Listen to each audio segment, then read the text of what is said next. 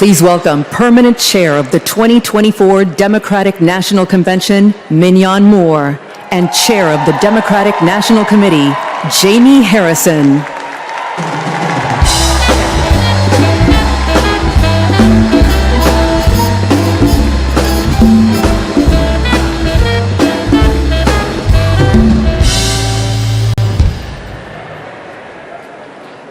Hello, everyone. I am Mignon Moore, Permanent Chair of the Democratic National Committee. It is a pleasure to welcome you all to my hometown, Chicago. This convention is a celebration of our hard work and accomplishments and of the American spirit that makes this party and our country great.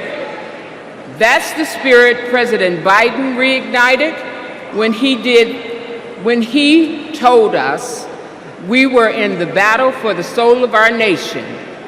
Throughout his term, he has brought us together and revived our country and our country's soul.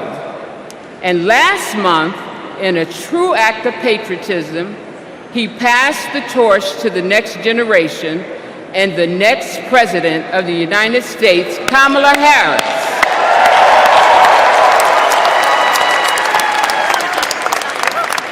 As convention chair, I may appoint officers to assist in the conduct of our proceedings. It is my honor to announce the following convention officers. Assisting as co-chairs are Lieutenant Governor Peggy Flanagan,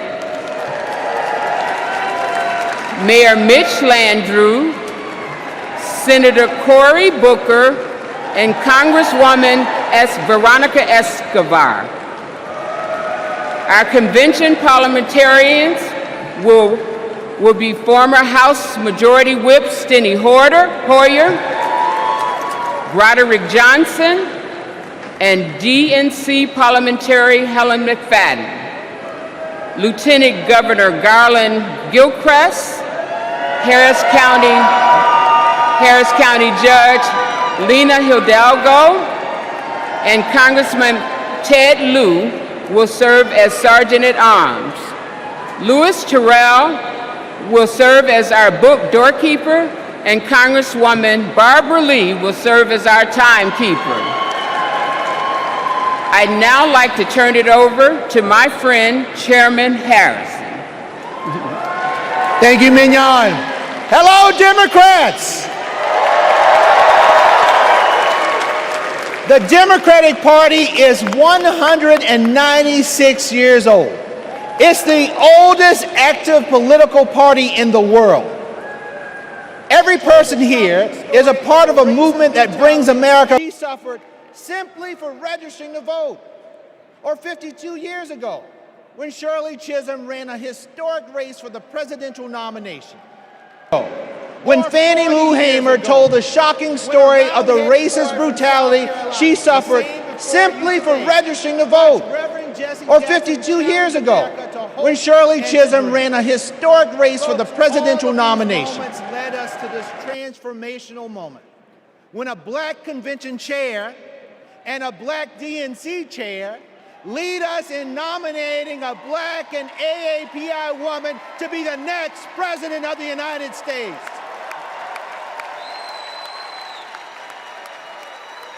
Folks, this is because the Democratic Party is and always will be for the people, for our future. We are honored to be a part of American history as we gavel in this convention and celebrate this historic nomination. I would like to thank the incredible workers at this year's convention, the convention staff led by the amazing Alex Hornbrook, and our convention chair, Mignon Moore, and my amazing staff at the DNC. You quite literally set the stage for us today, and we wouldn't be here without all of you. We hereby call the in-person portion of the 49th Quadrennial Democratic National Convention to order.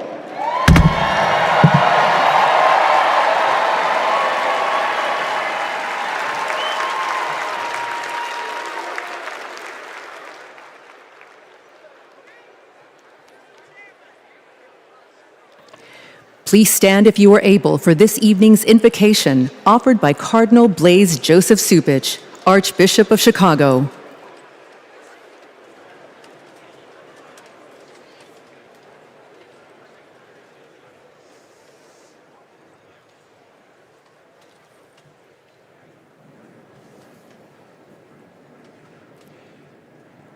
Let us pray. We praise you, O God of all creation. Quicken in us a resolve to protect your handiwork. You are the source of every blessing that graces our lives and our nation. We pray that you help us to truly understand and answer the sacred call of citizenship.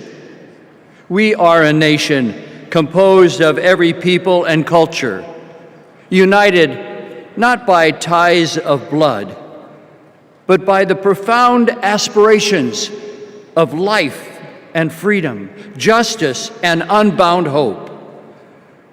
These aspirations are why our forebears saw America as a beacon of hope. And with your steady guidance, Lord, may we remain so today. In every generation, we are called to renew these aspirations, to reweave the fabric of America.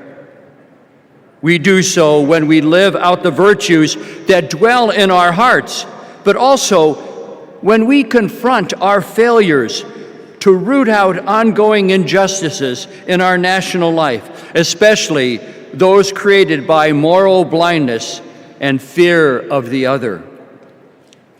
We pray for peace, especially for people suffering the senselessness of war. But as we pray, we must also act. For building up the common good takes work, it takes love.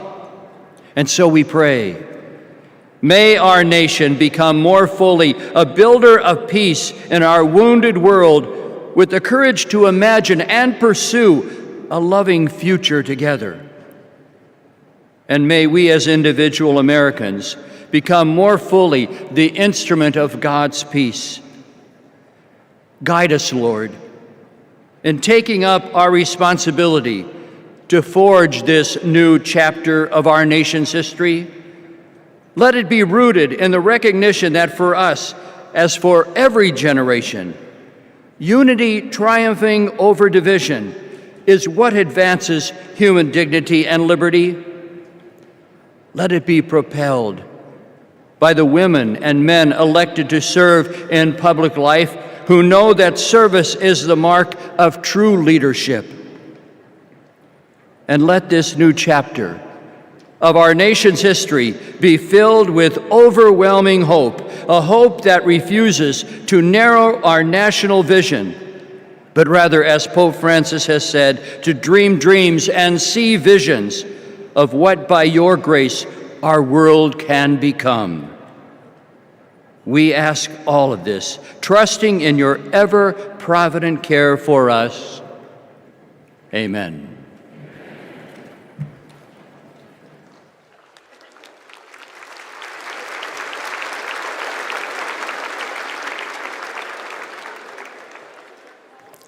Please welcome Prairie Band Potawatomi, Nation Tribal Council Vice Chair Zach Pamami, and Secretary Lori Melchior.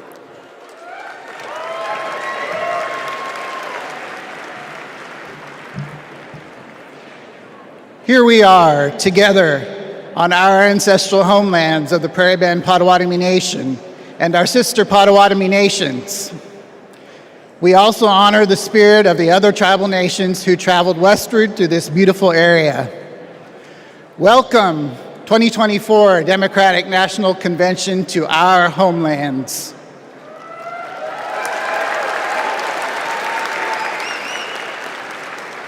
This land has and always will carry enormous importance to its original stewards, our ancestors, and our present-day communities.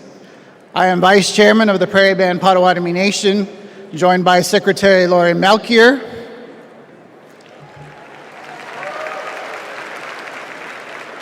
and our nation's Tribal Council, who are also with us in the audience.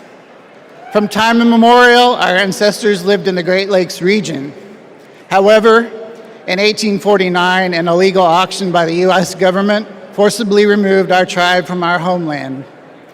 Since then, we have been working to reclaim it. Finally, this year, the Department of the Interior placed some of our ancestral lands west of Chicago into a trust.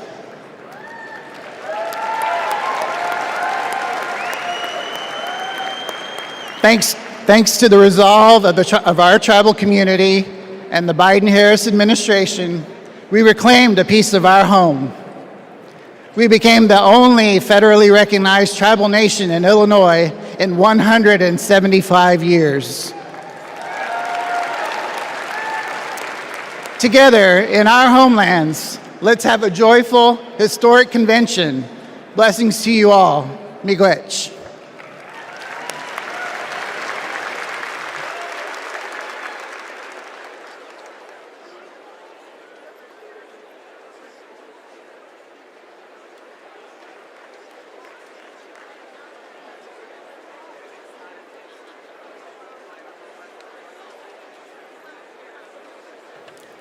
Please remain standing for the presentation of colors by the Illinois State Police Honor Guard.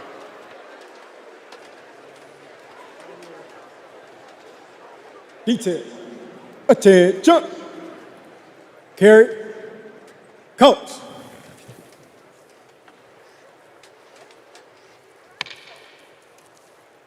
Forward.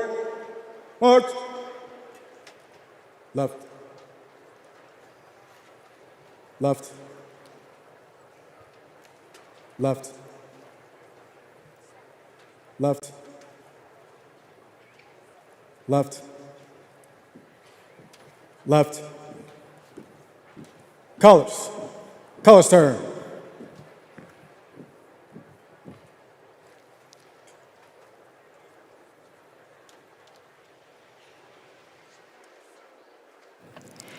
Please welcome William and Charles Harrison from South Carolina to lead us in the Pledge of Allegiance.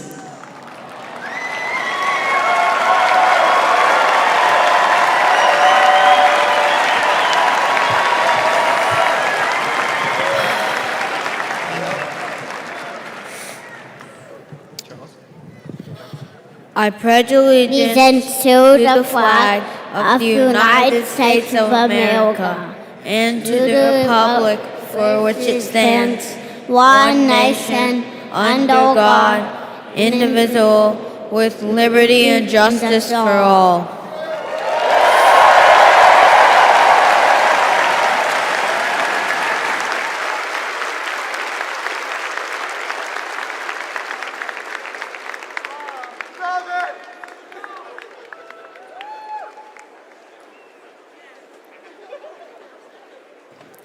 Please welcome the Soul Children of Chicago to sing our national anthem.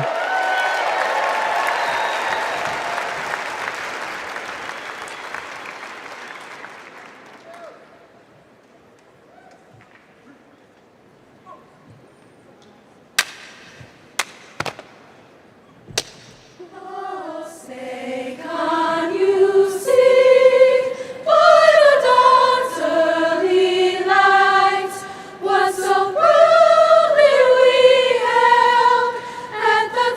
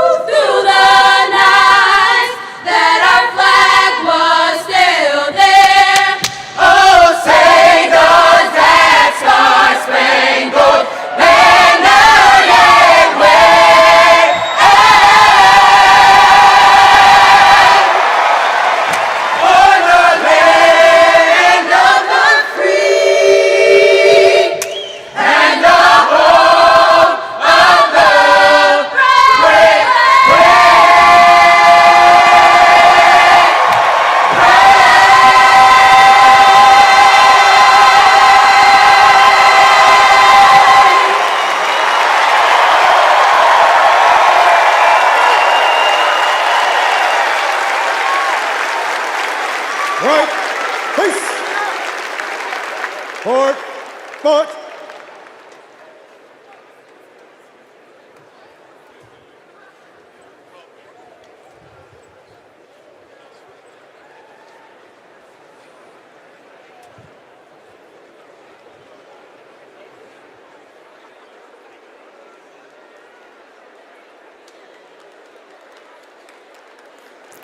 Please welcome Chicago Mayor Brandon Johnson.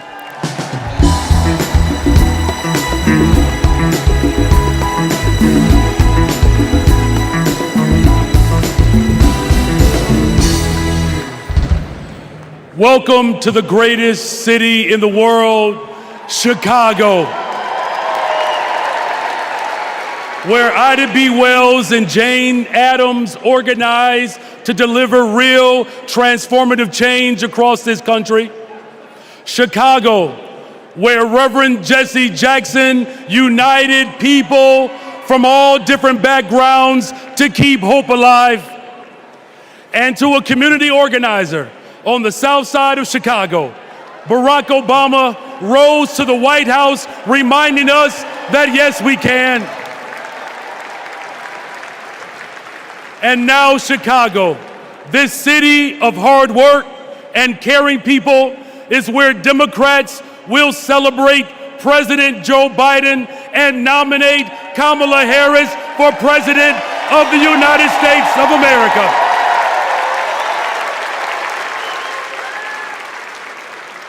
As the son of a family that worked to make ends meet, I know that Kamala Harris, the daughter of a mom who worked hard every single day, she is going to look out for the interest of everyday people. I know that as a fellow former social studies teacher, that Governor Tim Walz will never shrink from standing up for our democracy and for those most in need. And as a black man, raising a little black girl on the west side of Chicago, I know that my daughter Brayden will see not only a reflection of herself in the White House, but she will experience the deepest part of American values. Think about it. What will it take to build the middle class and make it easier for families not only to get by, but to get ahead? It will take someone with toughness to stand up for us. And let me tell you, America, Kamala's got it. What will it take to defend our fundamental rights and our freedoms? It will take someone with leadership who would fight for us. And let me tell you, America, leadership, Kamala, she's got it. And what will it take to defeat MAGA Republicans and move our country forward and not backwards? It will take everyone, and let me tell you all, Kamala, she's got us. From Mississippi to Pennsylvania to Delaware, Kamala Harris, she's got us. From Michigan to Wisconsin to Nevada to California and right here in Illinois, Kamala Harris, she's got us. To the child care workers, to the tip workers, Kamala Harris, she's got us. And to make sure that this country ensures that families will have access to real affordable housing, to create a pathway to the American dream, Kamala Harris, she's got us. Together we can build a better, brighter future. And there's no better place to start that than right here in the greatest freaking city in the world, the city of Chicago. God bless you all. Thank you.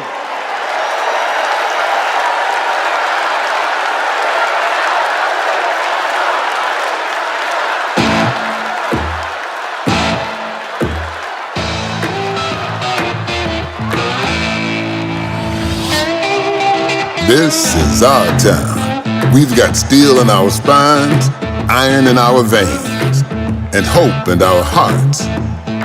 We've got the flavor, the guts, the grit, and those big shoulders you've heard so much about.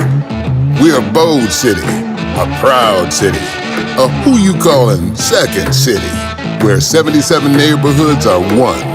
A city of giants, a city with heart, a city with heroes, a sweet, sweet place to call home. We were born ready, baptized by fire, tireless, tenacious, tested, trusted. And like someone else we know, when we fight, we win. We're ready to rise to the challenge, to rise to new heights. Rise, rise, rise, up and away we go. We're ready to scrape the sky and reach for the stars, to stand tall for tomorrow, to witness greatness. We ain't going back. We've got big things to do, big shoes to fill, big dreams to realize. We ain't afraid of nothing. No nonsense, no fear. Oh yeah, we're ready. So America, welcome to Chicago. We've got our dancing shoes on. We've got our game faces on. America, we look like you, sound like you, work like you, dream like you. We feel you, America. We see you, America. Hey, make some noise so we can hear you, America. Welcome to Chicago.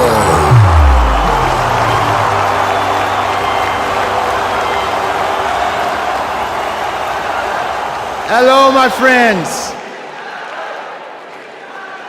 my fellow Democrats. I started my journey to this stage in 1988. I was 12 years old, and my family was watching the Democratic National Convention. Now, to be honest, I wanted to watch something else. But we all knew when my grandfather sat in his chair, the TV was his. But folks, when Reverend Jackson came on, I paid attention. A black man from South Carolina, raised by a single mother. That was me. And as long as I live, I will never forget what he said. He challenged young people to hope and to dream. So that's exactly what I did. I dreamed big, I worked hard, and I never lost hope.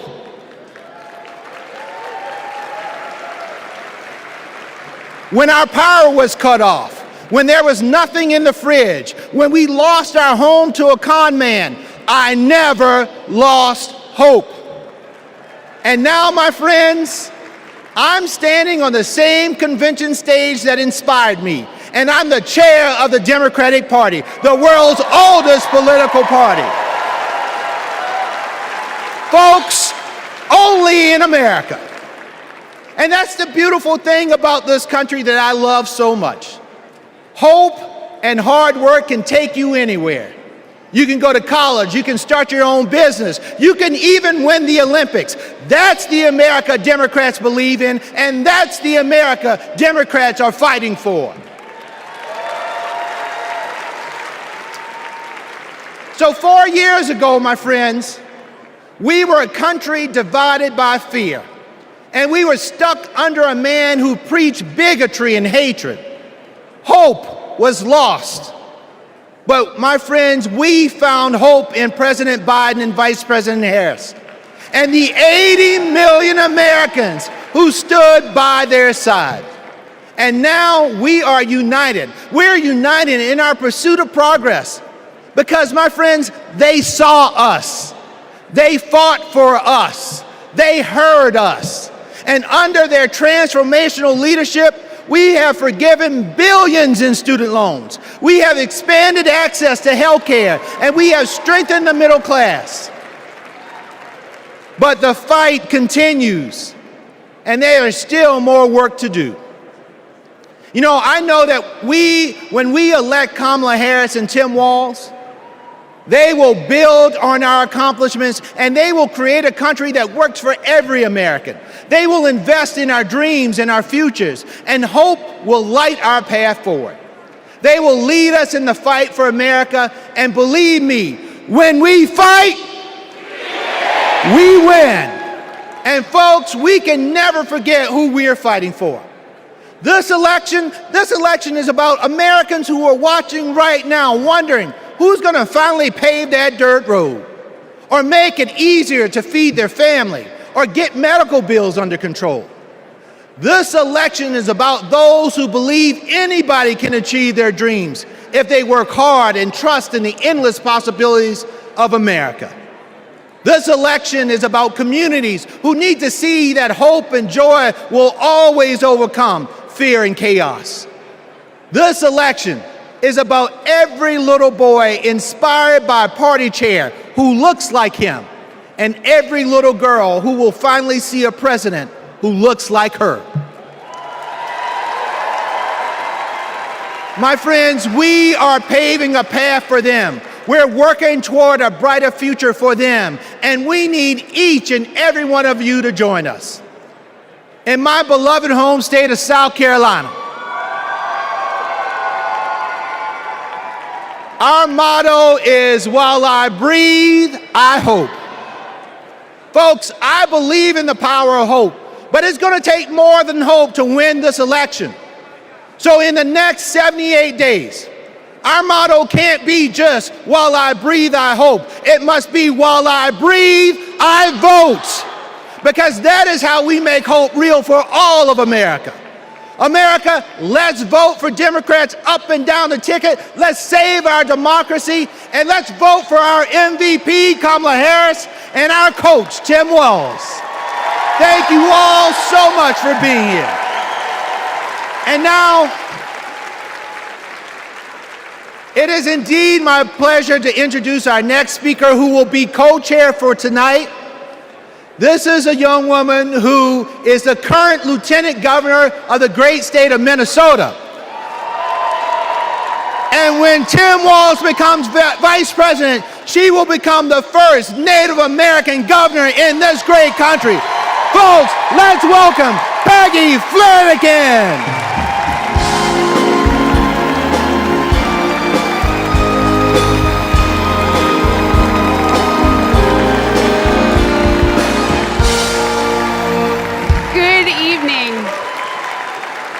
Thank you, Jamie. As we gather together on this historic night, we remember those who came before us, who fought and prayed this moment into existence. The suffragists and the abolitionists, the activists who fought for our rights, the leaders who paved the way for us all. Their courage and conviction shaped the course of history. Their memory reminds us that the fight for freedom always passes from one generation to the next. We owe it to them and to ourselves to carry their legacy forward. Tonight we pay tribute to those who dared to dream of a country that truly stands for liberty and justice for all. Next, we'll hear from one of those people, a lifelong advocate for civil rights, Maxine Waters.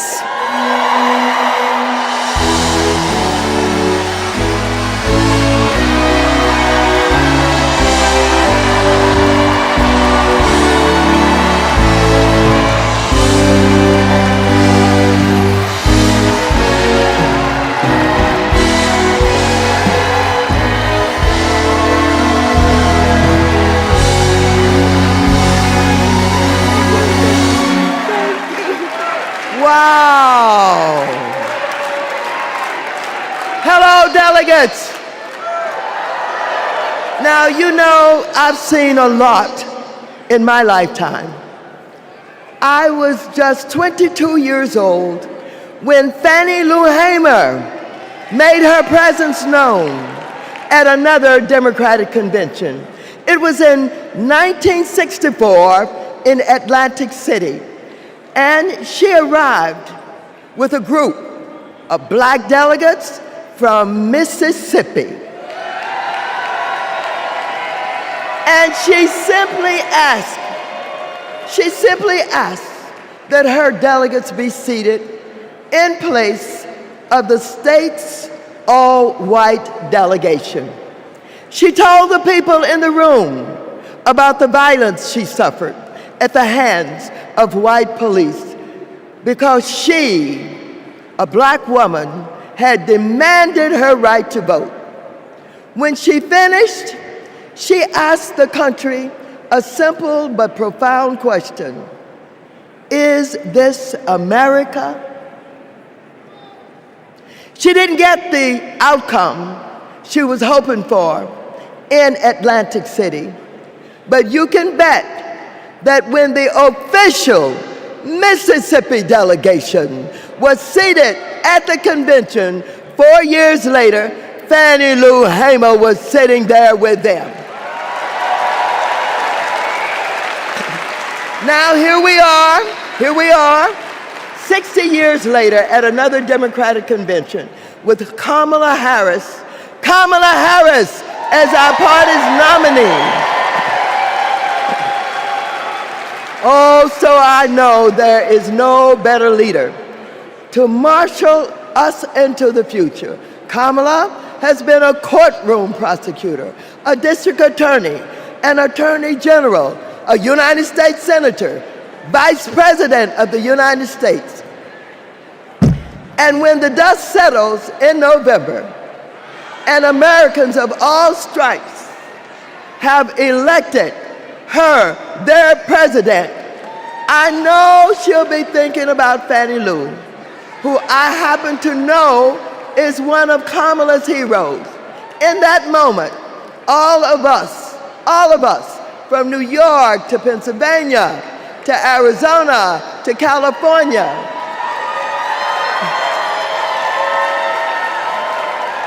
we can ask ourselves, is this America? And we will be able to say loudly and proudly, you're damn right it is.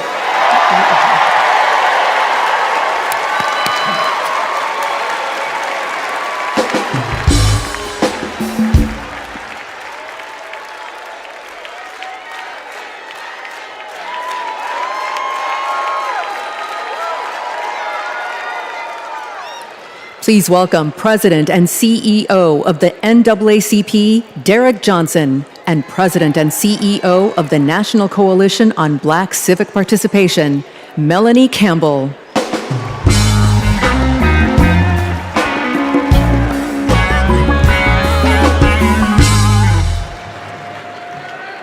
Good evening. I'm Derek Johnson, President and CEO of the NAACP, and I'm here to do my black job. Since the founding of our nation, we have been on an unending march to protect this imperfect union. Tonight, we celebrate the power of the collective, of what is possible when we are all in for all people. But as we do, let us not forget the history that preceded this moment or the history makers who prepared us for it. As we just heard, in 1964, the Mississippi Freedom Democratic Party, led by Fannie Lou Hamer, and Mississippi NAACP State President Aaron Henry, who stood tall and challenged a process that excluded them to ensure that we will all be recognized here tonight.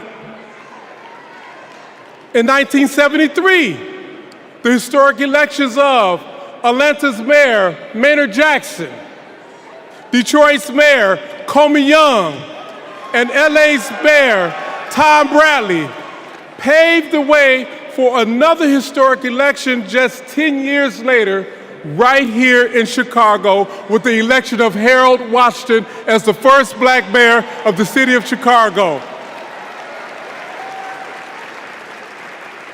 And in 1988, the Reverend Jesse Jackson, in his second quest for the White House, inspired us all to keep hope alive.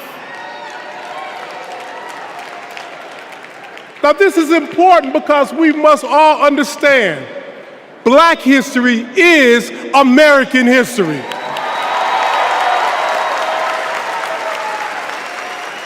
And in this historic moment, we will write the next chapter together.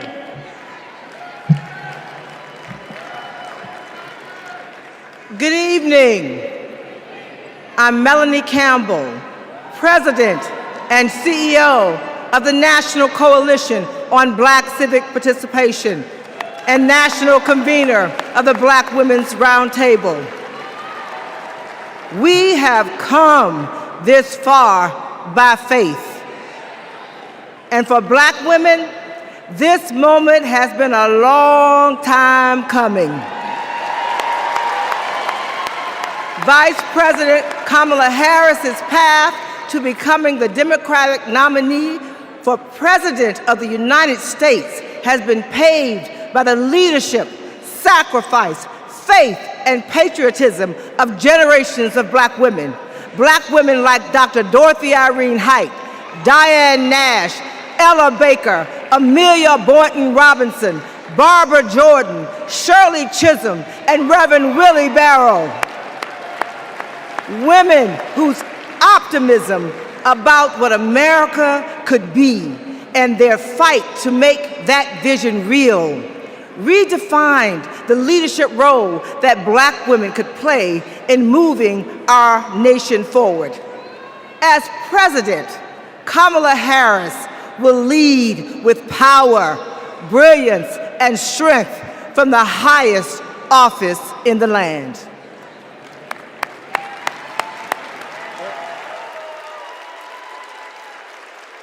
Brothers and sisters, I don't know what this world is coming to.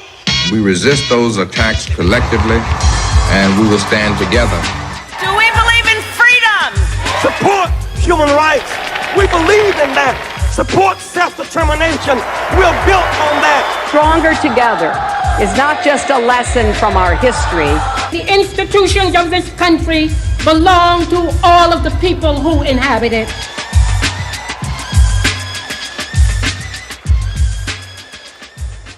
Jesse Jackson took to the stage at the Democratic National Convention in Chicago, knowing the uphill battle he would face in composing the score of a harmonious nation. Reverend Jackson started out very young.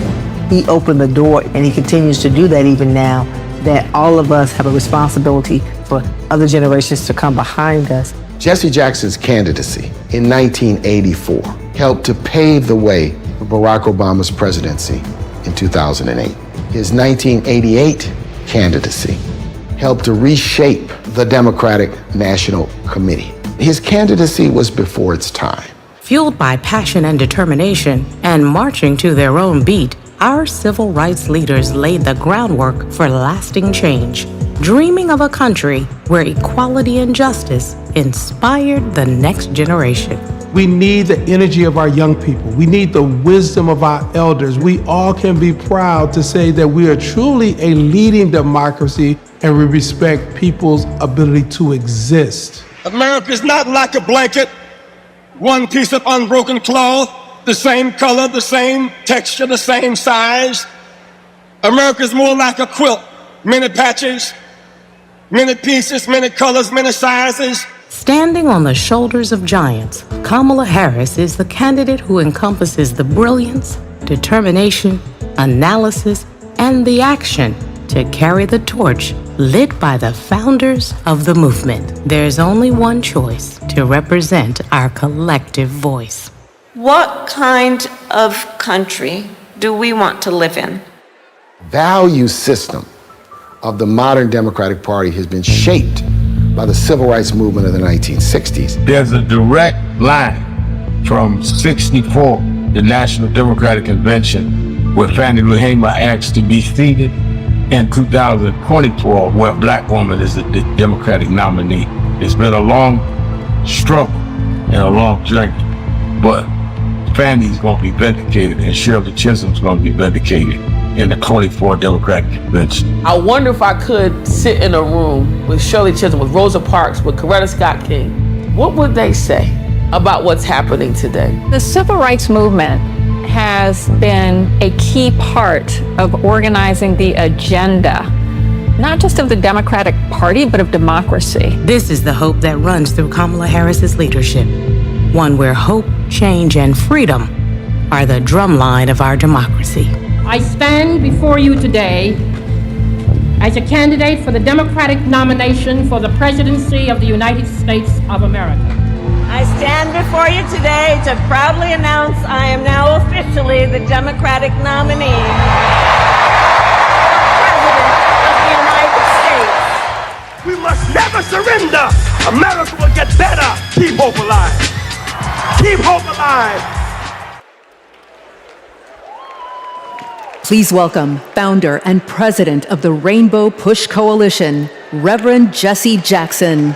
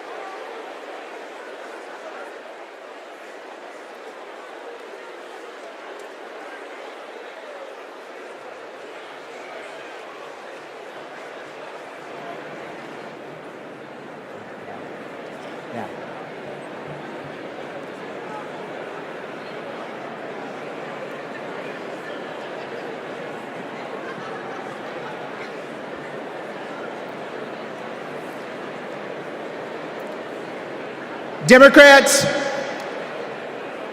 our first order of business is adopting an up-to-date convention agenda.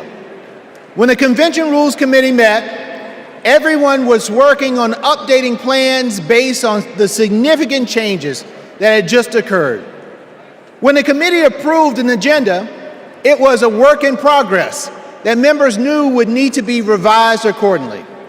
We now have an agenda for the next 4 days. The agenda is included in the Standing Committee report booklet emailed to each convention participant. In addition to fantastic speakers and performers, tonight's agenda provides for adopting the up-to-date convention agenda, hearing the Credentials Committee report, hearing the Rules Committee report, and considering a resolution as recommended by the committee, hearing the Platform Committee report and considering our national platform as recommended by the Platform Committee, and holding a confirmatory and ceremonial vote for our vice presidential nominee. Tuesday includes a ceremonial roll call for the presidential nominee. Wednesday, we'll hear ceremonial nominating speeches for our vice presidential nominee, and Governor Walz will make his acceptance speech. And on Thursday, my friends, we'll hear a ceremonial nominating speech for our presidential nominee, and Vice President Harris will make her acceptance speech.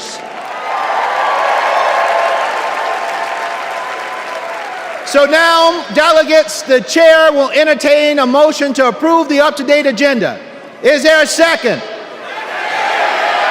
All in favor of approving the convention agenda, please say aye. All opposed, say nay. The ayes have it.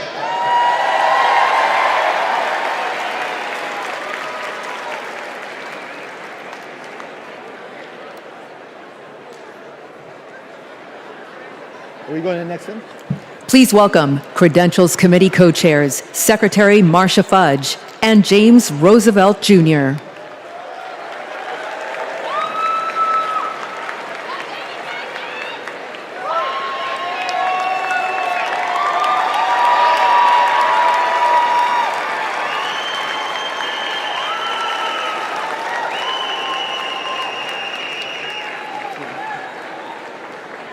Greetings, my friends.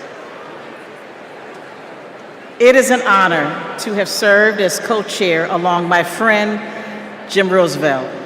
Pursuant to the call, the Credentials Committee met and adopted a resolution to credential the delegates and alternates to the 2024 National Convention. I am pleased to report that there were no credentials issues to be decided by the committee.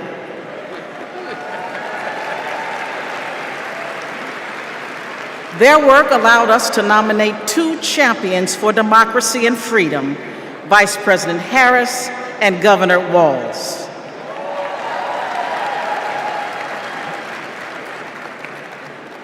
Our delegate selection process is designed to ensure every voice is heard and every vision is heard, and our delegates accurately represent their electorates. Diversity is our party's strength. And I'm so proud to see the wonderful representation of our party and democracy here today. I am pleased to share that the Credentials Committee report was adopted and all delegates have been fully credentialed. In memory of Marvin Turner, we are going to have a great convention and we are going to win. Thank you.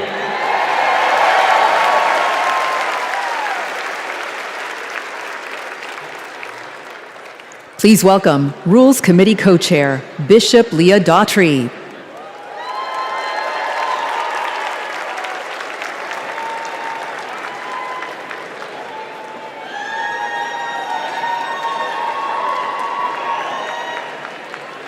Hello, Democrats. It was my honor to serve as co-chair of the Convention Rules Committee alongside my friend, Governor Tim Walz. Governor Walz is a little occupied this evening, but it's good to know that serving as co-chair of the Rules Committee is a ladder for promotion. The Rules Committee adopted the procedural rules of the convention on July 24th. They are based on long-standing processes governing our convention and ensured that we met all ballot access deadlines. The rules established the virtual nominating process for the party's nominees and set the stage for in-person votes at the convention to adopt our platform and resolutions recommended by the Rules Committee, as well as to cast celebratory votes on our nominees and hear their acceptance speeches. Under the Rules Committee authority, the Rules Committee is recommending for your approval one resolution. Contained in the committee's report, the resolution supports the current practice regarding automatic delegates, as well as other reforms to make our party stronger. The co-chairs are pleased to move the adoption of this resolution on behalf of the Rules Committee. Thank you, Bishop Daughtry. The Rules Committee has moved the approval of the resolution. Is there a second? We have a second. I will now call for a voice vote on approving the resolution as recommended by the Rules Committee.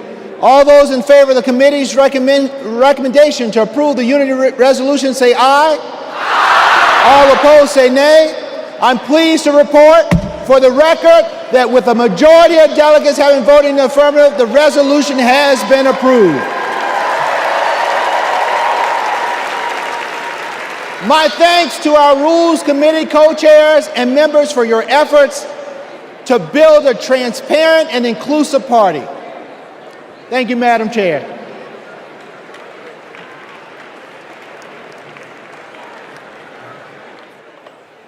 Please welcome Platform Committee co-chairs Mayor Mitch Landrieu and Mayor Regina Romero.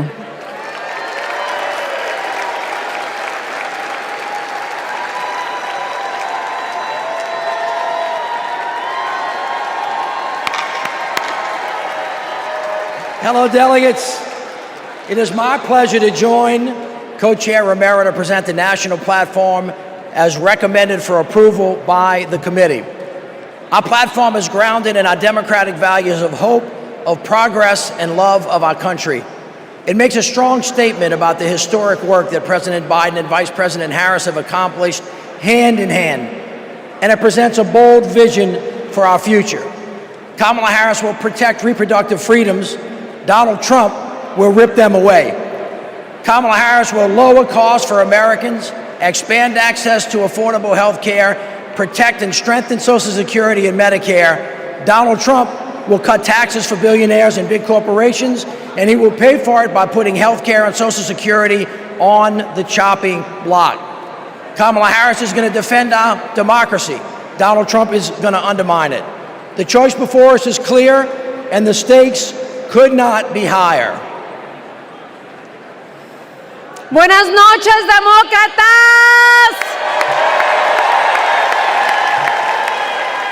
Mayor Landrieu, it was a pleasure to serve as your co-chair. I also want to recognize Louisa Terrell and the drafting subcommittee for their work.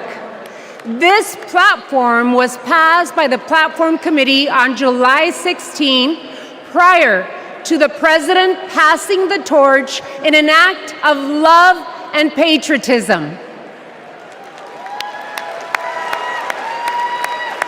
And it's the product of a comprehensive process to engage with leaders from all corners of our winning coalition.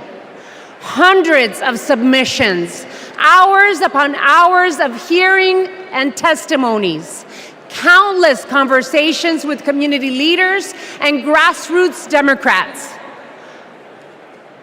All were essential to producing a forward-looking vision for our party that echoes the voices of all.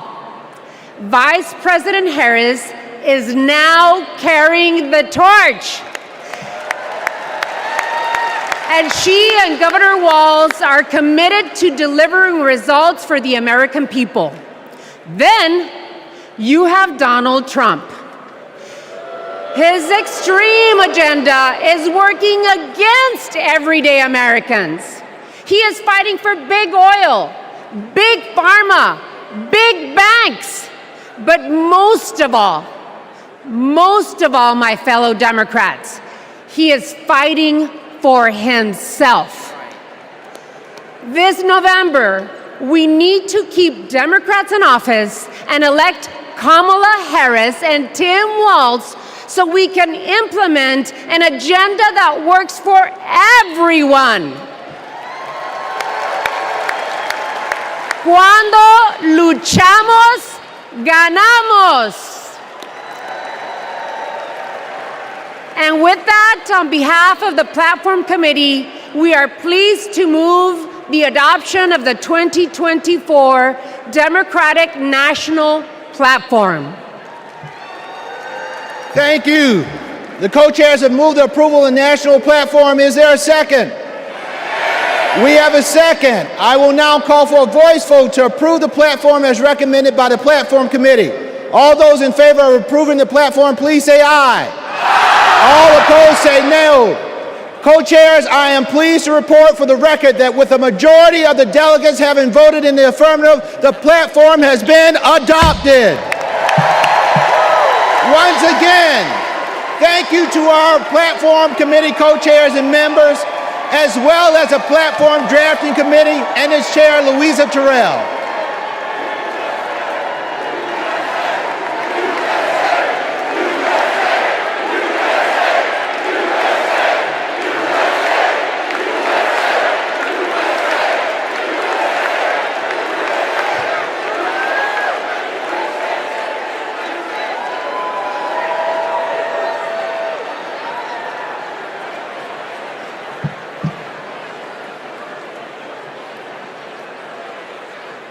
When Kamala Harris set out to find her vice president just 1 month ago, she was looking for someone who believes in our democracy, who works hard for the American people, and has an endless supply of hope for our future. She found that in Vice President Tim Walz. Come on, give it up for give it up. On August 6th, the Democratic Party officially nominated Governor Walz as our vice presidential candidate. While Governor Walz's nomination has already been certified, we couldn't miss the opportunity to celebrate this future vice president's integrity, commitment, decency, and service to our nation. The chair will entertain a motion to ceremonially confirm Governor Walz's selection as the Democratic Party's vice presidential nominee.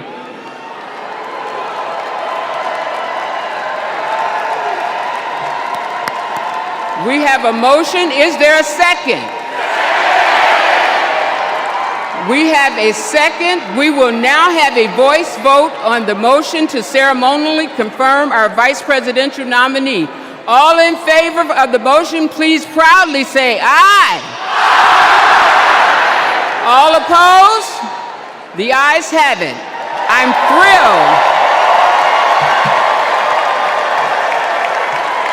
thrilled to proudly reaffirm Tim Walz as our Democratic nominee for vice president.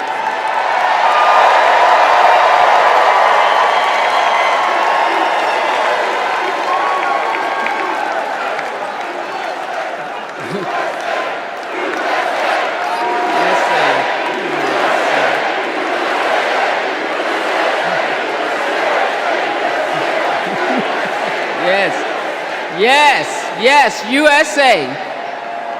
Pursuant to our convention rules, Governor Walz has been invited to make an acceptance speech, which he will deliver on Wednesday, August 21st. Thank you, my friends. Delegates, please welcome to the stage co-chair Peggy Flanagan to resume chairing our convention.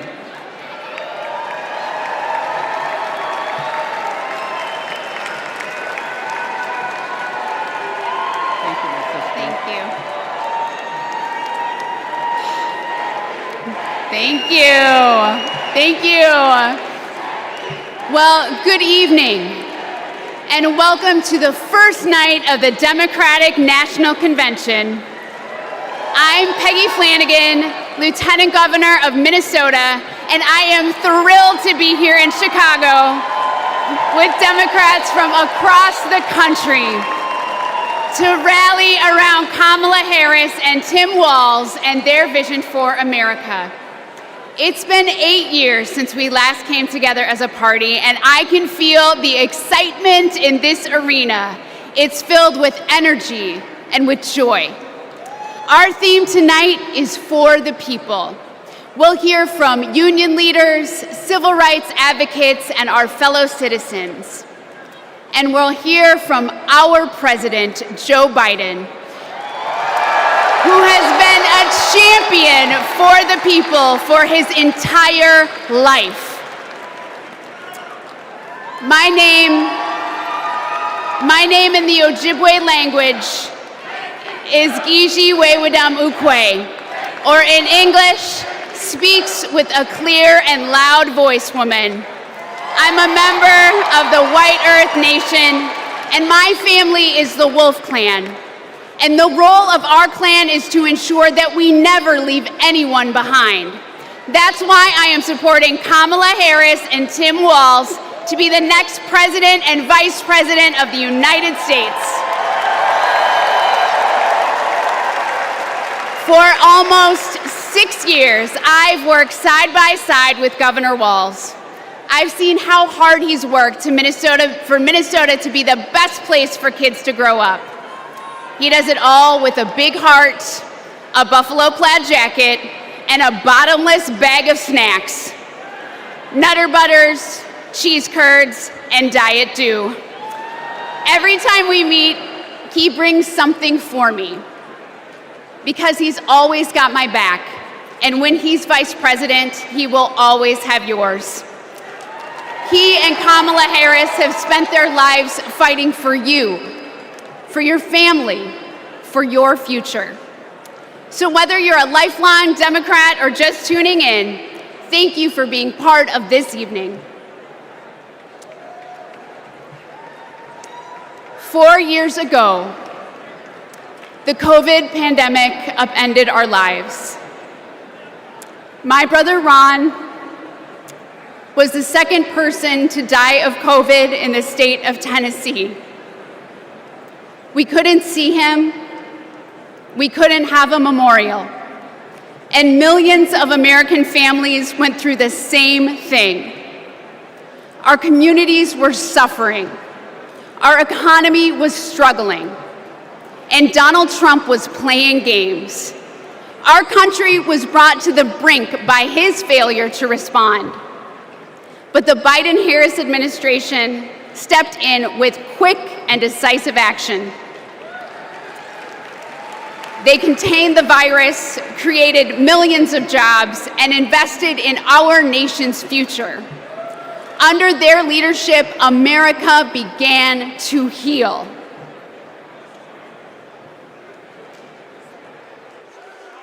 Are there words about a pandemic at this point? No, we're not at all. We have it totally under control. We think we have it very well under control. We pretty much shut it down. A lot of people think that goes away in April. With the heat, we're in very good shape. Because of all we've done, the risk to the American people remains very low. View this the same as the flu. It's going to disappear. One day, it's like a miracle. It will disappear. We all together have done a very good job. We think the death will be at a very low number. I see the disinfectant. Is there a way we can do something like that? By injection inside or almost a cleaning. I'm taking it. Hydroxychloroquine. When? Right now, yeah. You can test too much. You do know that. Who says that? Oh, just read the manuals, read the books. Manuals? Read the books. Manual? I think it's under control. I'll tell you what. How? 1,000 Americans are dying a day. They are dying. That's true. It is what it is. Help is on the way, and it is long overdue. The $1.9 trillion COVID relief bill to get stimulus aid directly to struggling Americans. Our plan is about what we need to do around a national strategy for contact tracing, for testing, for administration of the vaccine, and making sure that it will be free for all. Tonight, the U.S. is nearing a major milestone in the fight against the coronavirus. The U.S. is about to deliver the 200th million COVID shots since President Biden took office, beating his target by about a week. Millions of American students returned to school earlier this month after more than a year of remote learning. Sports venues are filling up and concerts are getting scheduled. I'm feeling great. Business is definitely ramped up. I'm so thankful. To be able to serve our customers again after all this, it's a blessing.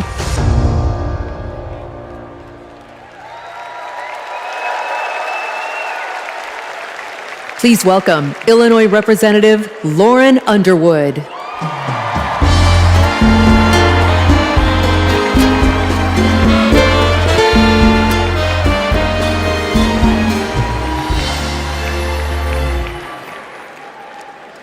COVID was the worst public health crisis in a century. Donald Trump failed us. But Joe Biden and Kamala Harris got it under control. Donald Trump said, "It is what it is." Joe Biden and Kamala Harris said, "Help is on the way." Democrats in Congress tried to lower the cost of health care. Donald Trump tried to take our health care away.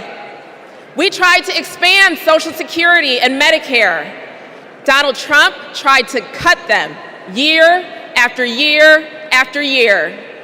He took the COVID crisis and turned it into a catastrophe. We can never let him be our president again.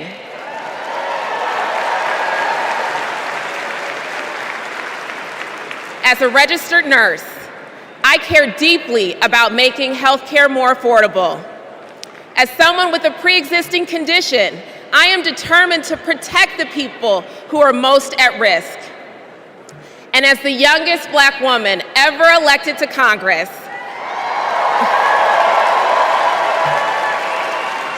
I am painfully aware that Black women, especially pregnant women and new moms, were more likely to die from COVID.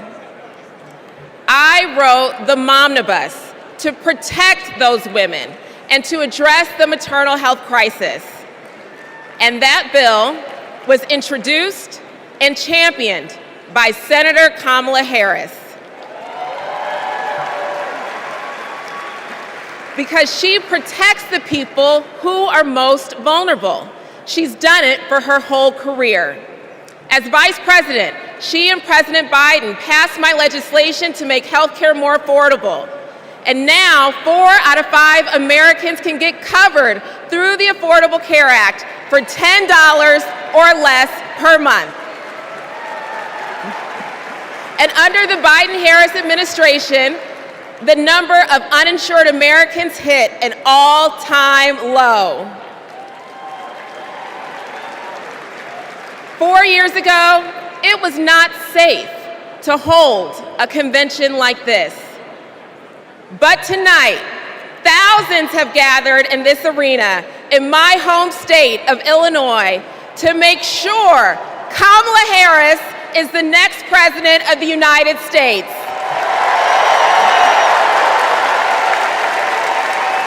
We have come so far these past 4 years, and we're not going back. Thank you.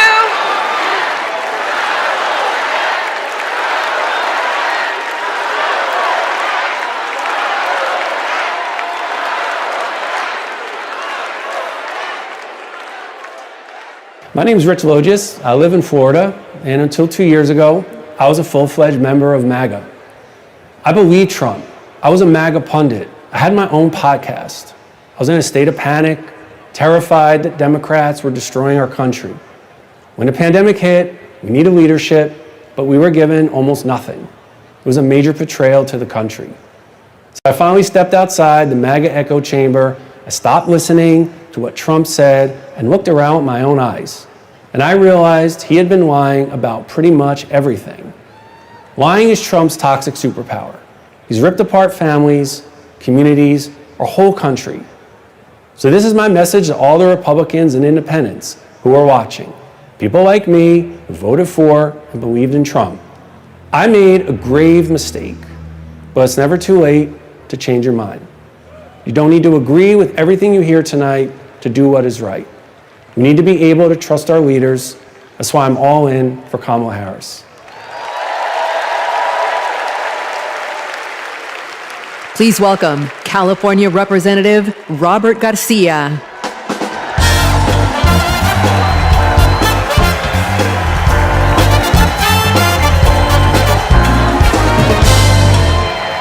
Thank you. Thank you. We all remember the world in 2020, where we were, and for some of us, who we lost. Now, I was in my second term as mayor of Long Beach, California. And my mom was a healthcare worker. Like many of you, I watched in terror and horror as the COVID pandemic consumed our lives. As mayor, I fought for more hospital beds, for more tests, and to make masks more accessible.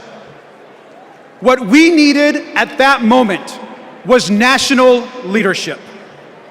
But instead, we got Donald Trump. While schools closed and dead bodies filled morgues, Donald Trump downplayed the virus. He told us to inject bleach into our bodies. He peddled conspiracy theories across the country. We lost hundreds of thousands of Americans and our economy collapsed. Now that summer of 2020, my mom and my stepfather both died of the COVID pandemic. And I miss them every single day. So when Donald Trump and his MAGA extremists like Marjorie Taylor Greene downplay the horror of the pandemic, it should make us all furious.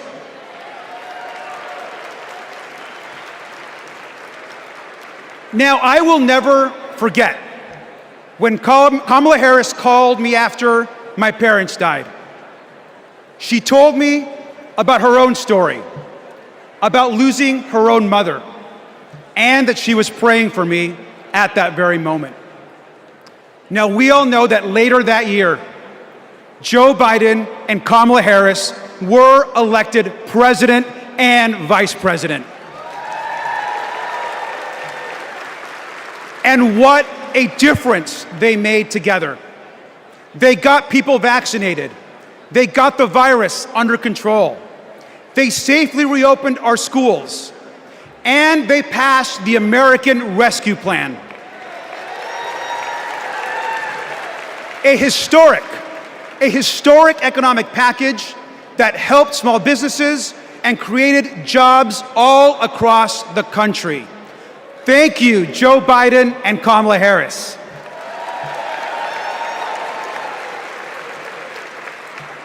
Now, I am a proud immigrant who came to the United States as a young child. We grew up poor. English was our second language, and we often, like many immigrant families, struggled to get by. But my mom, she moved here to the United States because she believed in the American dream. I'll never forget the day that I became a United States citizen.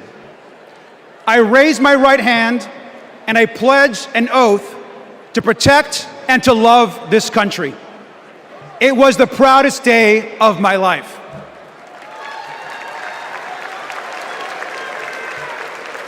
My mom taught me to love this country. She taught me that real American patriotism is not about screaming and yelling America first. Real American patriotism is loving your country so much that you want to help the people in your country. That is American patriotism. And we all know that Kamala Harris understands and knows this as well. Kamala Harris is ready to lead this country.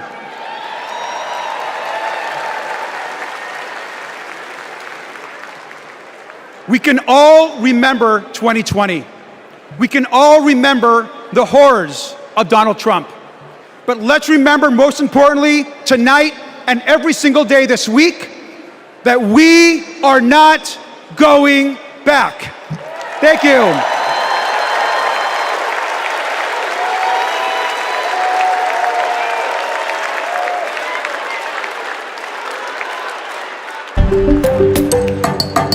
Hey everyone, I'm Ryan from Kamala HQ. And we have a little game we like to play here called Two Lies and a Lie. We list out 3 things Donald Trump has said, and then we try to figure out if any one of them is true, which they're not. Let's play. First up, jobs. Trump claims his administration created more jobs than we ever had before. He says we had the greatest economy ever, and then we got hit with COVID, and he says he created a manufacturing jobs miracle. Let's dig in. More jobs than we ever had before? Trump lost 3 million jobs. In fact, he's the first president to lose jobs since Herbert Hoover. What about this claim that it was the greatest economy ever and only COVID tanked it? Once again, no. Let's take a look at his track record on jobs before COVID as compared to the Biden-Harris administrations. What do you know? Hardly the most successful ever. And about his supposed manufacturing miracle, Trump talked a big game, but actually lost 178,000 manufacturing jobs. And just to be clear, it wasn't just COVID here either. Manufacturing jobs were already on their way down before the pandemic. So that's round one.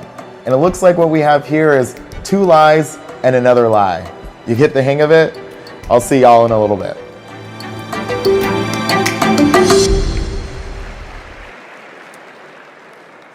Donald Trump downplayed COVID while Americans were living in fear. He lied about creating jobs while our communities were fighting to survive. But the Biden-Harris administration stepped up. They actually took decisive action to create jobs, support small businesses, and rebuild a stronger and more resilient economy. Kamala Harris is a leader we can trust, even in our most challenging moments, especially in those moments. Donald Trump dithers, Kamala Harris delivers. Donald Trump abandons vulnerable people, Kamala Harris protects them. Donald Trump bullies scientists, Kamala Harris believes them. Our next 2 speakers will tell us why that's so important. Please welcome Brian Wallach and Sandra Abravaya.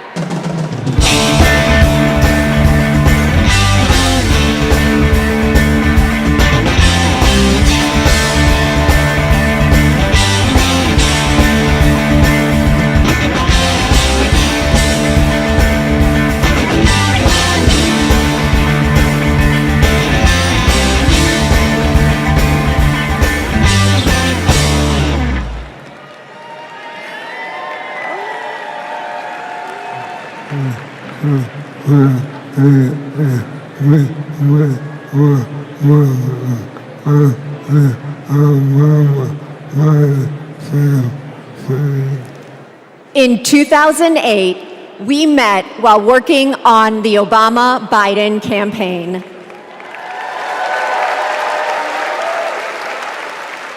We found our way there because we believe in the power of organizing.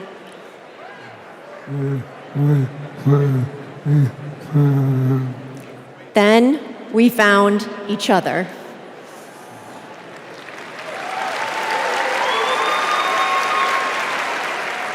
The day we brought our second daughter home from the hospital, Brian was diagnosed with ALS.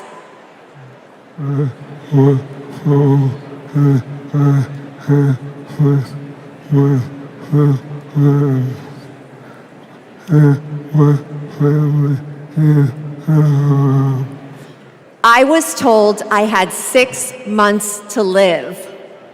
That was 7 years ago.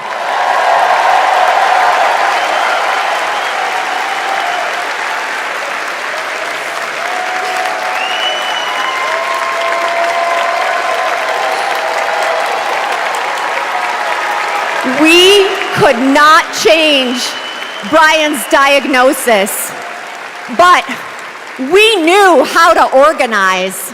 So we co-founded a nonprofit called I Am ALS, and thousands of terminally ill patients fought for new therapies, $1 billion to fund ALS research, and earlier access to treatments, all of which President Biden signed into law.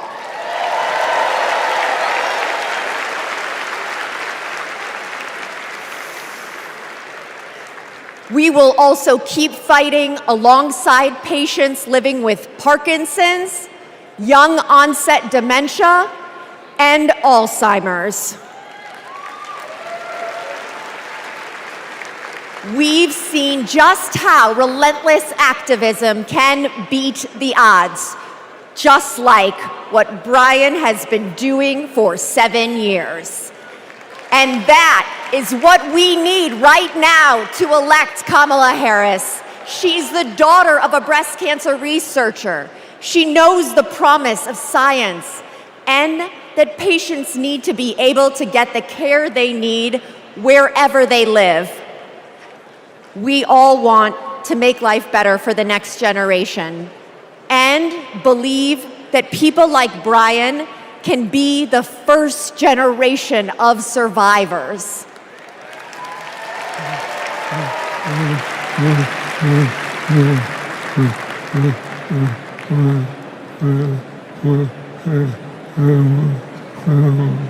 And we can make life better for our caregivers too.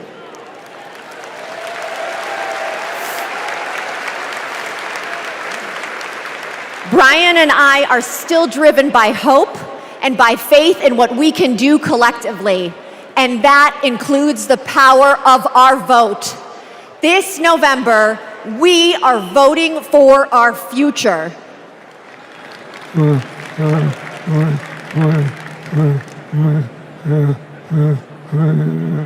Because we plan to be around for it.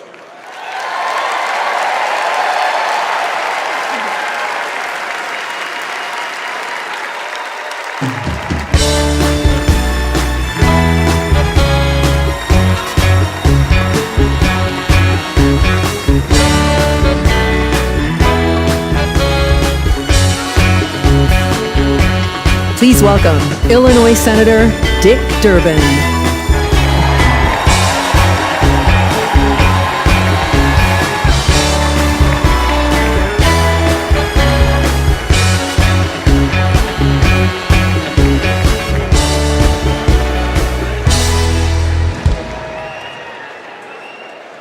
I've known Brian and Sandra for years.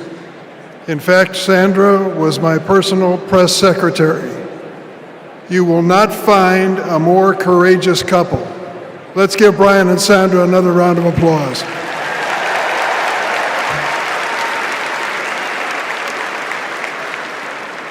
In every election campaign, we Democrats talk about jobs.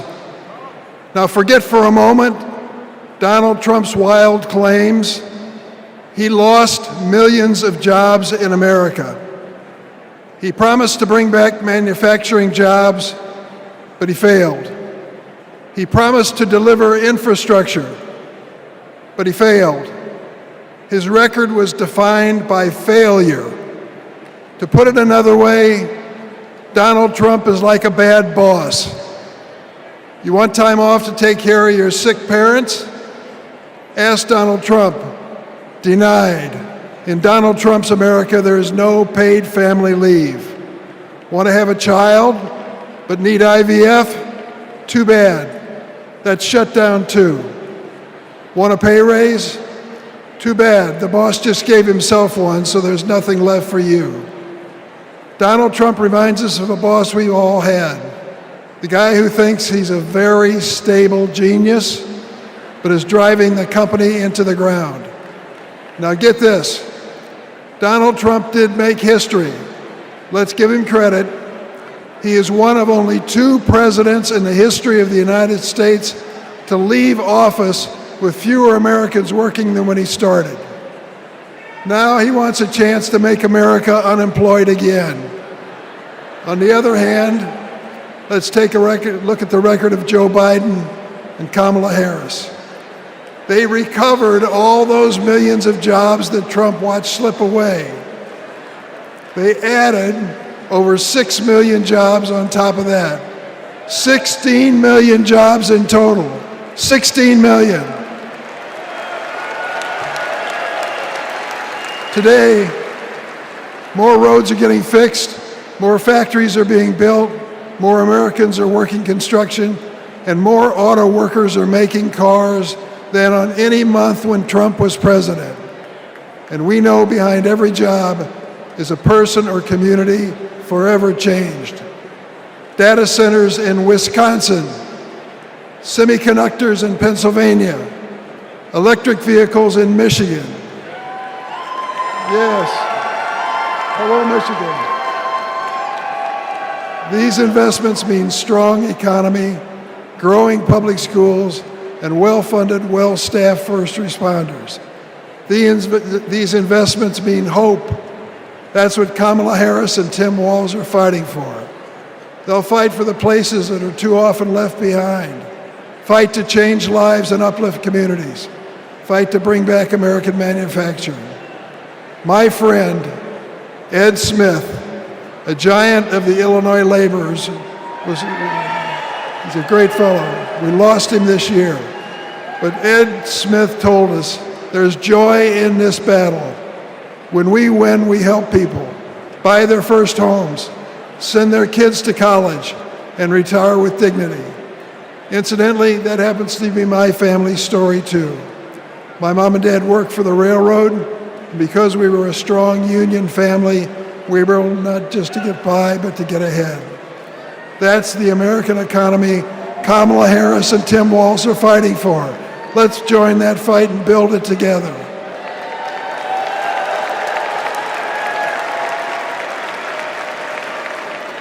Now let's hear from some union workers on the ground in Arizona, thanks to the Biden-Harris administration investment in America. Welcome to Phoenix. Donald Trump said he'd bring back American manufacturing, but Joe Biden and Kamala Harris actually did it. Thanks to them, plumbers and pipe fitters like us are building the factories, semiconductor plants, and data centers of the future. We are hard at work in Phoenix, Mesa, Goodyear, Chandler, and more. Our neighborhoods, schools, and local businesses are growing. Sometimes we have so many projects that we send fabrication out to other states. Our local union is now up to 4,800 trades members. That's up from 2,800 in 2020, thanks to Joe and Kamala. And it's an exciting time for us in the next generation. Our apprenticeship program now trains over 1,100 people a year. Every year at local high schools, when they announce what graduated seniors are doing next, more and more of these kids are joining the trades. My son is a senior in high school this year, and he plans to join us. Not just for the great career and the financial security that all us parents want for our kids, but it's because he's excited to work on the cutting edge of innovation. Kamala Harris will keep investing in American manufacturing. With her commitment, there's nothing that us American workers can't build. Please welcome Ohio Representative Joyce Beatty.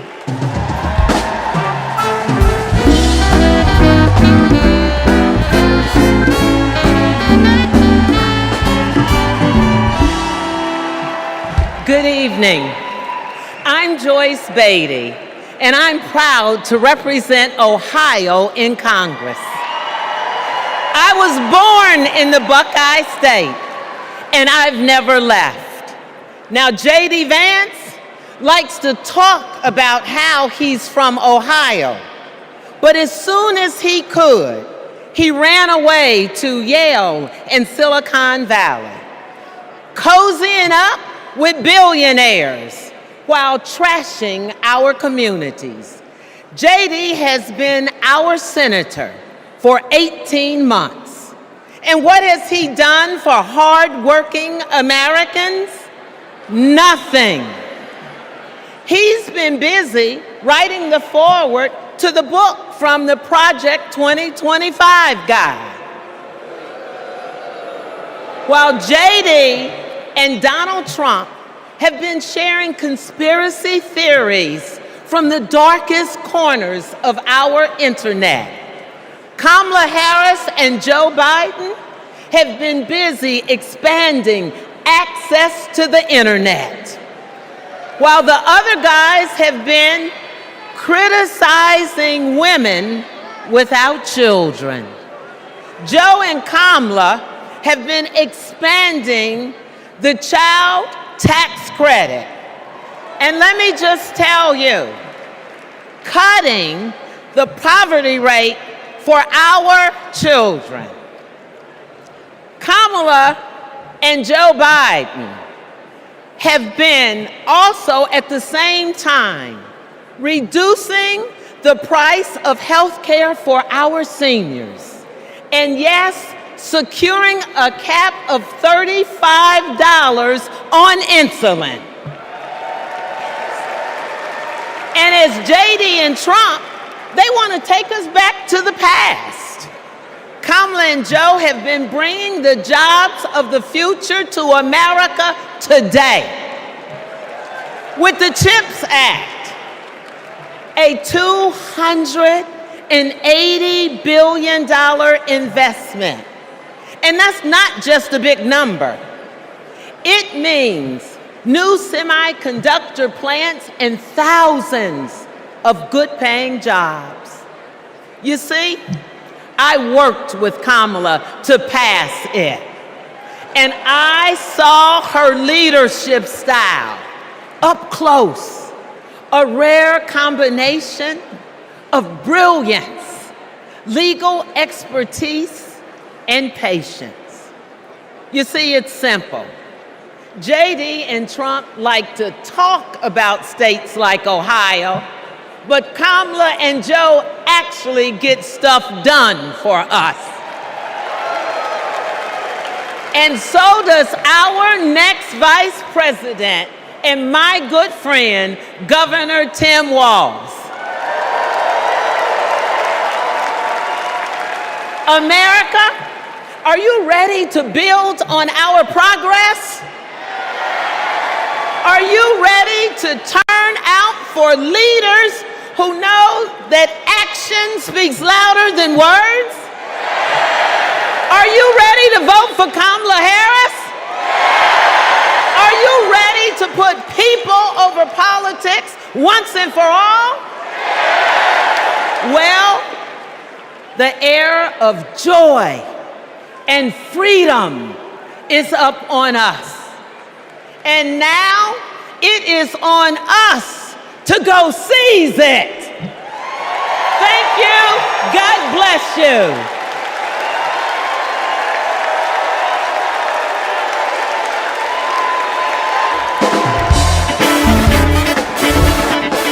Please welcome AFSCME President Lee Saunders, SEIU President April Barrett, LIUNA General President Brent Booker, IBEW International President Ken Cooper, CWA President Claude Cummings, and AFL-CIO President Liz Schuler.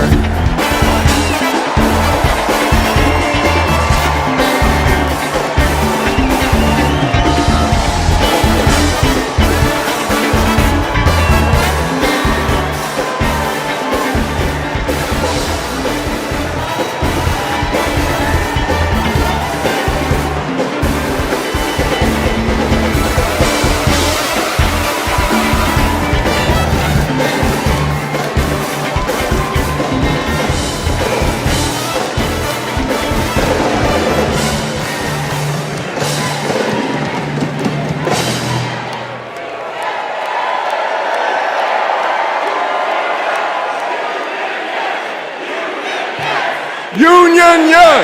Union yes! Union yes! Union yes!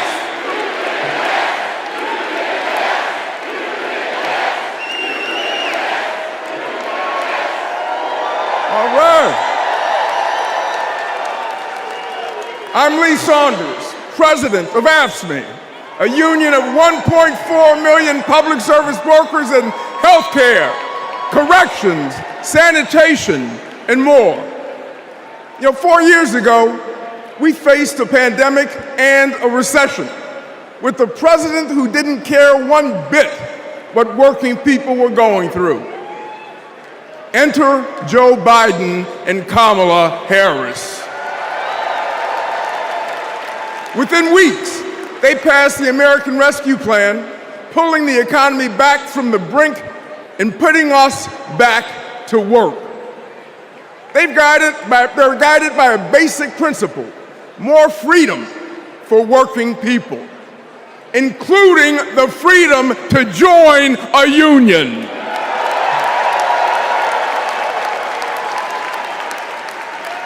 So this November, we're moving forward with Kamala Harris as our president.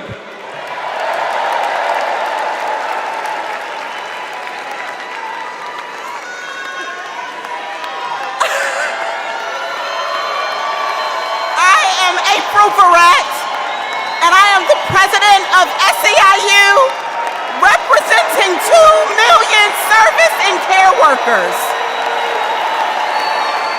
We're all in for Kamala Harris because Kamala Harris has always been all in for us.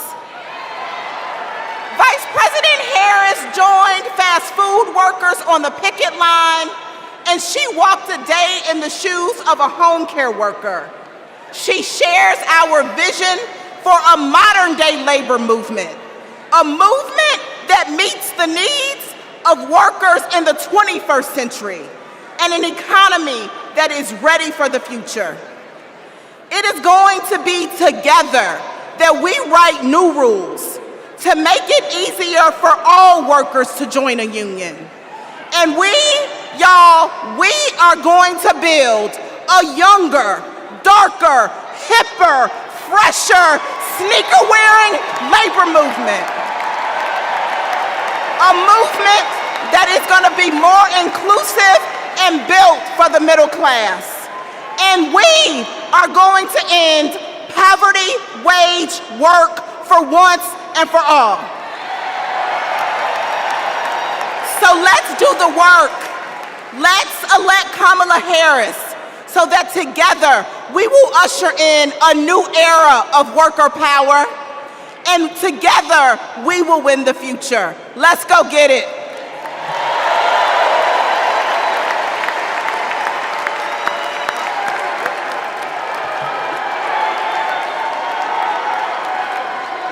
I'm Brent Booker, and I'm proud to represent LIUNA, the Laborers International Union of North America. We're construction workers, public employees, and postal mail handlers. For decades, we've fought for more investment in our infrastructure. While Trump made empty promises, the Biden-Harris administration delivered. Now we're rebuilding highways, bridges, and tunnels, and powering a clean energy and manufacturing boom. Thanks to them, our members can buy a home, put their kids through school, retire with dignity. As president, Kamala Harris will keep fighting for workers who are building America.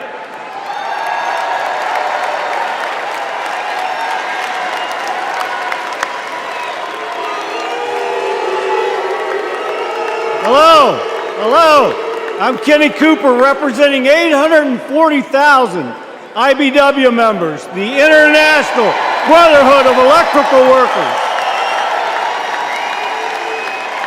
The IBW powers America, from fire alarms to solar farms, nuclear plants to battery plants, storm restoration to power lines, and we've been doing it for over 130 years. Today, we're building a new energy future while providing great paying jobs and a stable retirement for all working families. Every step of the way, Kamala Harris has been there for us. She's bringing back American manufacturing to forgotten places throughout our country. She cast the deciding vote to save our pension plans.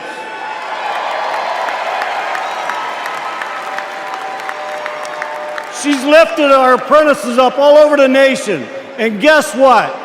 She's not afraid to use the word union.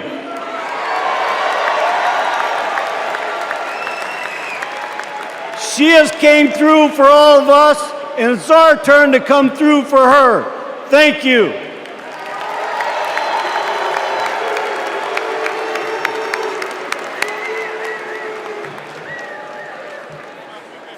Hi, I'm Claude Cummings Jr., President of CWA, the Communication Workers of America.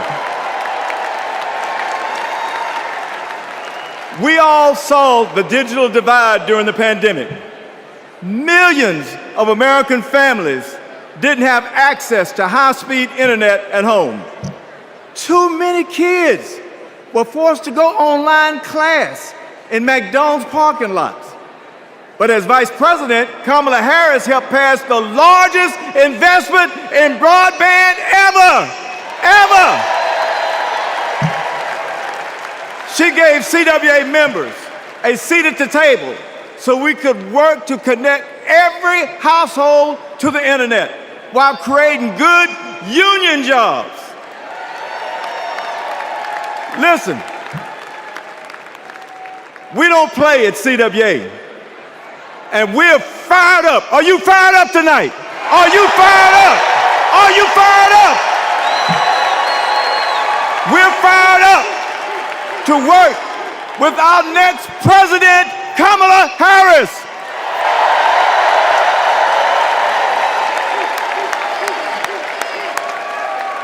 I'm Liz Schuler, president of the AFL-CIO, representing nearly 13 million American workers. This election is about two economic visions. One where families live paycheck to paycheck, where people have no right to join a union, a CEO's dream, but a worker's nightmare. Or an opportunity economy, where we lower the costs of groceries, prescriptions, and housing, where we go after big pharma, corporate landlords, and price gougers, where there's no such thing as a man's job or a woman's job, or like Donald Trump would say, a black job. Just a good union job. That's the future our President Joe Biden has fought for.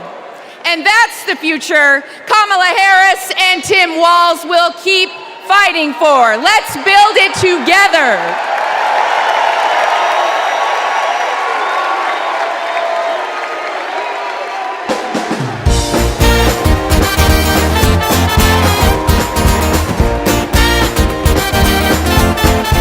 Please welcome Los Angeles Mayor Karen Bass.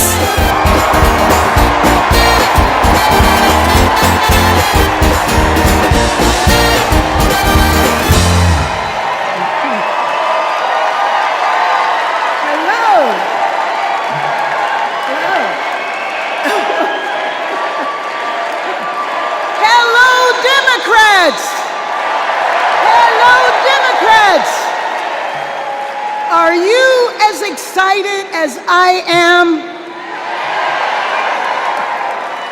I've known Kamala Harris for almost 20 years. Our bond was forged years ago by a shared commitment to children, a belief that it is everyone's responsibility to care for every child, no matter where they come from and no matter who their parents are. Kamala knows that each generation has an obligation to the next. That's why when I was Speaker of the State Assembly and she was a prosecutor, we fought to address youth homelessness and reform the child welfare system.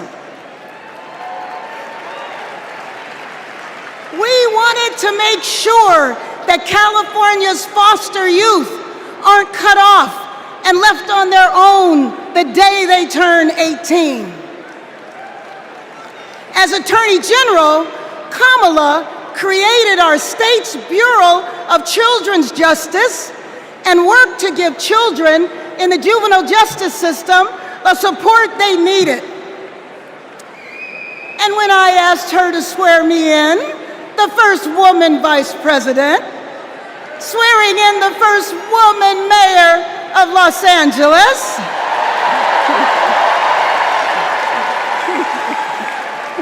we knew we were sending a message to young girls everywhere that they too can lead. Now I know Kamala, and she feels the importance of this work in her bones. When Kamala meets a young person, you can feel her passion. You can feel her heart, and you can feel her fearlessness. That is what defines a commitment to children, being willing to fight fiercely for every child. And trust me, Kamala has done that her entire life. So this November, we're gonna fight to elect Kamala Harris as the next president of these United States.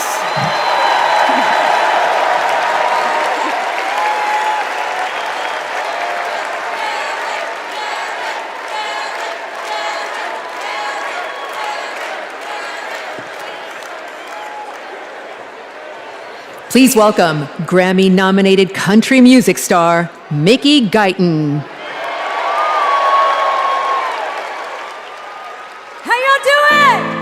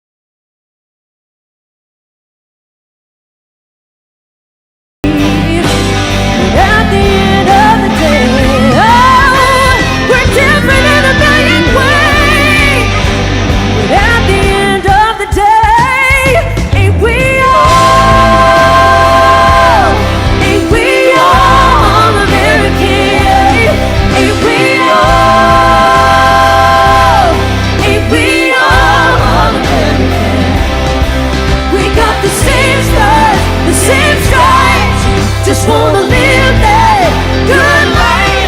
Ain't we all? Ain't we all American? No matter your race, your creed, or your color, we're all American. And always remember that.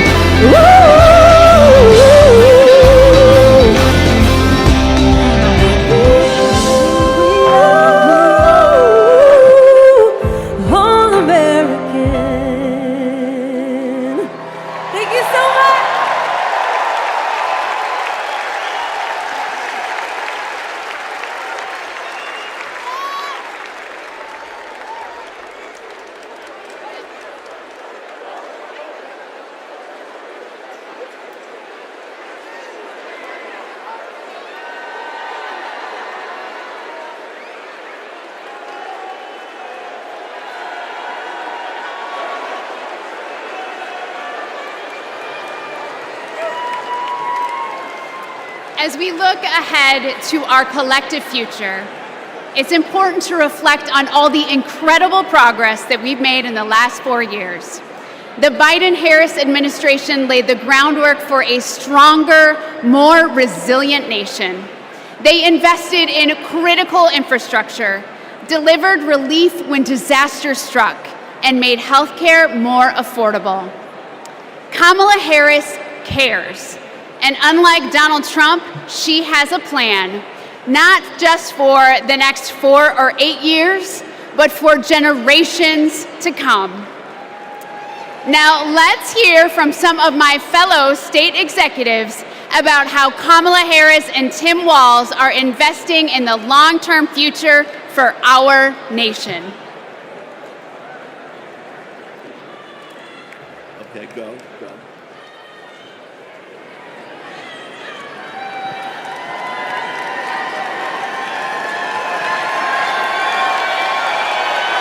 I'm Pennsylvania's Lieutenant Governor Austin Davis. I'm the proud son of a union bus driver from Pittsburgh. Every day, my dad would come home and tell me about how our roads and bridges were in disrepair. President Trump promised us Infrastructure Week over and over again. He really didn't care, though, and it never happened. But President Biden and Vice President Harris are on our side. They brought together Democrats and Republicans to get it done. We got I-95 in Philly fixed in less than 2 weeks. We repaired the Fern Hollow Bridge in Pittsburgh in record time. Right now, we're repairing roads and bridges across Pennsylvania, including in Pittsburgh, the city of bridges. And Vice President Harris is looking forward. She's committed to keeping our infrastructure safe and modern. When I think about the future, I think about my daughter Harper and all of America's children. Investing in them means investing in our infrastructure. It means replacing millions of lead pipes. It means providing clean air, clean water, safe roads and bridges, not just for us, but for generations to come. That's the legacy that President Biden is leaving our children. Let's keep building bridges to the future with Kamala Harris and Tim Walz. Let's work.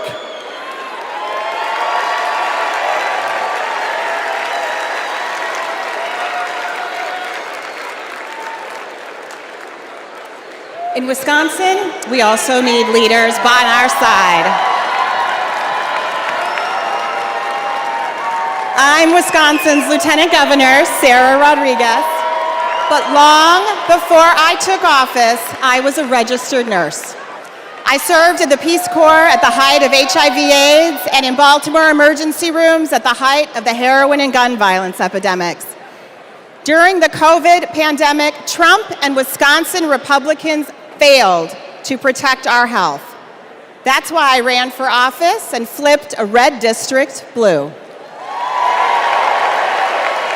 Because once a nurse, always a nurse. Now Trump is promising to terminate the Affordable Care Act, meddling in personal decisions between a woman and her doctor, and threatening to slash Medicare. Vice President Harris fights for our health. She'll defend women's reproductive freedom and protect Medicare and Medicaid. Thanks to the Biden-Harris administration, insulin is capped at $35 a month for seniors. And they negotiated down the prices of 10 more life-saving drugs like Eliquis and Jardiance for Americans on Medicare. Kamala will continue to take on Big Pharma and lower the cost of prescriptions for everyone. Of course, healthcare isn't just about drugs and treatment. It's about freedom. The freedom to make your own choices and the freedom to get the care you need without worrying about the cost. Kamala Harris is fighting for that healthy future.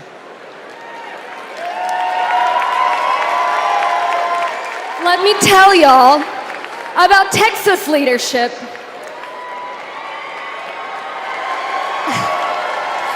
I'm County Executive Lena Hidalgo, and I serve the 5 million residents of Harris County.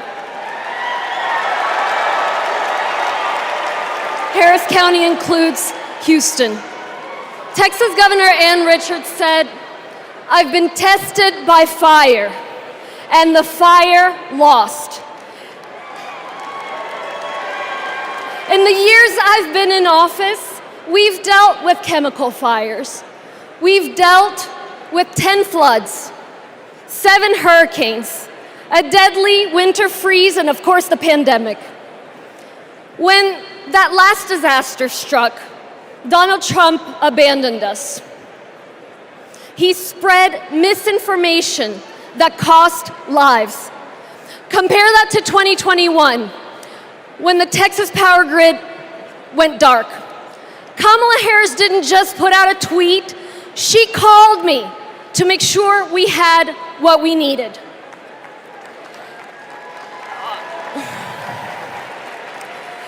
Over the years, I've learned that Kamala Harris always calls. And not only does she call, she delivers. The very week she launched her campaign, she was down in Texas with vital FEMA assistance right after Hurricane Beryl. Kamala Harris cares. She will never risk lives for the sake of politics. And she's leading the charge to protect our communities from extreme weather. The Biden-Harris administration have announced at least $1 billion to help us with just that, and Houston is thriving. We deserve leaders who acknowledge the threats, heck, the existence of climate change. We deserve tough leaders who have our backs. We deserve compassionate leaders ready to help. That's Kamala Harris and Tim Walz. I can personally attest that Kamala is a leader who has our back. I'm California's Lieutenant Governor Eleni Kounalakis, but I hold another title just as dear to me, Kamala Harris's friend. I met her when we were both young women trying to navigate the halls of power. I worked in housing. She had just been elected district attorney. We got frequent lunches together, and she was funny and fun. She was also a great mentor. Once, I told her about a professional experience of being minimized because I was a woman. She put her fork down and said, "Eleni, never let anybody make you feel small." I saw her put that creed into action. When Wall Street foreclosed on millions of homes, Washington wisdom was that $4 billion was the best you could do. Other attorneys general agreed. But because Kamala Harris grew up in a middle-class home, she knew that wasn't enough for all the working families who got screwed over. So she put her foot down and refused to settle for less.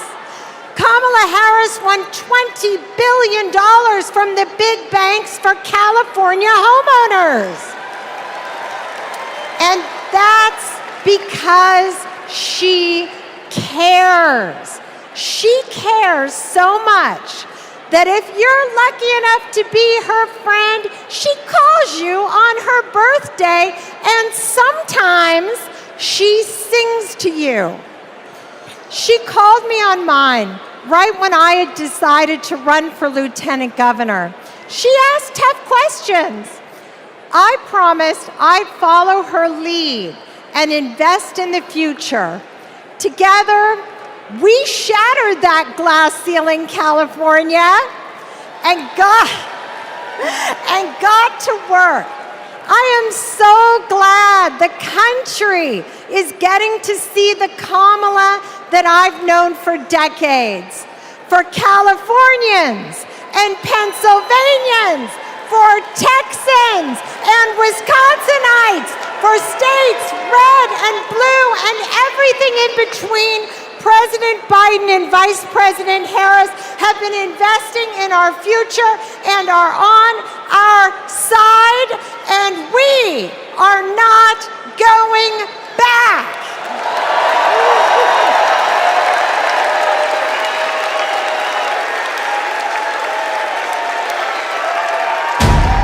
Do you know about Project 2025? The far right's playbook. It is Trump's vision for America's future. I'm not going to be nice. It will ban abortion nationwide, I got rid of Roe v. Wade. raise taxes on middle-class families, gut Medicaid, That's money that funds a lot of medical treatment. strip rights from LGBTQ+ people, Wait a minute, I'm not finished. cut overtime pay, It is going to affect workers' bottom lines. give him unchecked power, And I will wield that power very aggressively. and it begins his first day back in office. In an exclusive undercover video, a co-author of Project 2025 saying that Donald Trump, quote, blessed the work he's doing now. He's been at our organization, he's raised money for our organization, he's blessed it. So he's very supportive of what we do. He doesn't want freedom. He only wants control. I know Donald Trump's tight. These are the stakes. Project 2025 wants to take our country backward. This is our fight. We are not going back.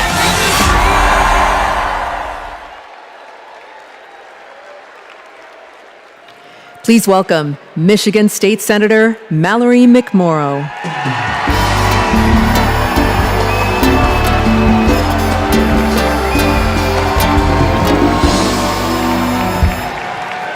Hello!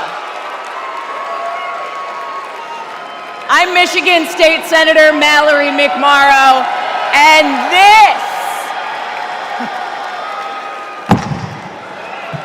this is Project 2025.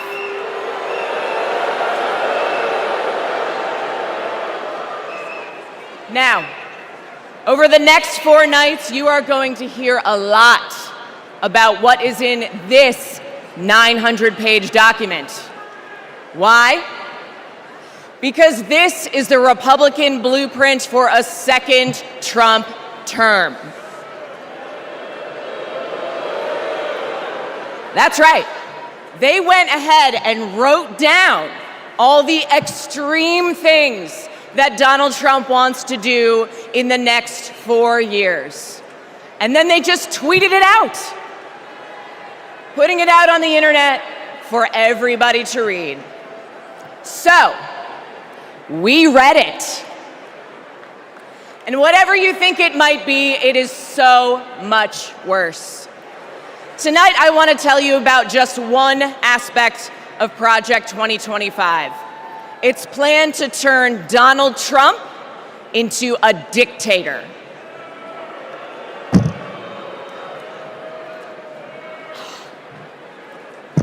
Okay, right here on page 535, it says, quote, reissue Trump's Schedule F executive order to permit discharge of non-performing employees. Now that doesn't sound that scary, right? But here's what it actually means in plain English. If Donald Trump gets back into the White House, he's going to fire civil servants like intelligence officers, engineers, and even federal prosecutors if he decides that they don't serve his personal agenda. They're talking about replacing the entire federal government with an army of loyalists who answer only to Donald Trump. I know. All right, then. Okay. Page 873. It says, quote, conservatives have long believed in either ending law enforcement activities of independent agencies or ending their independent status. Again, that sounds pretty boring. But what it means is that under Project 2025, Donald Trump would be able to weaponize the Department of Justice to go after his political opponents. He could even turn the FBI into his own personal police force. That is not how it works in America. That's how it works in dictatorships.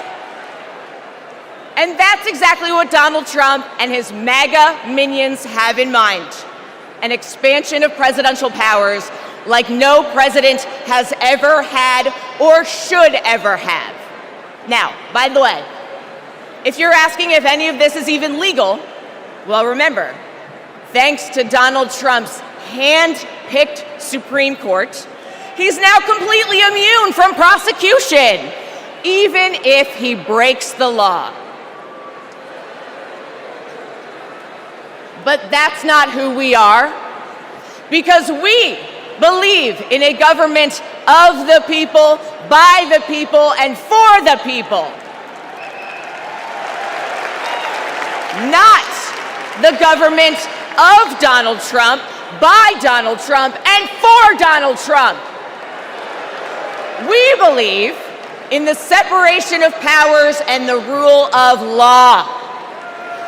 We believe in a system built up to serve everyone, not breaking a system to serve one petty, selfish man.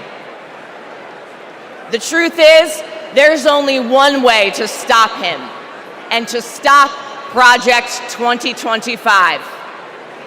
How do we do it? We elect Kamala Harris this November!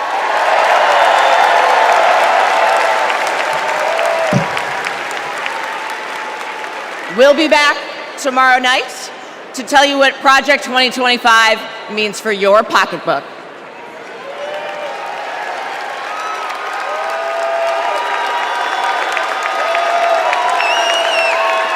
Please welcome California Senator LaFonza Butler.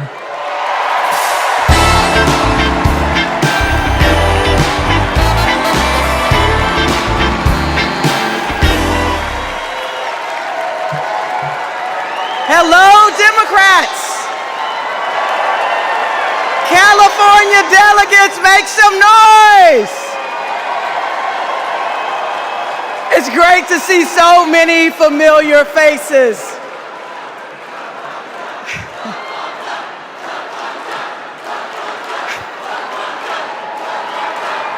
And I can't forget the state that I was born and raised in. Mississippi Democrats, let everybody hear you.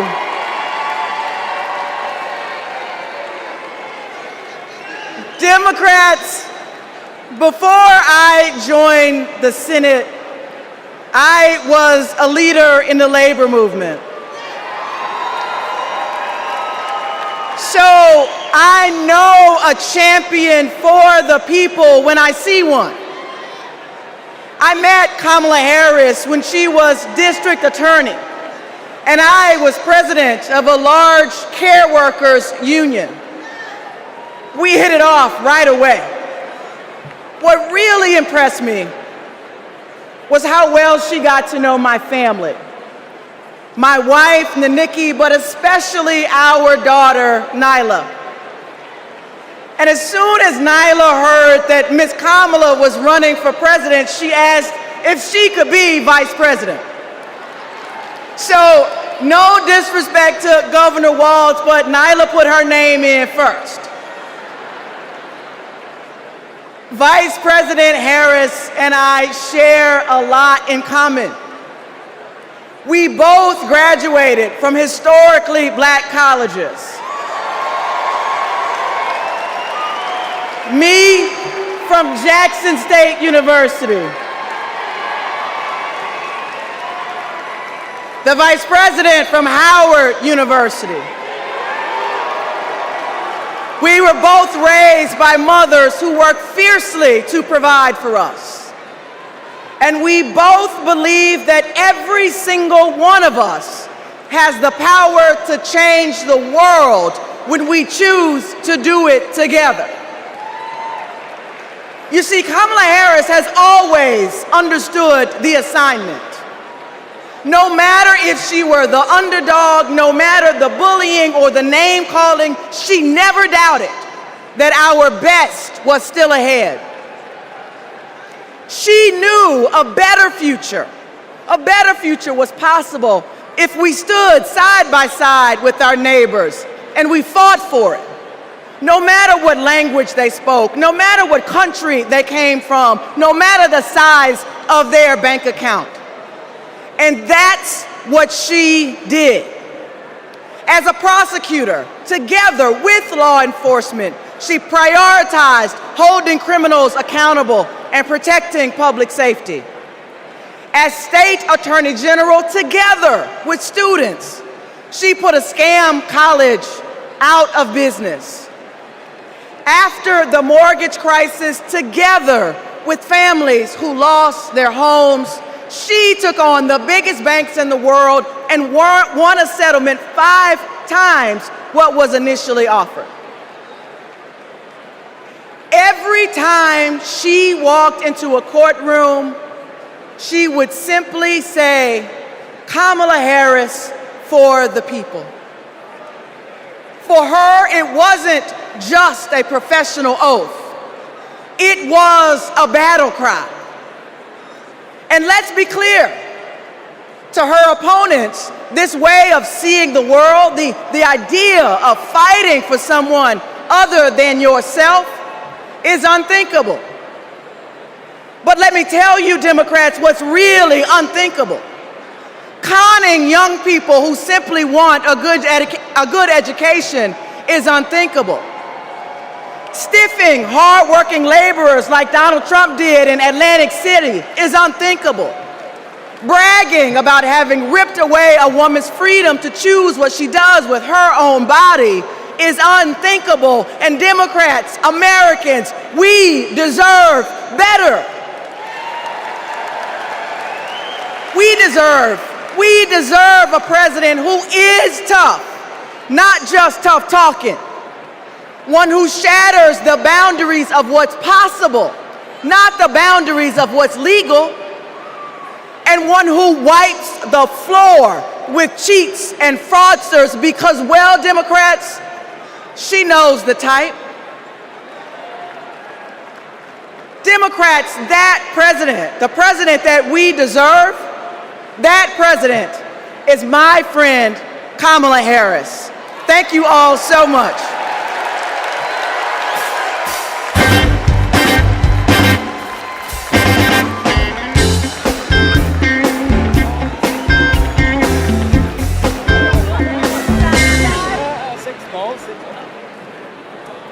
Hi, everyone.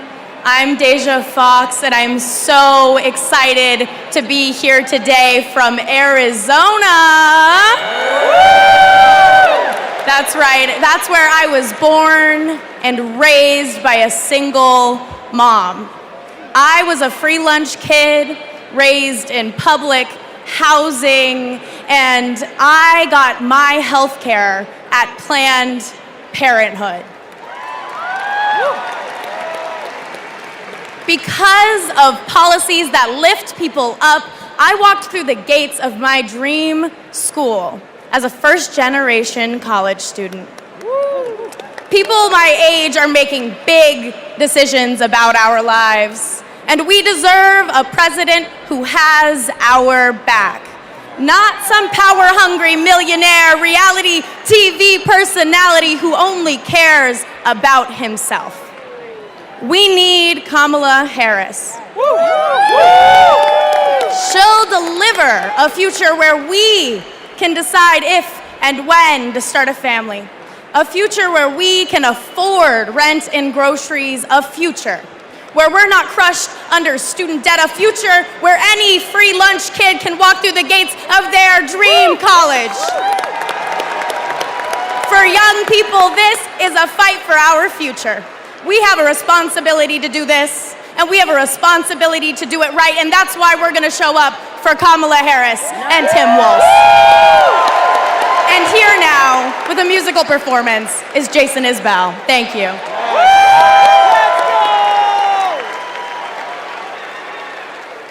When I get home from work, I'll call up all my friends and we'll go bust up something beautiful.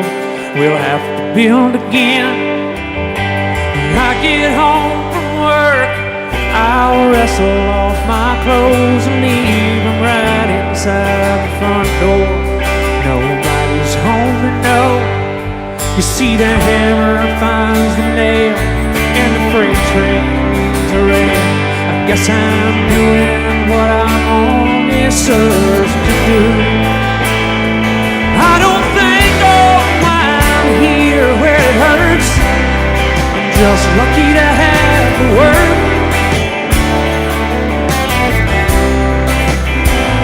And Sunday morning I'm too tired to go to church, but I thank God for the word. I thank God for the word.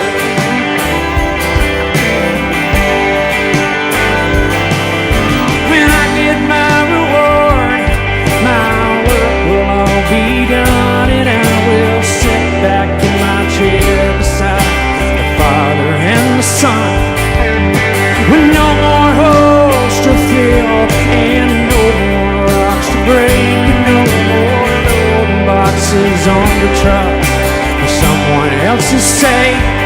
You see, the hammer finds the nail and the poor man's up for sale. I guess I'm doing what I'm on this earth to do. I don't think, oh, why I'm here where it hurts. I'm just lucky to have the word.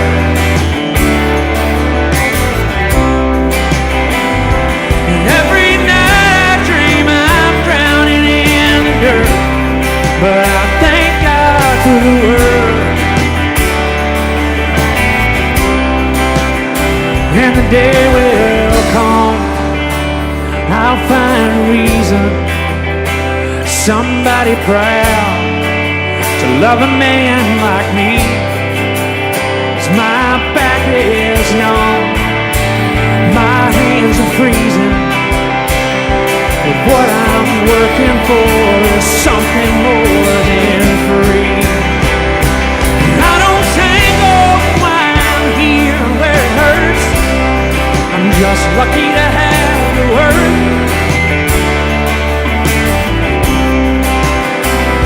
Sunday morning I'm too tired to go to church, but I thank God for the word. I thank God for the word.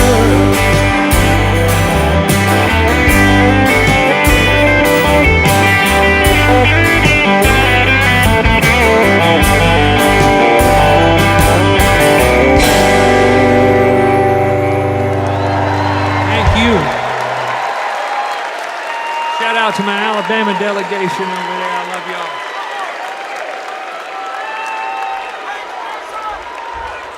Kamala Harris worked hard to achieve her goals. Raised by a working mother, I had a summer job at McDonald's. Donald Trump worked hard to spend his daddy's fortune. She believes in working hard for the American people. When the middle class is strong, America is strong. Donald Trump believes in working hard for his billionaire friends. I don't care about you. I just want your vote. I don't care.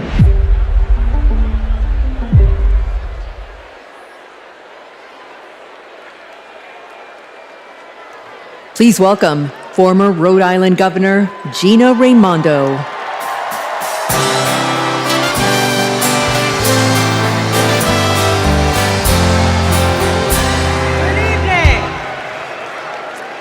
Hello, Democrats. Hello, Chicago. It's a great honor for me to be here this evening. You know, long before I was the governor of Rhode Island, I was a little girl growing up there in a middle-class family. My dad found his American dream in a watch factory in Providence. And that job gave him a way to provide for our family, a community for him to belong to, and so much pride.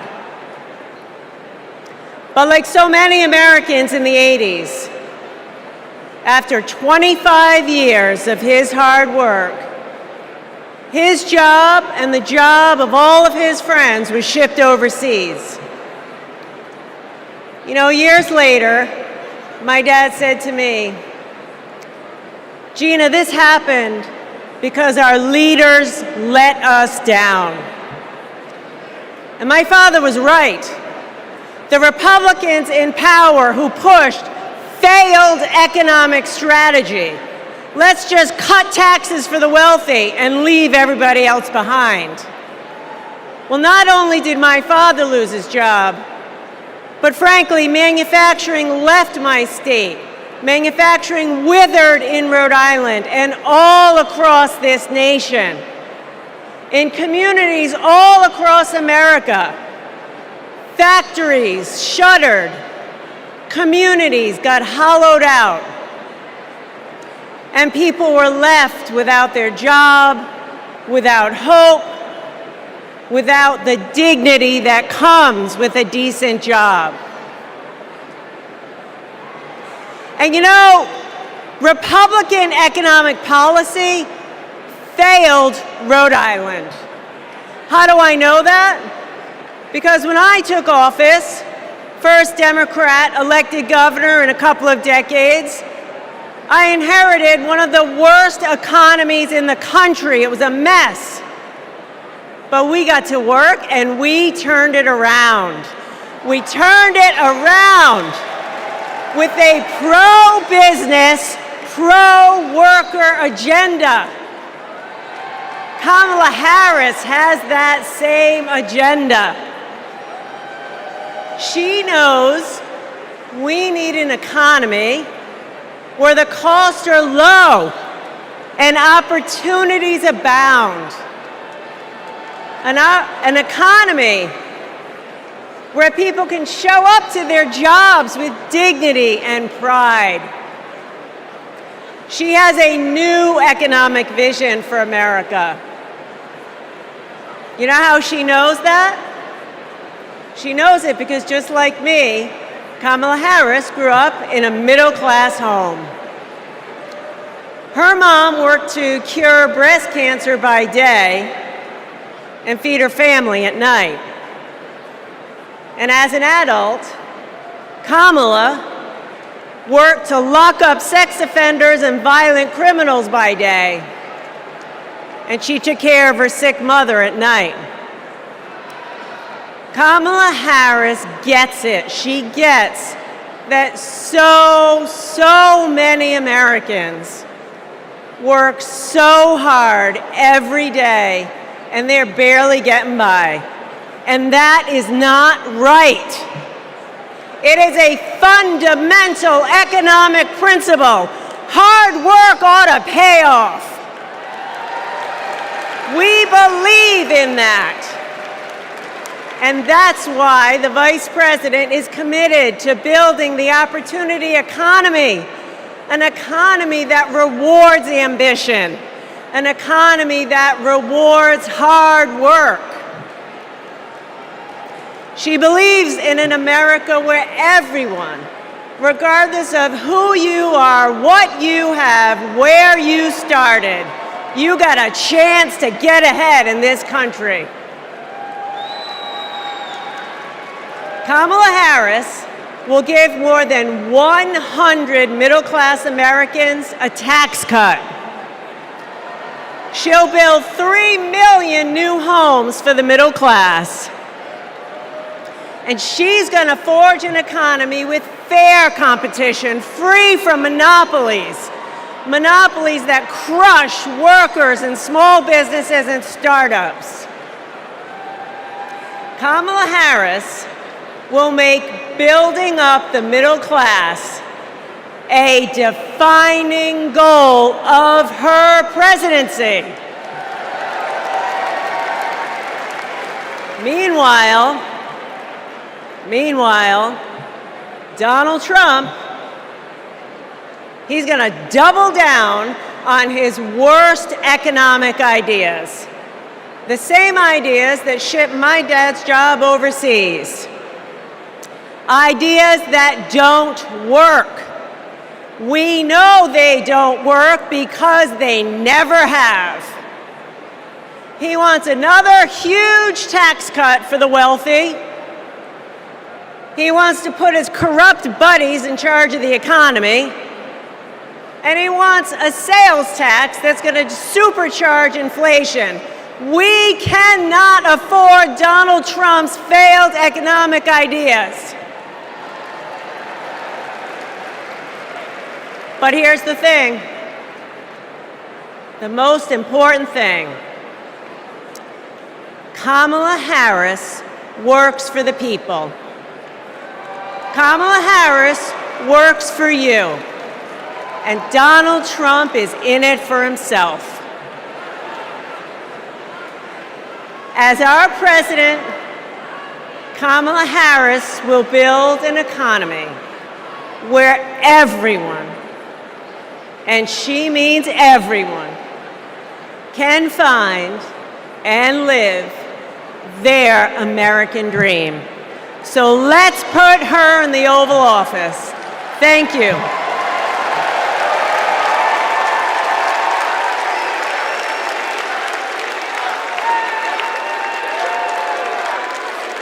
Don't know why, but I feel like I am a lifelong Republican, a former Trump voter, and I will not be voting for Trump in 2024. My name is Norma. I'm from Carson, Washington, and I am a two-time Trump voter. I will not be voting for Trump this time around. I'm actually embarrassed to say that I did vote for Trump in 2016. Donald Trump has nothing but contempt for the American people, and ironically, for those who claim to be his base. He's only interested in benefiting himself personally. Everything he said he would do, he did not do. I do not trust that he can do the right thing anymore. We've seen what Donald Trump really is, and it disgusts me to my core. I don't think the man can be trusted. He talks out of both sides of his mouth. He's a very dishonest person. I hate the way he disrespects women. Voting against Trump and for Kamala Harris is the right thing to do.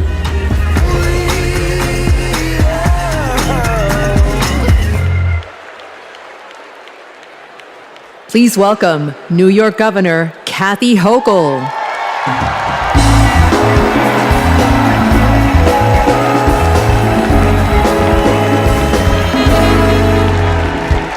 Hello, Democrats! Are you ready to elect Kamala Harris, the first president of the United States? Yes, you are. Yes, you are. Friends, like so many of us, my grandparents came from Ireland as teenagers with nothing but hope in their hearts and fire in their bellies. They built their lives in the promised land of Buffalo, New York. A union card meant good work at the steel plant. The steel plant that lifted my parents from living in a trailer to the middle class.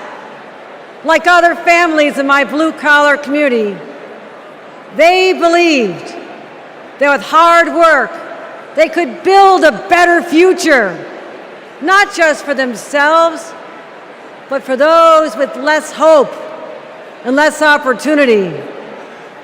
I'm proud of my roots and the values I learned. Grit, determination, compassion. Kamala Harris and Tim Walz grew up with those same values. And those values have always defined the people of my state. Well, most of us anyway. Donald Trump was born a New Yorker, but ended up a fraud, a philanderer, and a felon. He wasn't raised with the New York values that I know. He never had to worry about childcare costs or groceries or rent. He never had to worry about anything or anyone but himself. Trust me, America. If you think you're tired of Donald Trump, talk to a New Yorker. We've had to deal with him for 78 long years. The fraud, the tax dodging, the sham university, the shady charities.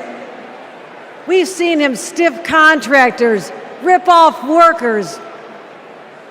He abuses women, brags about it, and then takes away their rights. And New Yorkers are sick of it. It's no wonder he had a fleet of Mar-a-Lago. Sorry about that, Florida. Sorry about that.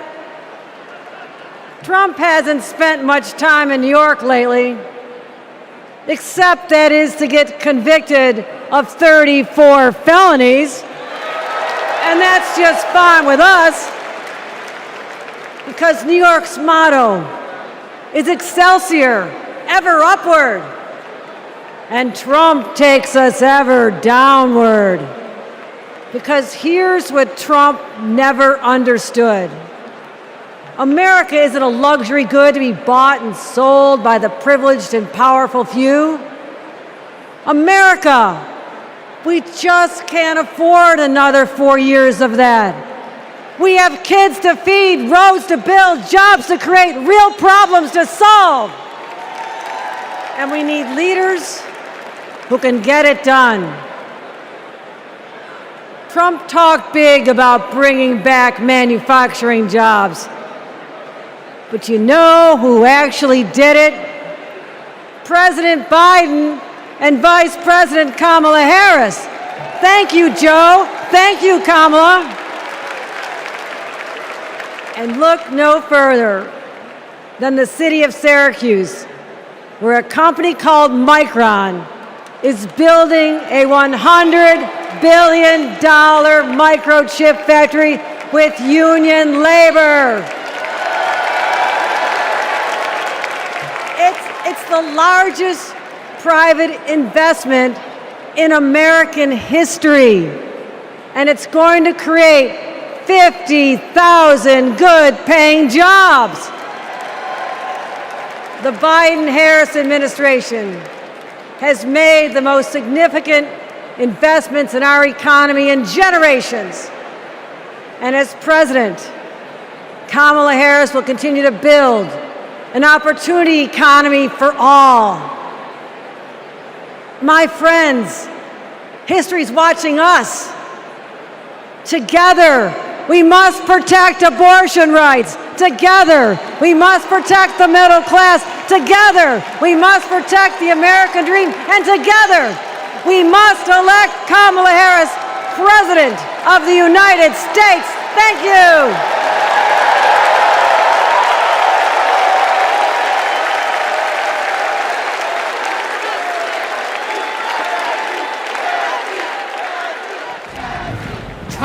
Trying to rain on the thunder, tell the storm I'm new. I'm a walk, I'm a march on the regular, painting white flags blue. What kind of America do we want? One where we're divided, angry, depressed? Come on, we're Americans. Fascism, we conquered it. The moon, landed on it. The future, building it. Freedom, nobody loves it more. And we fight for it.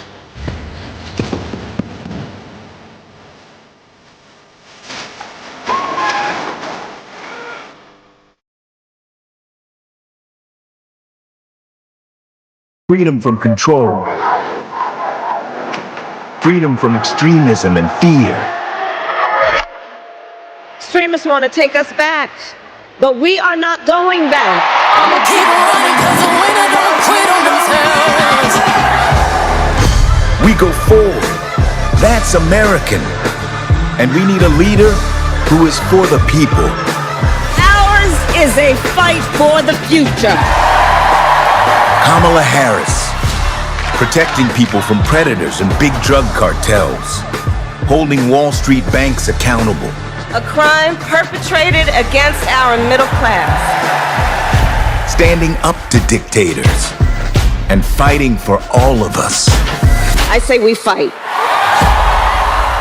That's our choice. A prosecutor or a felon. Are you ready to make your voices heard?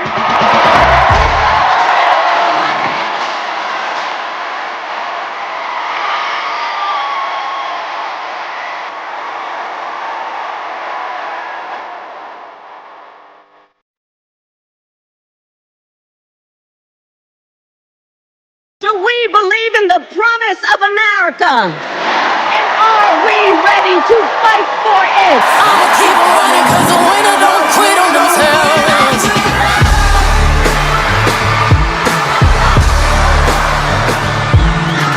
And when we fight, we win!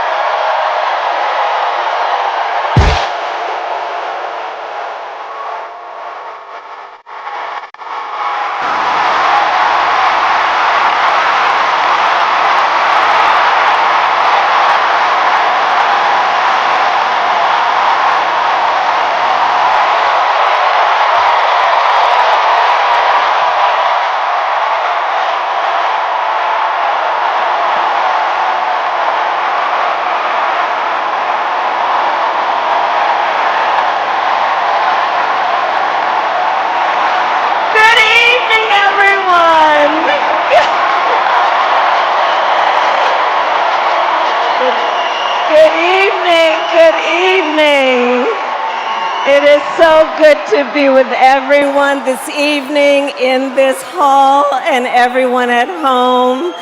This is going to be a great week. And I want to kick us off by celebrating our incredible President Joe Biden, who will be speaking later tonight. Joe, thank you for your historic leadership, for your lifetime of service to our nation, and for all you will continue to do. We are forever grateful to you.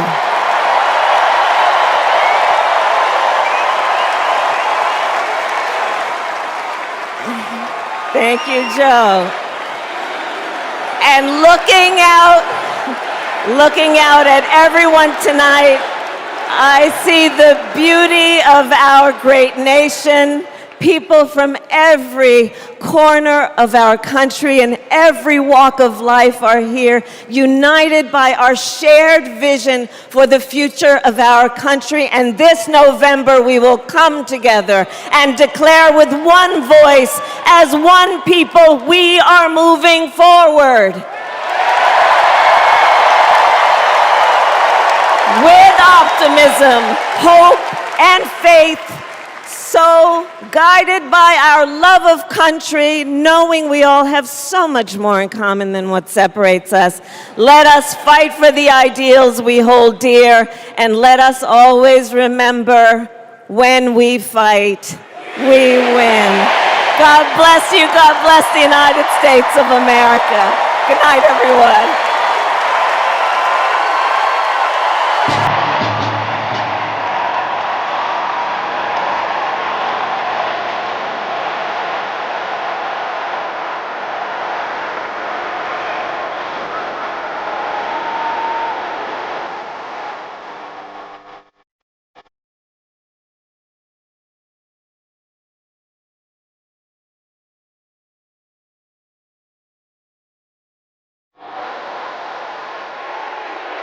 Please welcome actor and director Tony Goldwyn.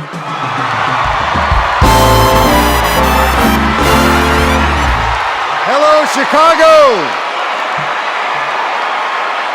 And hello to everyone tuning in from all across America.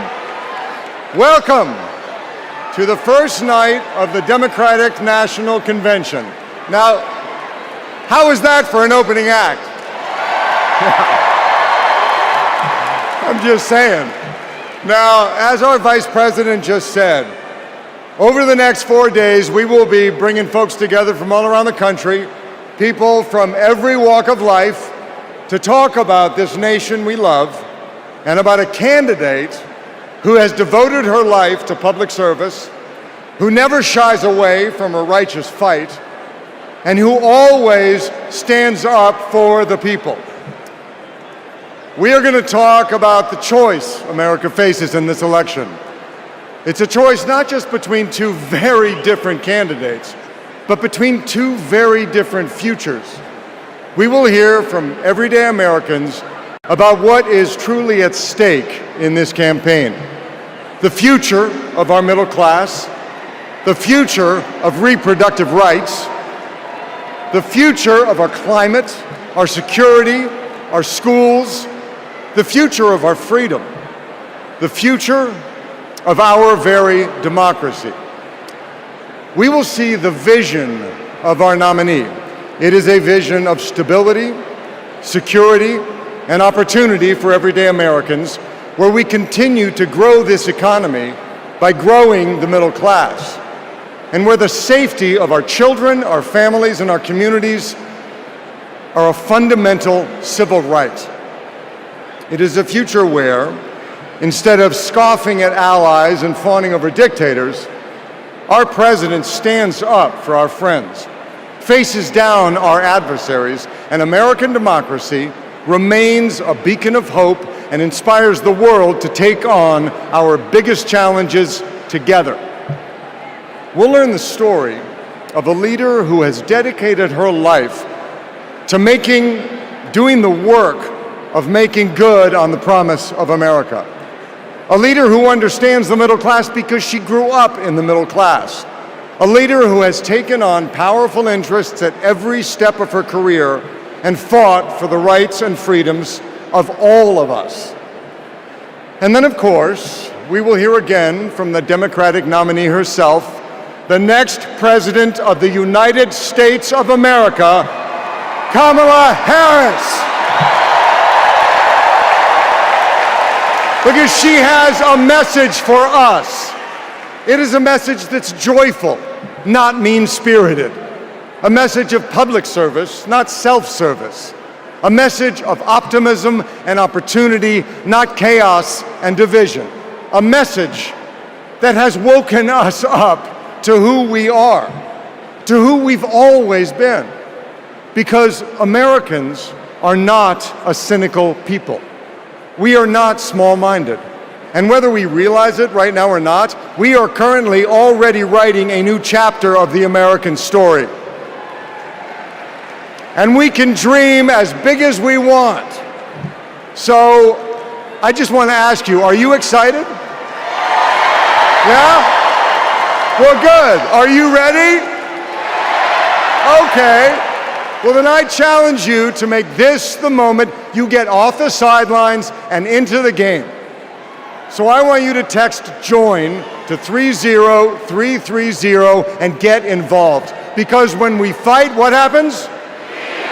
We win. And we are going to win this thing together. And while we're doing it, we are going to have a whole lot of fun. So let's get started.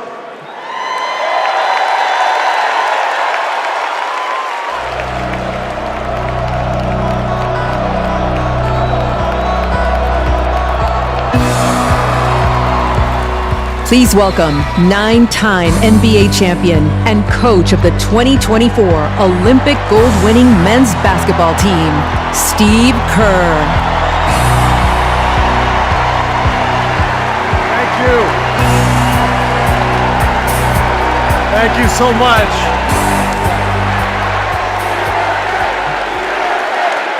Thank you. It is so fun to be back here in the United Center. And as you guys know, a lot of good stuff has happened in this building, especially in the 90s. You young people Google Michael Jordan and you can read all about it, okay? So there was an amazing vibe in this building back in those days, and I feel that same winning spirit here tonight. So the last time I was in a packed basketball arena was in Paris, France.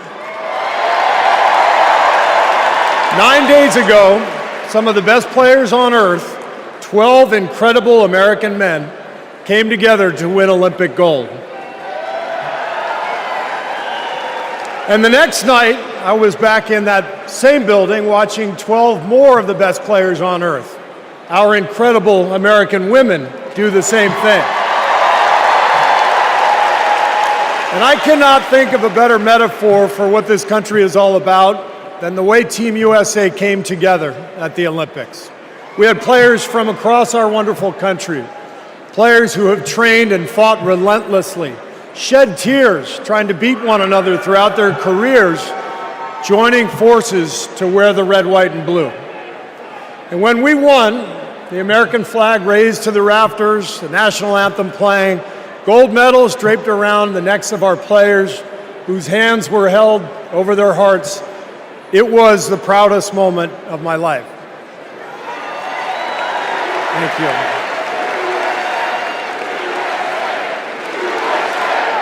Thank you. Now, I could never have imagined that a few days later I would receive an invitation to step into a different kind of arena. And so here I am. I know very well that speaking out about politics these days comes with risks. I can see the shut up and whistle tweets being fired off as we speak. But I also knew as soon as I was asked that it was too important as an American citizen not to speak up in an election of this magnitude. The reason I said yes to speaking here tonight is that as a coach and former player, as a husband, a son, a father, even a grandfather, and as an American, I believe in a certain kind of leadership. I believe that leaders must display dignity.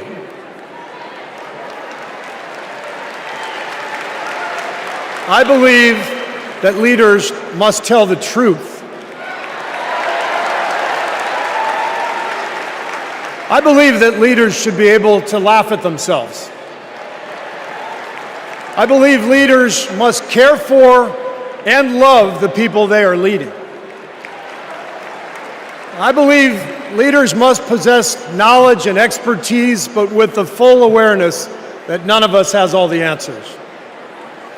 And in fact, some of the best answers often come from members of the team.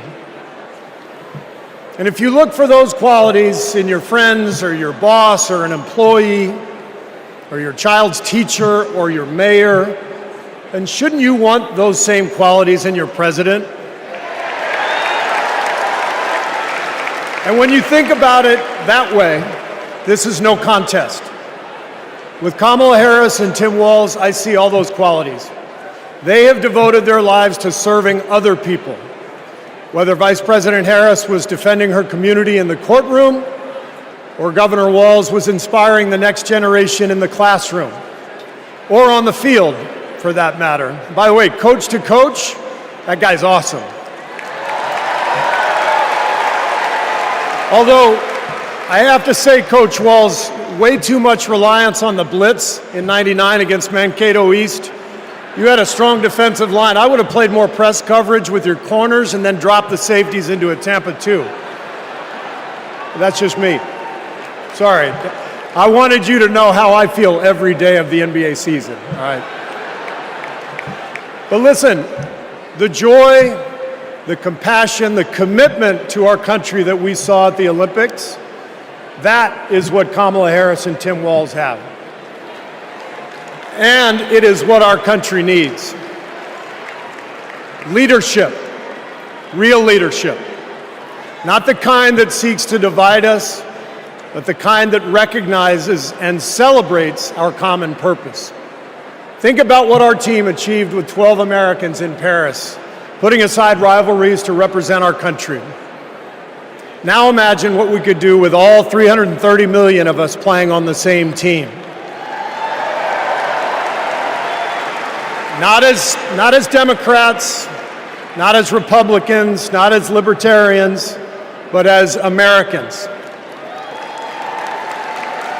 who know the greatness of this nation doesn't come from any one of us, but from each of us doing our part to build a more perfect union. That vision is what this campaign is all about. It's why I'm here tonight.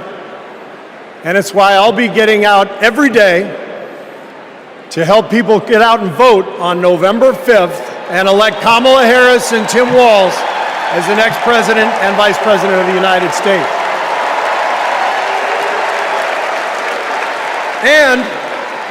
And after the results are tallied that night, we can, in the words of the great Steph Curry, we can tell Donald Trump, night, night.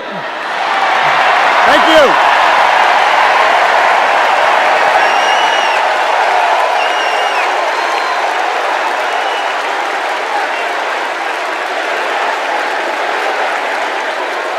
Let me tell you folks in Ohio and in this area, don't sell your house. Do not sell it. We're going to get those jobs coming back, and we're going to fill up those factories, so it's going to happen. But Trump lied and abandoned Lordstown. This is about a community. It's going to be a big change to go somewhere else. The GM factory in Lordstown did close, putting thousands of people out of work. Because Donald Trump doesn't care about our communities. All those jobs went away, and he did nothing. He did not do one thing for those workers there. He didn't come and make promises. He came and made false promises. Kind of lost hope in everything. I don't really want to leave. But then something changed. Instead of lies and broken promises, Joe Biden and Kamala Harris got to work and brought U.S. manufacturing jobs back, including to Lordstown. Kamala will continue to have workers' backs and get the job done. American workers deserve a fighter, and that's exactly what Kamala Harris is. Do we believe in opportunity? Are we ready to fight for it?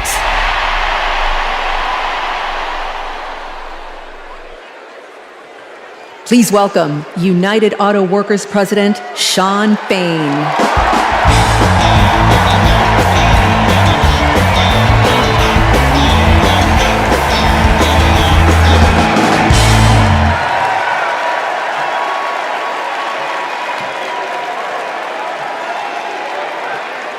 All right. All right. Yeah.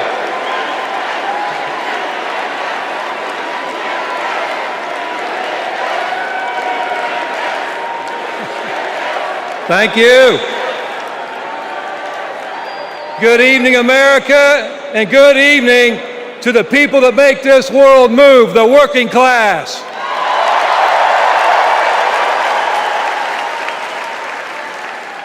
On behalf of 1 million active and retired members of the UAW, I am honored to support Kamala Harris and Tim Walz to be our next president and vice president.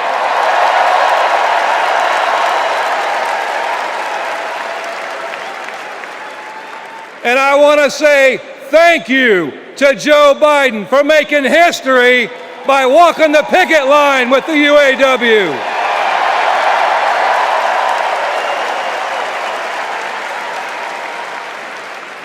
For the UAW and for working class people everywhere, this election comes down to one question. Which side are you on? On one side, we have Kamala Harris and Tim Walz, who have stood shoulder to shoulder with the working class. On the other side, we have Trump and Vance. Two lapdogs for the billionaire class who only serve themselves. So for us in the labor movement, it's real simple. Kamala Harris is one of us. She's a fighter for the working class. And Donald Trump is a scab.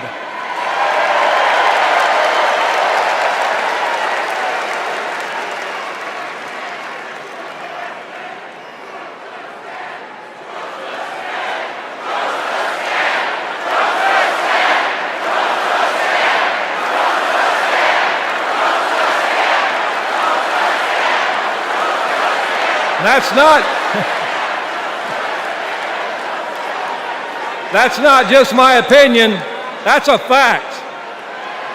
All we have to do is look at the track record. When Donald Trump was president, corporate America ran wild. Donald Trump did not bring back the auto industry. When Donald Trump was president, auto plants closed. Trump did nothing. Trump told workers in Lordstown, Ohio, that he would be bringing all the auto jobs back. And Trump did nothing.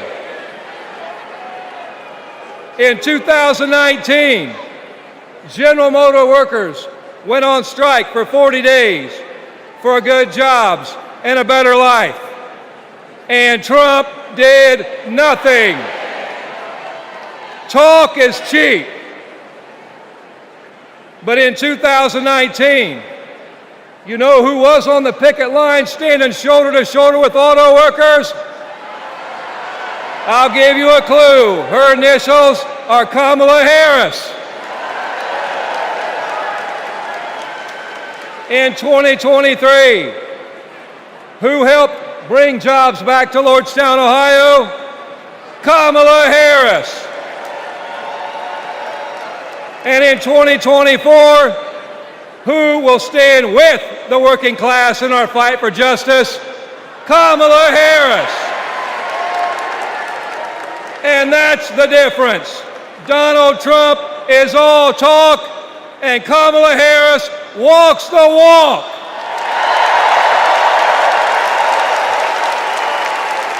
Woo! In the words of the great American poet, Nellie, it's getting hot in here.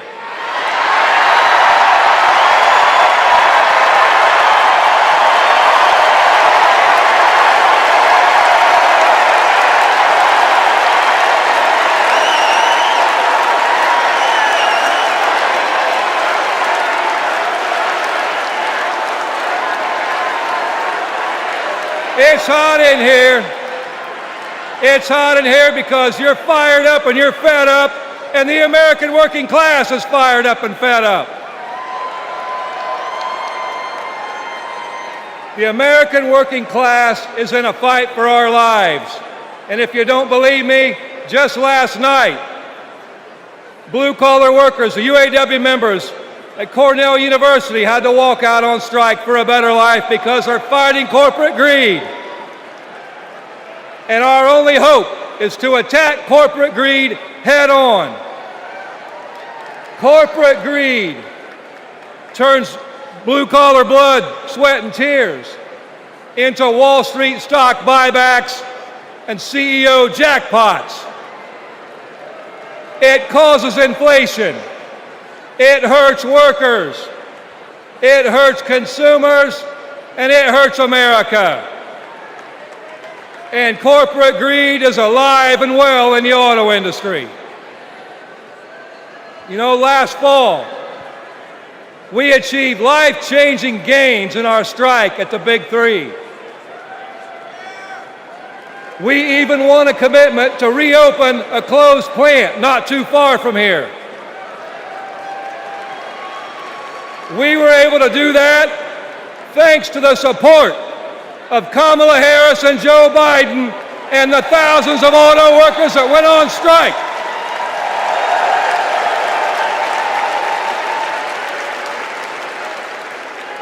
But a year later, one company wants to go back on their commitments in our contract. And let me be clear, Stellantis must keep the promises they made to America in our union contract. And the UAW will take whatever action necessary at Stellantis or any other corporation to stand up and hold corporate America accountable. And when the UAW stands up, we know who stands with us and who stands against us. Donald Trump laughs about firing workers who go on strike.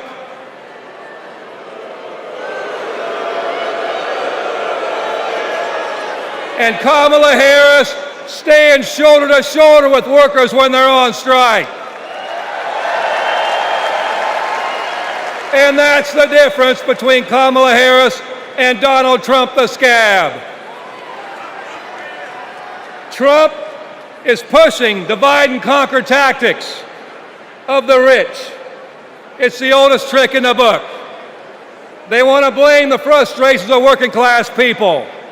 They want to take those frustrations, they want to blame it on race. They want to blame it on LGBTQ plus people. They want to blame it on some destitute and desperate person at the border. They do that because they want working class people to be divided and to focus and keep the focus off the one true enemy, corporate greed.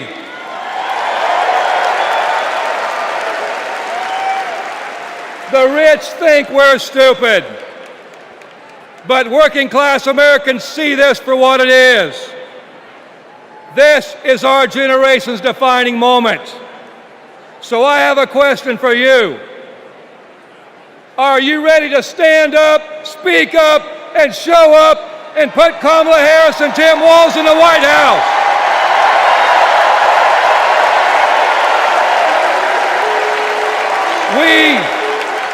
We need a defender of the working class in the White House, someone who is one of us and someone who knows how to fight. And that fighter is the next President of the United States, Kamala Harris. Thank you.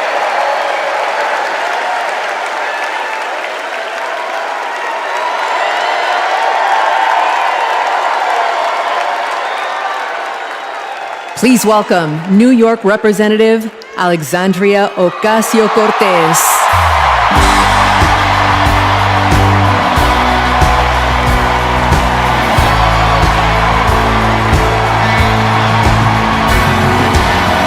Thank you, Chicago!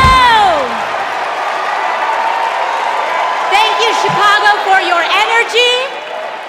Thank you, Kamala Harris and Tim Walz, for your vision.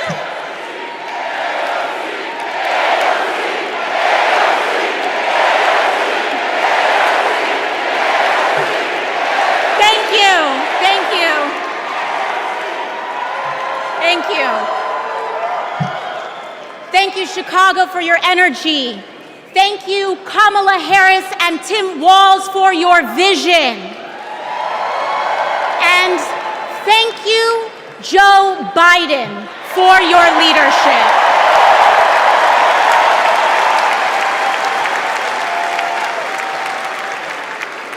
You know, 6 years ago, I was taking omelet orders as a waitress in New York City. I didn't have health insurance.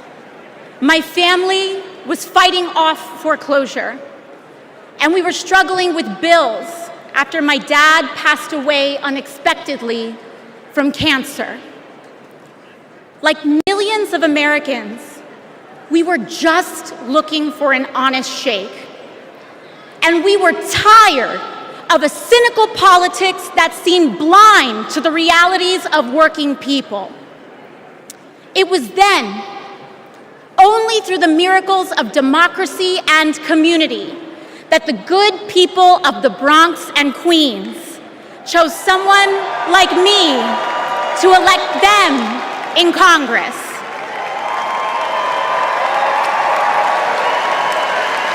And America, in my heart, I know from that same cloth of hope and aspiration, we will also elect Kamala Harris and Tim Walz as President and Vice President of the United States of America.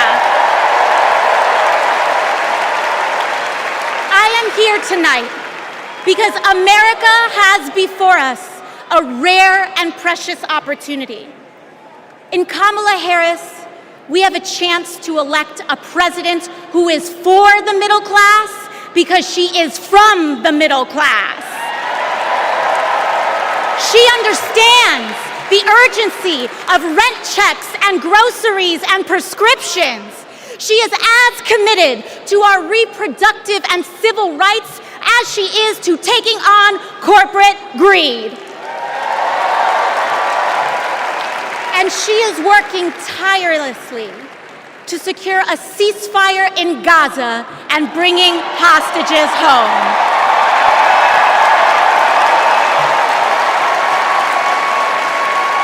In Kamala Harris, I see a leader who understands. I see a leader with a real commitment to a better future for working families. And Chicago, we have to help her win. Because we know that Donald Trump would sell this country for $1 if it meant lining his own pockets and greasing the palms of his Wall Street friends. And I, for one, am tired of hearing about how a two-bit union buster thinks of himself as more of a patriot than the woman who fights every single day to lift working people out from under the boots of greed, trampling on our way of life. The truth is, Don, you cannot love this country if you only fight for the wealthy and big business. To love this country is to fight for its people, all people, working people, everyday Americans like bartenders and factory workers and fast food cashiers who punch a clock and are on their feet all day in some of the toughest jobs out there. You know, ever since I got elected, Republicans have attacked me by saying that I should go back to bartending. But let me tell you, I'm happy to any day of the week because there is nothing wrong with working for a living.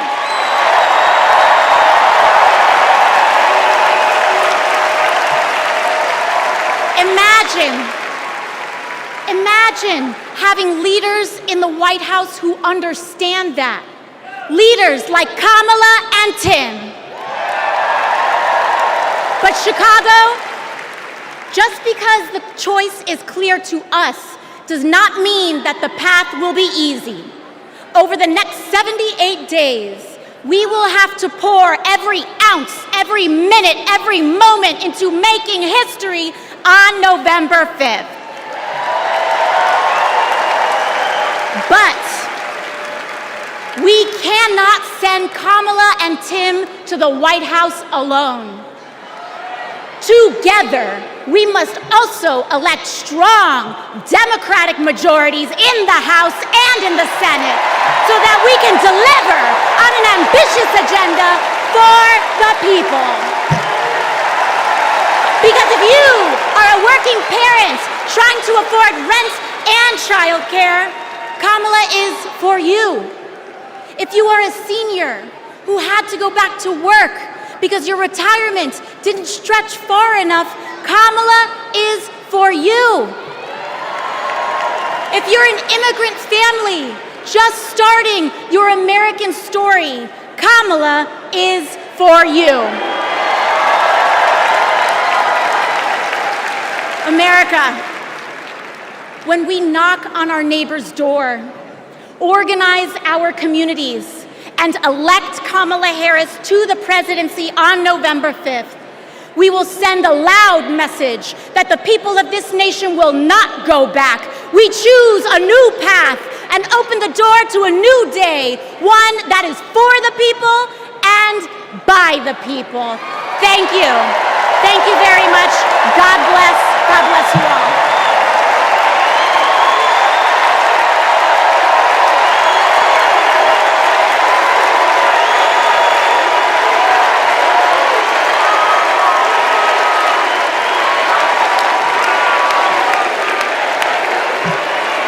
Wow.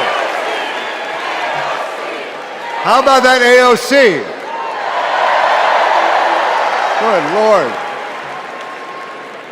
So Kamala Harris's story begins in a middle-class neighborhood in the East Bay. Yeah. In a modest apartment above a nursery school, in a close-knit community where people looked out for one another, with a mother who instilled in Kamala Harris the core principles that have defined her life in public service. These are the experiences that made her the leader she is today.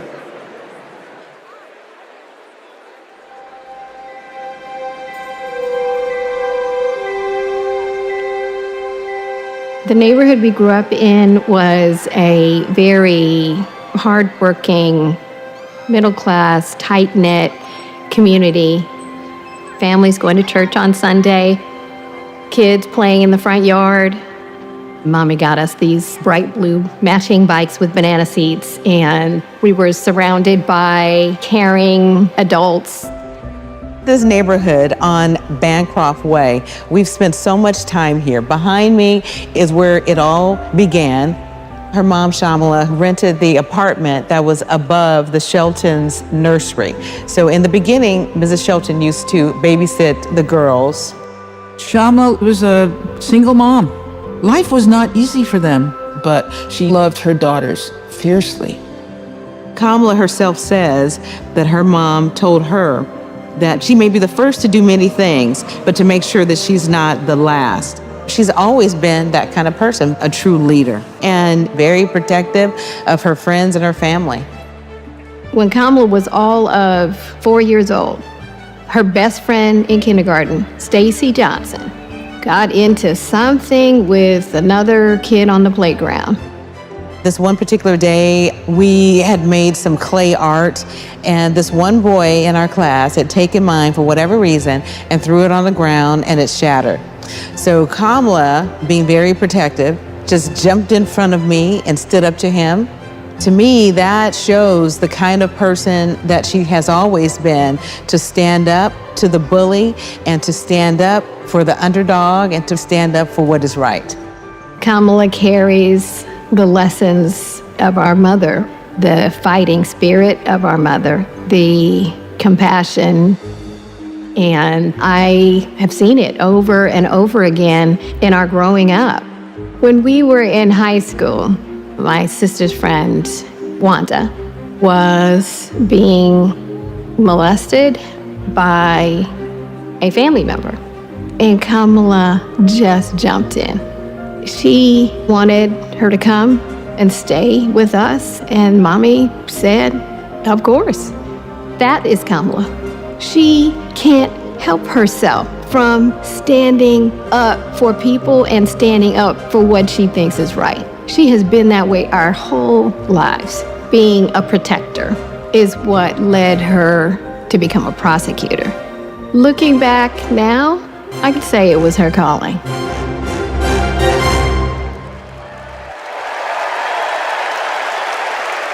Please welcome Stacey Johnson Batiste and Doris Johnson.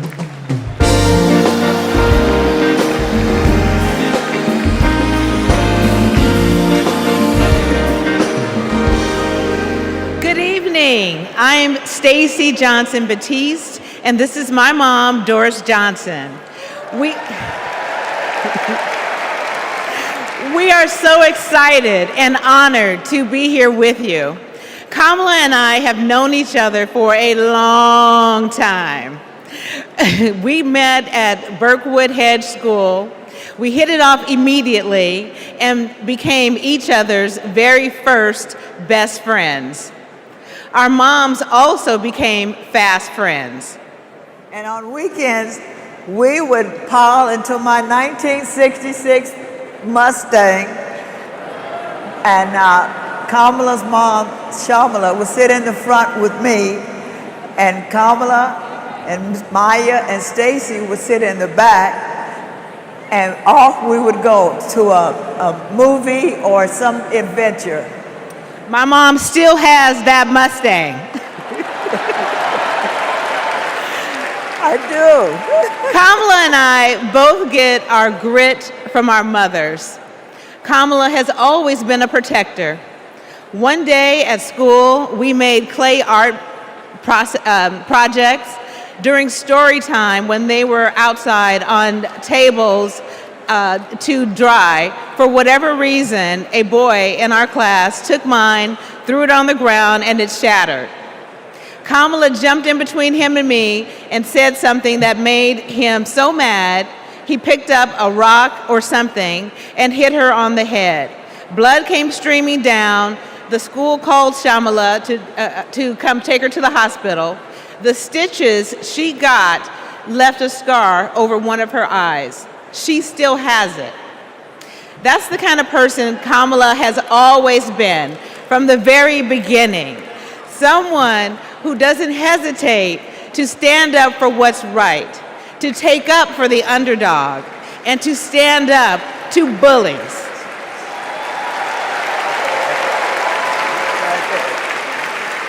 I have seen it time and again, whether the bully is an individual, a gang, or a corporation. She fights for all of us.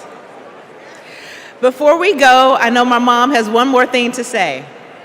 Kamala, your mom would be so proud of you.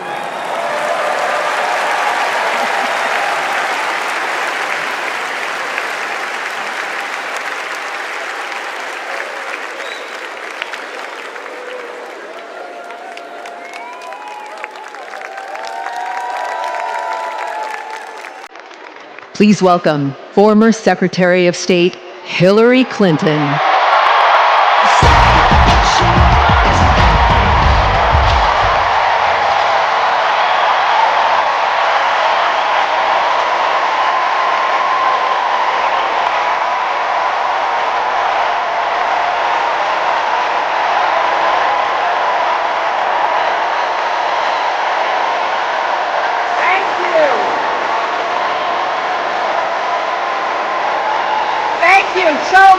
Thank you.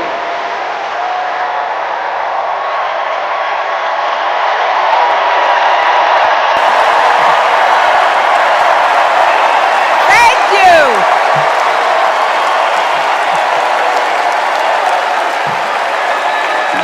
Thank you all so much.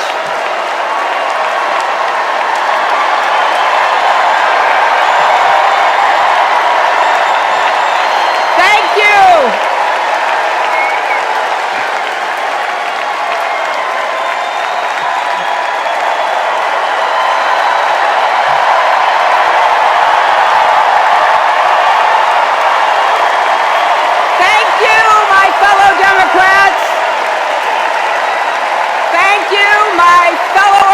Americans.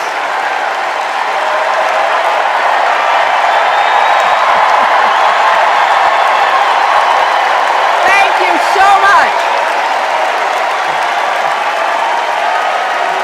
You know,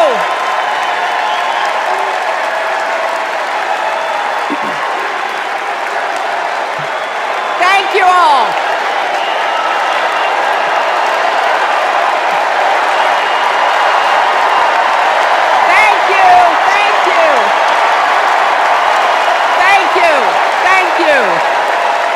Thank you so much. Wow. There's a lot of energy in this room, just like there is across the country.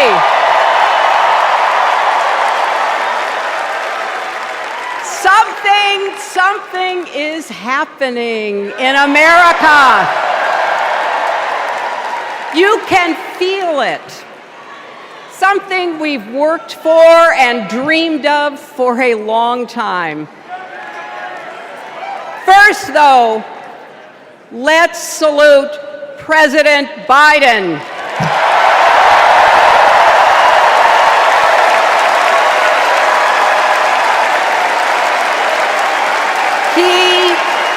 He has been democracy's champion at home and abroad.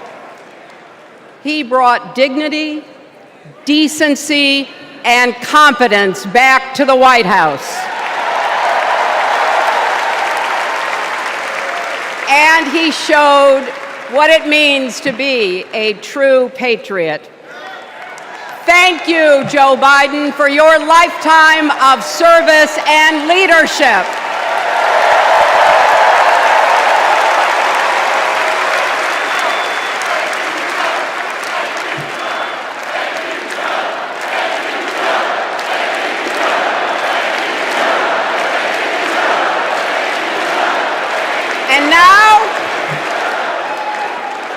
And now we are writing a new chapter in America's story.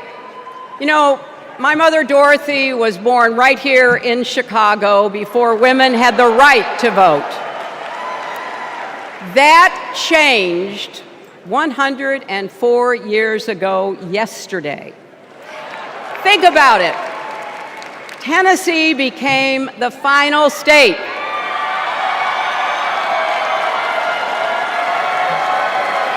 to ratify the 19th Amendment to the Constitution. The state legislature was deadlocked until one lawmaker's mother, a widow who read 3 newspapers a day, sent a letter to her son. "No more delays," she wrote. "Give us the vote." And since that day, every generation has carried the torch forward. In 1972, a fearless black congresswoman named Shirley Chisholm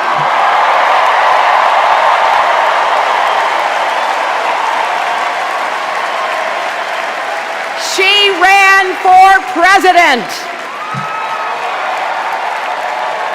And her determination let me and millions of others dream bigger, not just because of who she was, but because of who she fought for. Working parents, poor children, the last, the least, and the lost. In 1984, I brought my daughter to see Geraldine Ferraro, the first woman nominated for vice president. If we can do this, Jerry said, we can do anything. And then there was 2016, when it was the honor of my life to accept our party's nomination for president.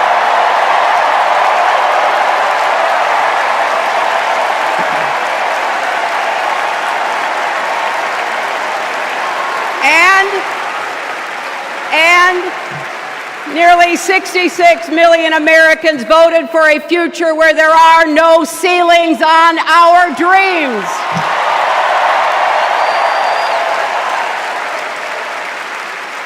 And afterwards, we refused to give up on America.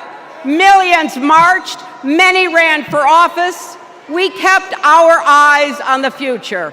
Well, my friends, the future is here.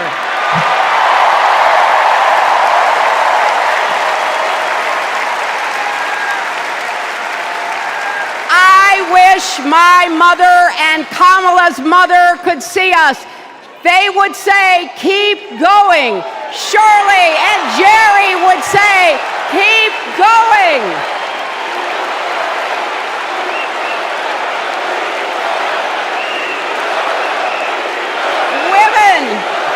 Women fighting for reproductive health care are saying, keep going. Families building better lives, parents stretching to afford child care, young people struggling to pay the rent. They're all asking us to keep going. So, faith in each other and joy in our hearts, let's send Kamala Harris and Tim Walz to the White House.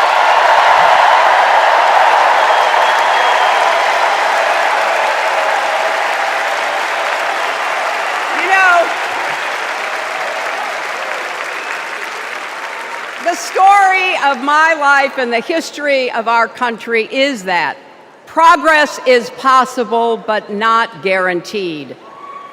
We have to fight for it and never, ever give up. There is always a choice. Do we push forward or pull back? Come together as we the people, or split into us versus them? That's the choice we face in this election. Kamala has the character, experience, and vision to lead us forward.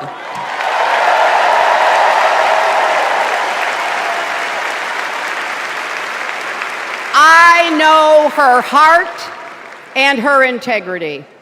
We both got our start as young lawyers, helping children who were abused and neglected. That kind of work changes a person. Those kids stay with you. Kamala carries with her the hopes of every child she protected, every family she helped, every community she served. So as president, she will always have our backs, and she will be a fighter for us. She will fight to lower costs for hardworking families, open the doors wide for good-paying jobs, and yes, she will restore abortion rights nationwide.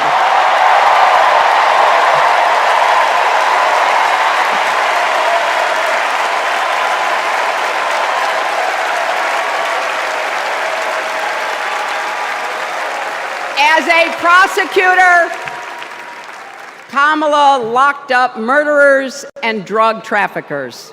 She will never rest in defense of our freedom and safety.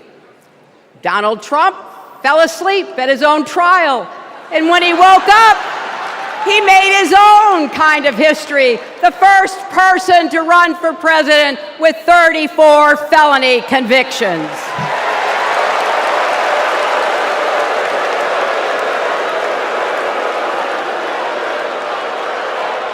As Vice President, Kamala sat in the Situation Room.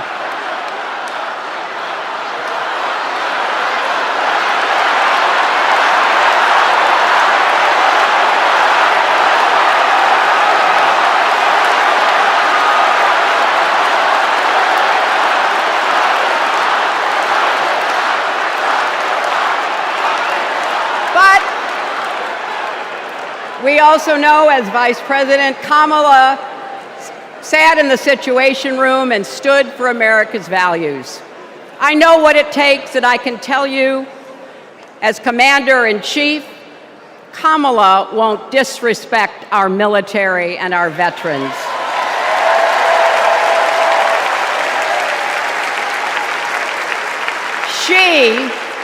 She reveres our Medal of Honor recipients. She won't be sending love letters to dictators. She will defend democracy and our Constitution and will protect America from enemies, foreign and domestic.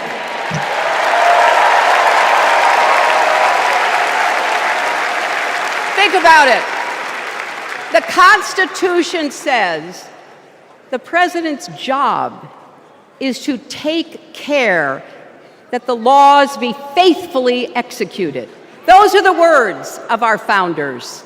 Take care. Just look at the candidates. Kamala cares about kids and families, cares about America.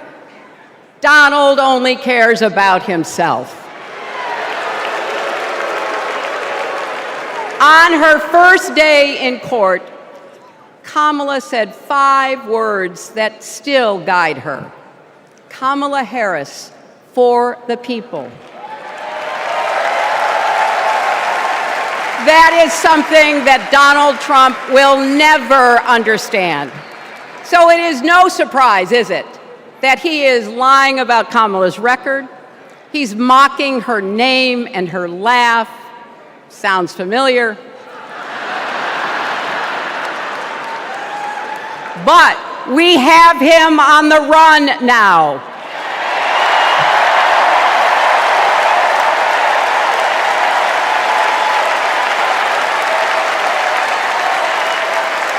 So,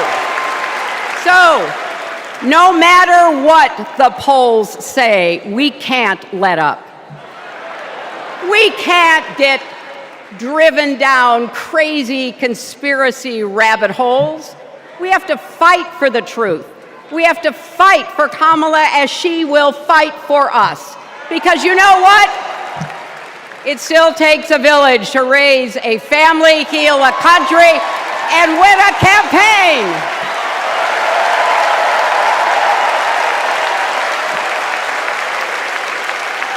And America needs every one of us, our energy, our talents, our dreams. We're not just electing a president, we're uplifting our nation. We're opening the promise of America wide enough for everyone. Together, we've put a lot of cracks in the highest, hardest glass ceiling. And tonight, so close to breaking through once and for all, I want to tell you what I see through all those cracks and why it matters for each and every one of us. What do I see? I see freedom. I see the freedom to make our own decisions about our health, our lives, our loves, our families.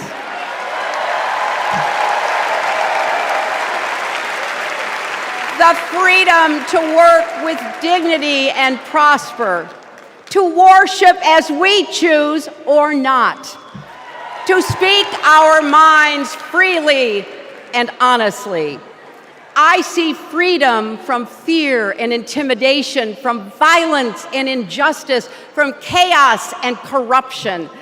I see the freedom to look our children in the eye and say, in America, you can go as far as your hard work and talent will take you, and mean it. And you know what? On the other side of that glass ceiling is Kamala Harris raising her hand and taking the oath of office as our 47th President of the United States.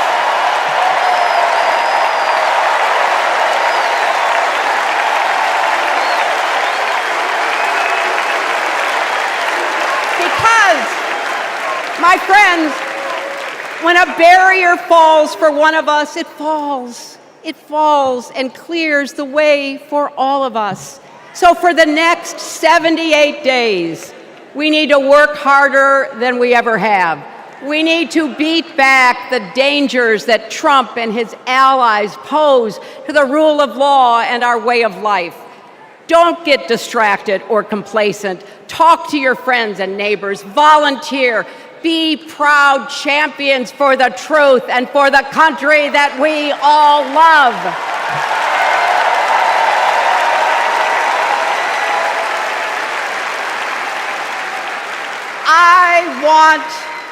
I want my grandchildren and their grandchildren to know I was here at this moment, that we were here, and that we were with Kamala Harris every step of the way. This is our time, America. This is when we stand up. This is when we break through. The future is here. It's in our grasp. Let's go win it.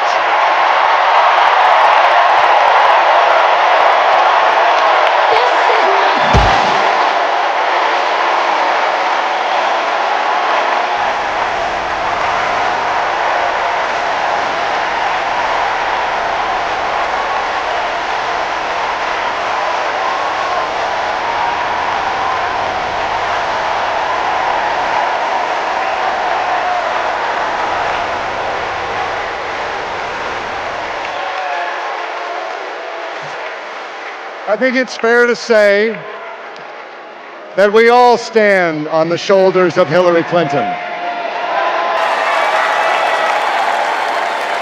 So, I'm just checking. Are you ready to join this fight yet? Okay, that's the answer I was looking for. So I want you to text JOIN to 30330 and get involved. Now, what does fighting for the people exactly look like?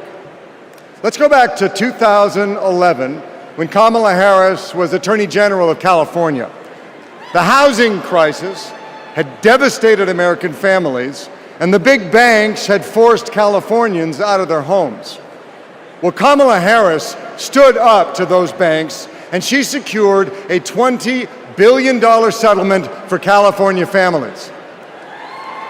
That is fighting for the people. And that is something that our next speaker knows all about. Please welcome the fearless fighter from South Carolina, Congressman Jim Clyburn.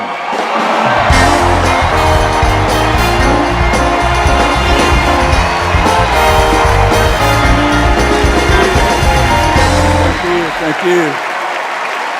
Thank you, thank you, thank you. Thank you. Thank you. Thank you. Thank you and good evening.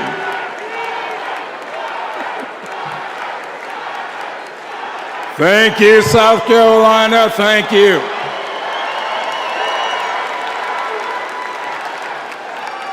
Four years ago, Americans were experiencing high anxieties and great uncertainties. A deadly virus raged, schools closed, businesses shuttered. Donald Trump mismanaged the crisis from day one, looking out for himself instead of the country. The American people responded to the crisis in leadership by electing new leaders. Thanks to Joe Biden and Kamala Harris, we reopened our schools, brought back our businesses, and restored our faith in the American can-do spirit. Thanks to Joe and Kamala, we reduced the price of prescription drugs, repaired roads and bridges, and replaced lead pipes. Thanks to Joe and Kamala, we are honoring our heroes in uniform and expanded benefits to over 1 million veterans. Thanks to Joe and Kamala, Make It in America is no longer just a slogan, but a movement that is bringing millions of manufacturing jobs back to America. For President Biden's lifetime of achievement in service of his country, we owe him a great debt of gratitude.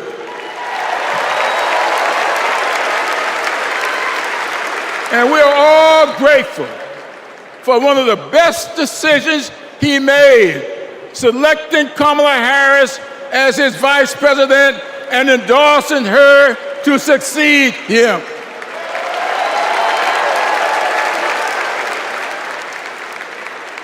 I often say that we are but the sum of our experiences. In the introduction of my memoir, I wrote, all my experiences have not been pleasant, but I consider all of them to be blessings. So has been the case with Kamala. Her experiences have prepared her for this moment. Kamala Harris is a true battle-tested leader, a district attorney, attorney general, senator, and vice president who gets things done. While Donald Trump has been bragging about how he overturned Roe, Kamala has been fiercely advocating for the restoration of reproduction freedoms. While Trump has been looking out for himself and his billionaire buddies, Kamala has been fighting to lower costs for all Americans. And while Trump falsely pleads ignorance of Project 2025, which in my opinion is Jim Crow 2.0, Kamala has been offering the American people enlightened proposals and visionary leadership. Having grown up in a parsonage, I often look to the good book for understanding and guidance. As 2 Corinthians informs, we are troubled on every side, yet not distressed. We are perplexed, but not in despair, persecuted, but not forsaken, cast down, but not destroyed. Our great democracy has been tested, and so has the basic goodness of the American people.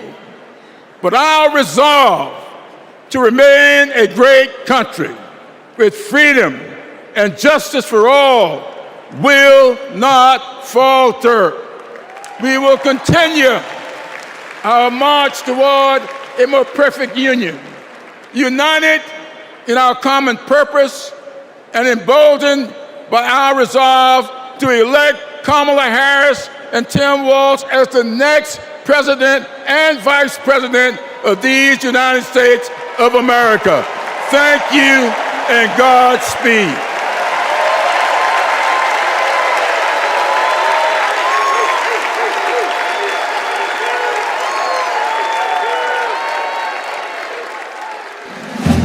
In the criminal justice system, the people are represented by two separate yet equally important groups: the police who investigate crime and the district attorneys who prosecute the offenders.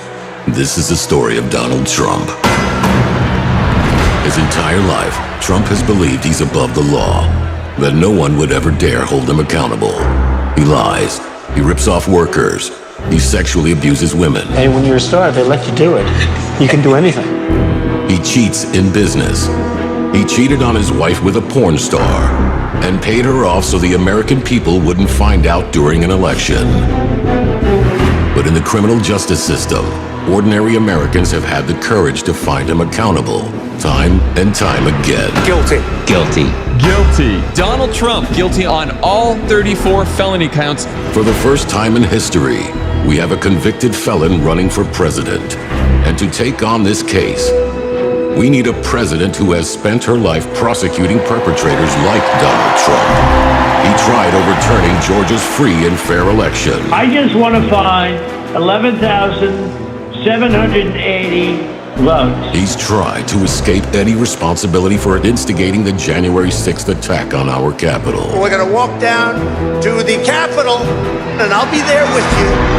And if elected, Trump has promised to overturn laws that would keep him accountable and exact retribution on anyone he considers an enemy, even warning of a bloodbath if he doesn't get his way.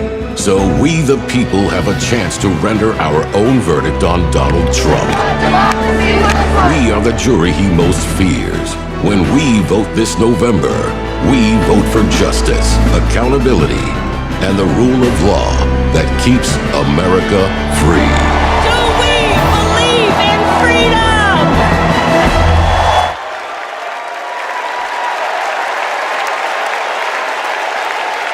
Please welcome Maryland Representative Jamie Raskin.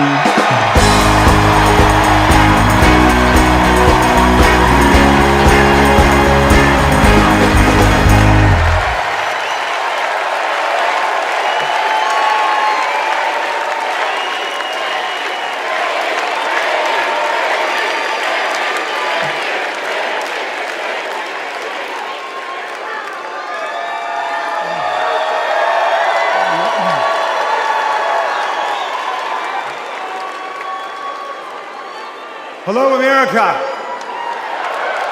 And welcome to the Democracy Convention. Welcome to the Freedom Convention.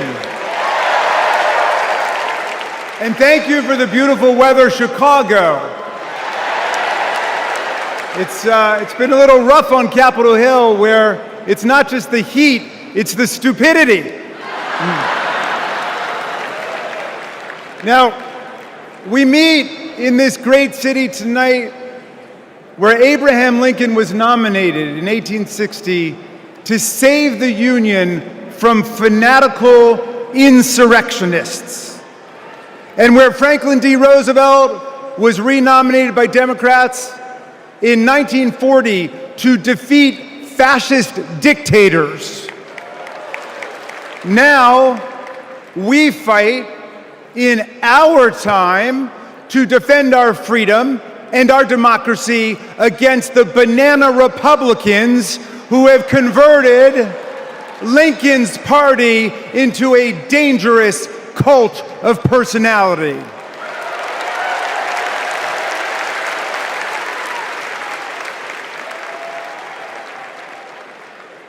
You know, I'll never forget the pounding on the doors of the House chamber on January 6th, or the screams to follow. Hundreds of our police officers taunted and attacked, 140 of them wounded by extremists wielding baseball bats, steel pipes, even American flags.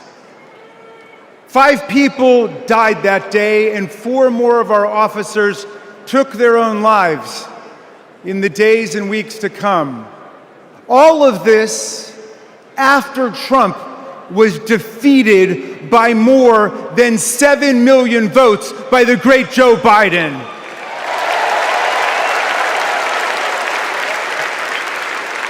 It was after 80 judges rejected every ridiculous claim raised by this sore loser who does not know how to take no for an answer from American voters, American courts, or American women.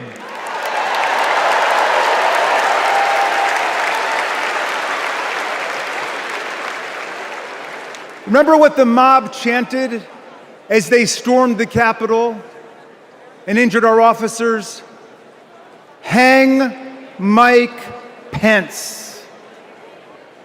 Someone should have told Donald Trump that the president's job under Article 2 of the Constitution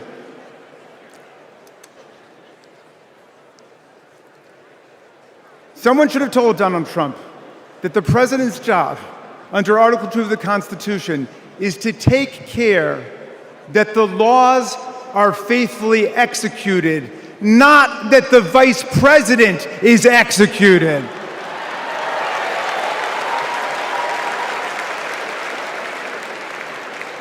Pence has now joined more than 24 officials from Donald Trump's own administration in denouncing him, an historical record. And Pence is the first vice president in more than 2 centuries not to support the president he served with in a general election. And by the way, J.D. Vance, do you understand why there was a sudden job opening for running mate on the GOP ticket? They tried to kill your predecessor.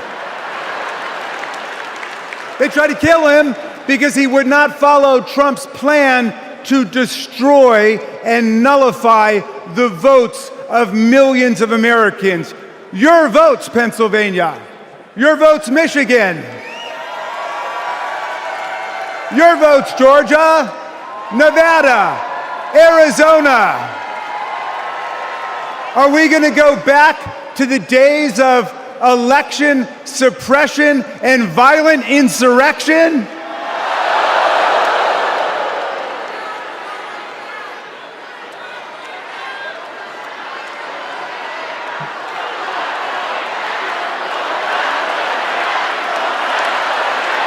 We're not going back.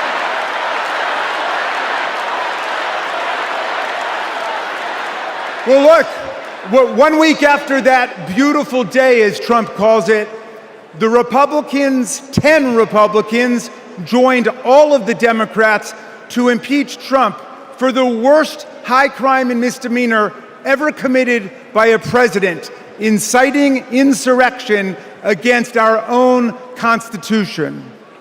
Make no mistake, a man who uses fraud, theft, and violence to take power will commit any crime to keep it. And now Trump's promising to pardon hundreds of his fellow criminal convicts and insurrectionists. He calls for, quote, the termination of all rules, regulations, and articles, even those in the Constitution. My friends, are we the people going to let Donald Trump terminate our Constitution and obliterate the blessings of liberty for our posterity? That's right, we're going to elect Kamala Harris. We're going to elect the career prosecutor and inspiring public servant and Coach Walz, and we're going to defeat Donald Trump, the career criminal and incorrigible recidivist con man, and his pet chameleon, J.D. Vance.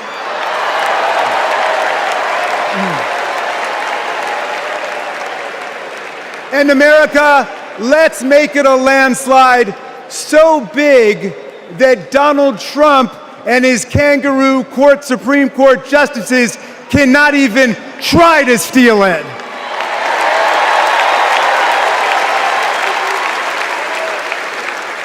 Let's make every vote count. Let's make sure every vote is counted. Let's let freedom ring, and let's let democracy work in America.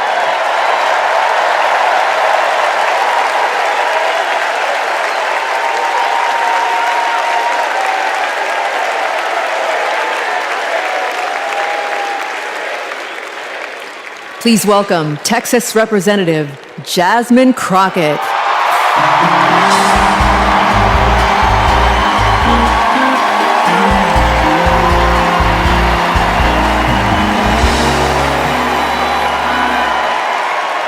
Well, good evening, America!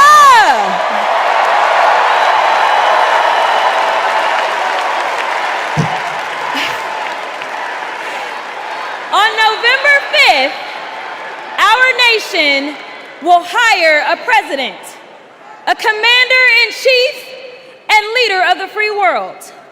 So let's compare their resumes, shall we? One candidate worked at McDonald's while she was in college at an HBCU. HU. The other was born with a silver spoon in his mouth and helped his daddy in the family business. Housing discrimination, that is. She became a career prosecutor while he became a career criminal. With 34 felonies, 2 impeachments, and 1 porn star to prove it.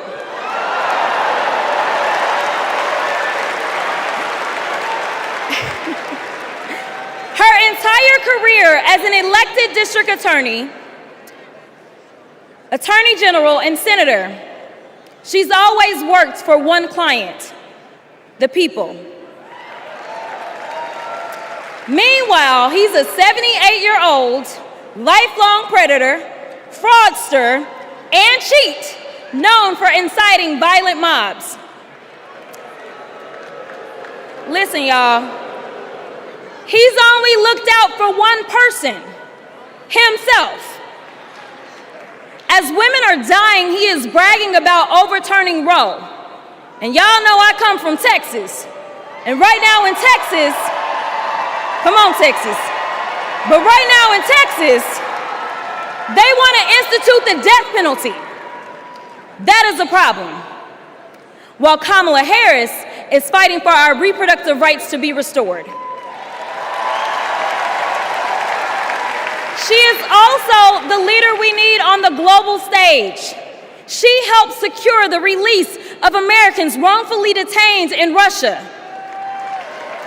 At the same time, he cozies up to his role model, Vladimir Putin, and MAGA holds legislation hostage here at home, critical resources to secure the border, military aid to Ukraine, and even the Farm Bill. She's lived the American dream while he's been America's nightmare.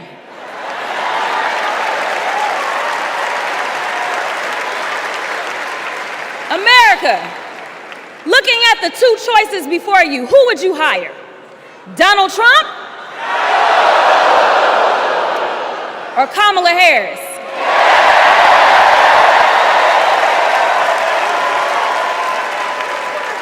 Kamala Harris has a resume. Donald Trump has a rap sheet.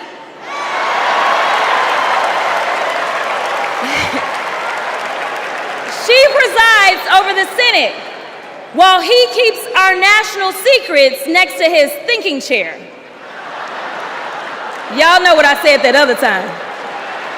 In Mar-a-Lago. Well, Donald Trump wants to put our 1787 Constitution through his Project 2025 paper shredder and make every day January 6th, Kamala Harris is fighting to fulfill the promise of America. In the real world, this wouldn't even be close. But this election is. Don't make a mistake. We are the underdogs in this fight, even though there is only one person qualified, only one person who's done the work and who has delivered the results. And she needs you. She needs your one vote this November. Can we count on you?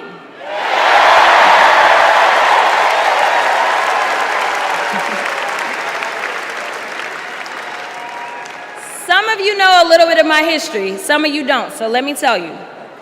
I was a public defender.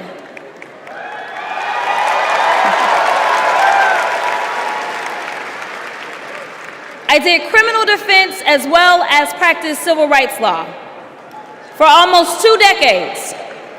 I know a good prosecutor when I see one. Kamala Harris is the kind of prosecutor we long for in the cases like those of Breonna Taylor. Yeah.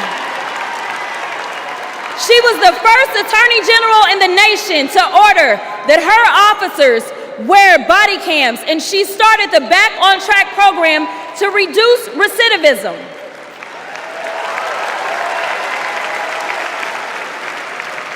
Listen, y'all, she did all these things because she genuinely cares about people. She sees each person as just that, a person, not a statistic. She's proven that since the first day she stepped into a courtroom and said what y'all already heard Hillary say, I did not copy out for her speech. I just want y'all to know. She walked into that courtroom and said, Kamala Harris for the people. And she meant that.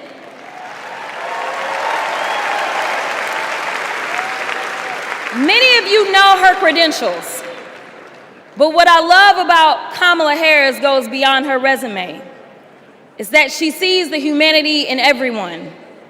She's the only candidate in this race who is capable of empathy. When I first got to Congress, I wasn't sure I made the right decision. The Chaos Caucus couldn't elect a speaker, and the Oversight Committee was unhinged. I was going through all of this when I visited the Vice President's residence for the first time. As I approached Vice President Harris for our official photo, she turned to me and asked, "What's wrong?" Mind you, we'd never met, but she saw right through me. She saw the distress. I immediately began crying.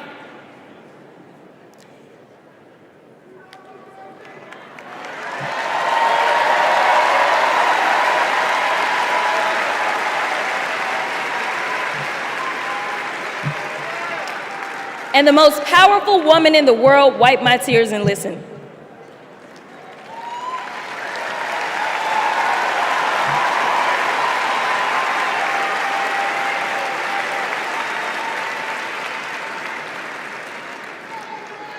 It's so hard for me to tell this story. She then said, among other things, you are exactly where God wants you. Your district chose you because they believe in you, and so do I.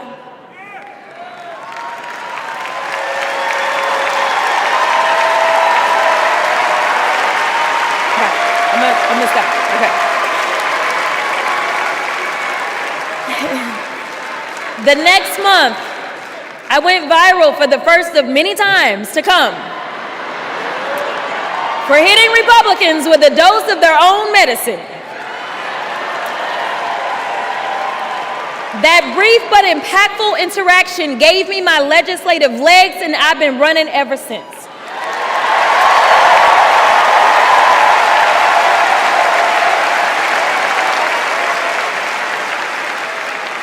The question before us is, will a vindictive, vile villain violate voters' vision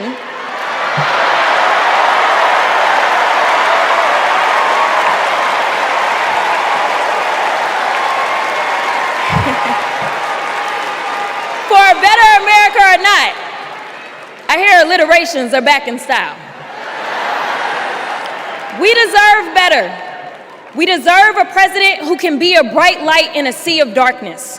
One who will pull us forward, because we won't go back. Amanda Gorman said it best. There's always light if only we are brave enough to see it. If only we are brave enough to be it. Kamala Harris showed me that light. And America, when she is our president, together we will shine as that beacon of hope and freedom around the world once more. God bless y'all.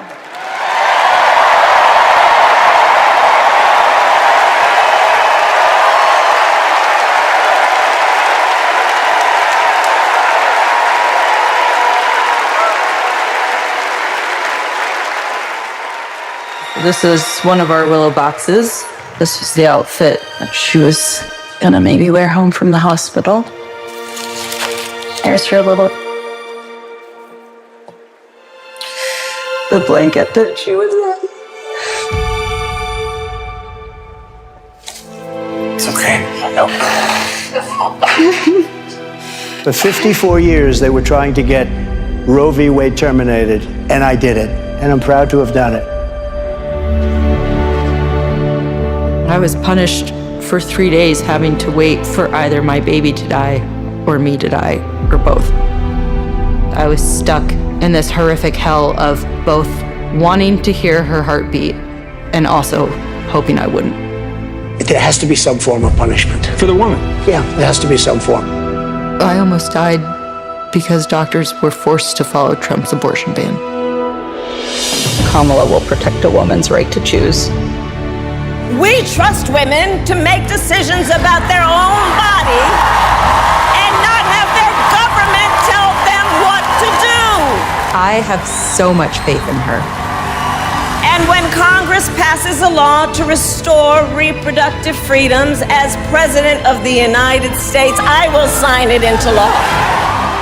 We have to fight for Kamala Harris, our rights, our freedoms, and frankly, our lives. Everything is on the line.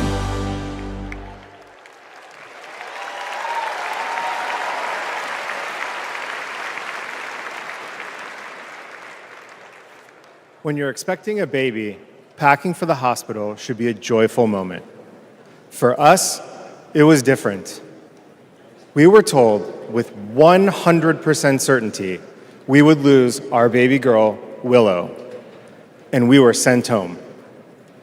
For 3 days, we waited until Amanda was sick enough to receive standard abortion care. Eventually, Amanda's temperature spiked. She was shaking, disoriented, and crashing. I don't remember what I threw into our bag that day, only that instead of welcoming Willow, I was hoping Amanda's life could be saved. I'm here tonight because the fight for reproductive rights isn't just a woman's fight. This is about fighting. This is about fighting for our families. And as Kamala Harris says, our future.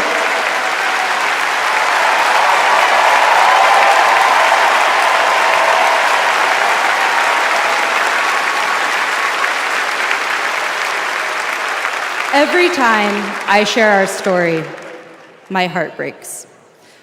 For the baby girl we wanted desperately, for the doctors and nurses who couldn't help me deliver her safely, for Josh, who feared he would lose me too. But I was lucky.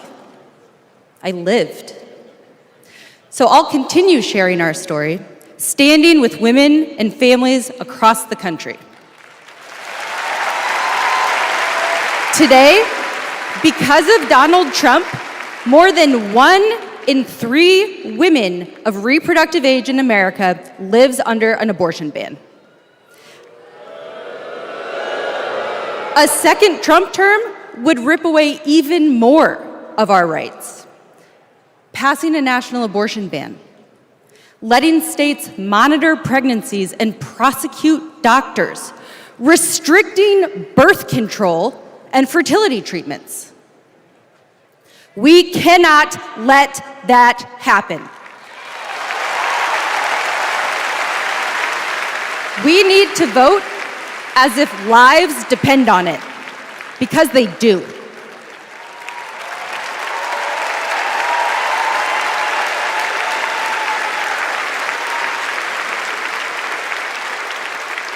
Two years ago, my husband and I were expecting our second child. Our daughter Lauren couldn't wait to be a big sister.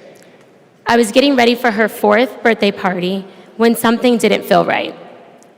2 emergency rooms sent me away. Because of Louisiana's abortion ban, no one would confirm that I was miscarrying. I was in pain, bleeding so much my husband feared for my life. No woman should experience what I endured, but too many have. They write to me saying, what happened to you happened to me. Sometimes they're miscarrying, scared to tell anyone, even their doctors. Our daughters deserve better. America deserves better.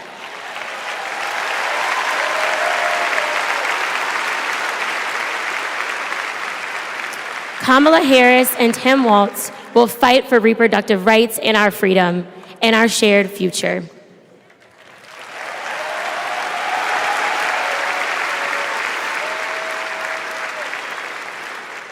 Growing up, I was an all-American girl. Varsity soccer captain, cheerleading captain, homecoming queen, and survivor.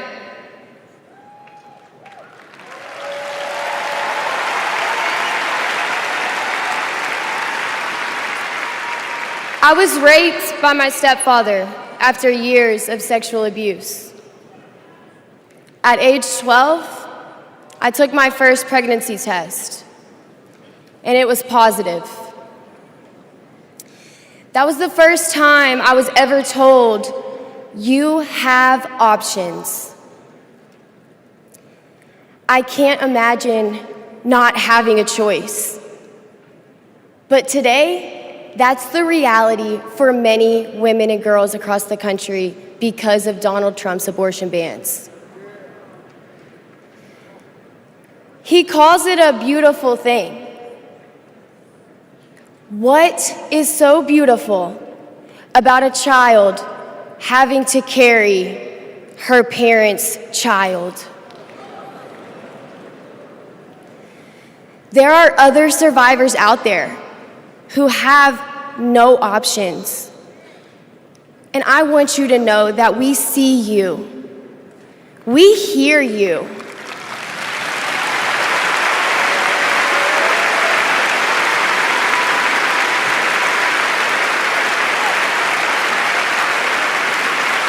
Kamala Harris will sign a national law to restore the right to an abortion.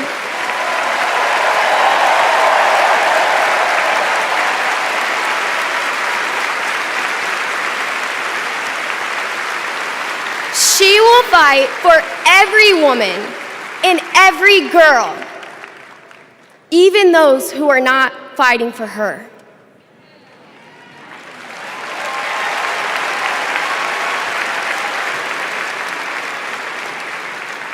And now, I am honored to introduce another champion for women, a leader who's fought for me and for so many others, Governor Andy Beshear.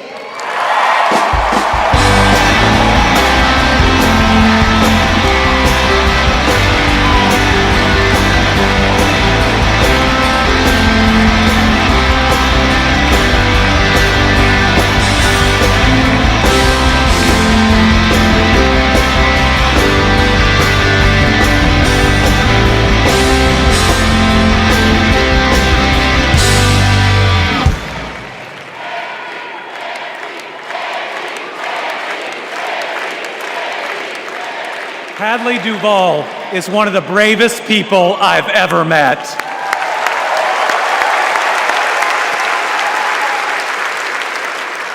I'm amazed at the courage it takes to share her pain, to share her truth. Yet Donald Trump brags about tearing a constitutional right away from Hadley and every other woman and girl in our country. That's why we must tear away any chance he can ever be president ever again.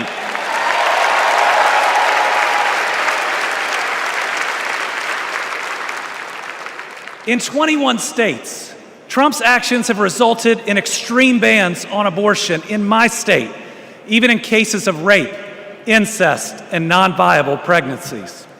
That leaves 12-year-old girls like Hadley with no options. That fails any test of humanity, any test of basic decency, any test of whether you have any underlying empathy. Thankfully, this extremism is being soundly rejected all over our country.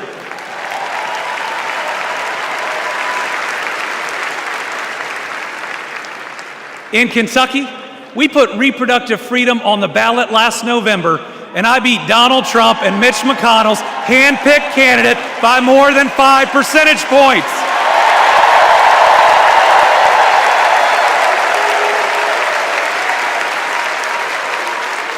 This November, we're going to beat them again. Elect Kamala Harris and Tim Walz and protect reproductive freedom. Folks, Donald Trump appointed the Supreme Court justices who got us into this mess. His Project 2025 goes even further. Here's the thing. Trump and Vance simply don't believe in your freedom. Trump says people are absolutely thrilled that women have their basic rights eliminated. J.D. Vance says women should stay in violent marriages and that pregnancies resulting from rape are simply inconvenient. Their policies give rapists more rights than their victims. That's not inconvenient, it's just plain wrong.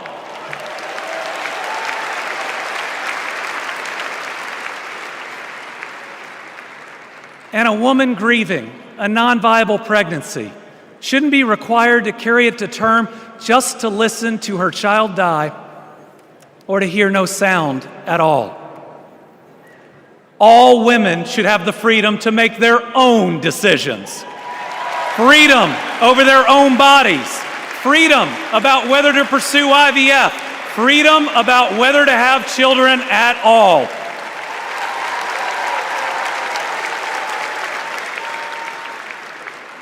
How we treat people transcends party lines. It goes right to the heart of who we are. My faith teaches me the golden rule that I am to love my neighbor as myself. And the parable of the Good Samaritan says we are all each other's neighbors. So I want anyone watching tonight, Republican, Independent, Democrat, to know that you are welcome here.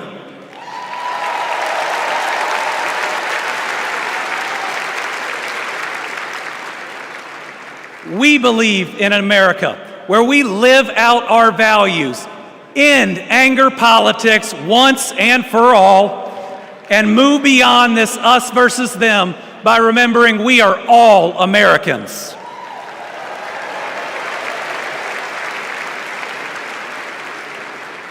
That's how Joe Biden and Kamala Harris lead. They both called to ask how they could help Kentucky in recovering from natural disasters. They helped us improve our roads, our bridges, and invested in our people. They didn't ask me who Kentuckians voted for. They asked me what Kentuckians needed, and folks, they delivered.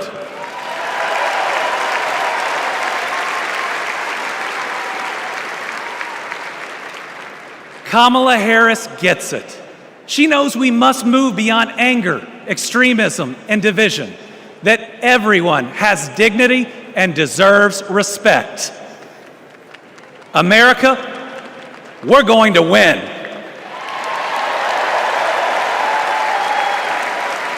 And we're going to win by staying true to our values of compassion, empathy, and doing right by our neighbors. I'm so proud to be all in for the next President of the United States, Kamala Harris. Thank you.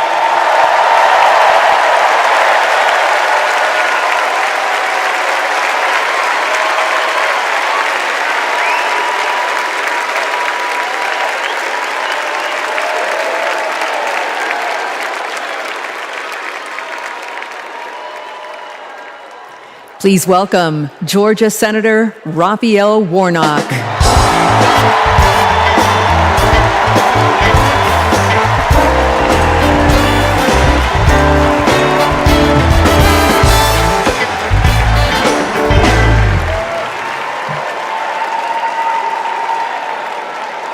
Well,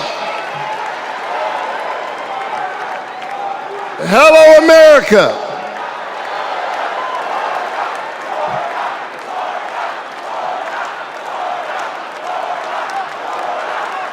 Thank you so very much.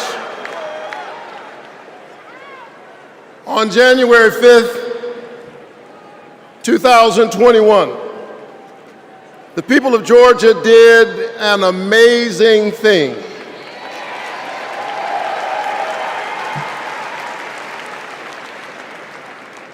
They sent a black kid who grew up in public housing and the Jewish son of an immigrant to the United States Senate in one fell swoop.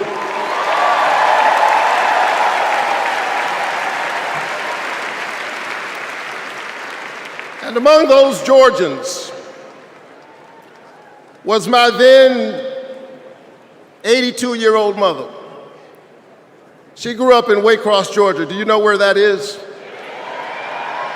It's way across Georgia. She grew up in Waycross, Georgia, where she picked other people's cotton and other people's tobacco. But because this is America, the 82-year-old hands that used to pick somebody else's cotton and somebody else's tobacco picked her youngest son to be a United States Senator.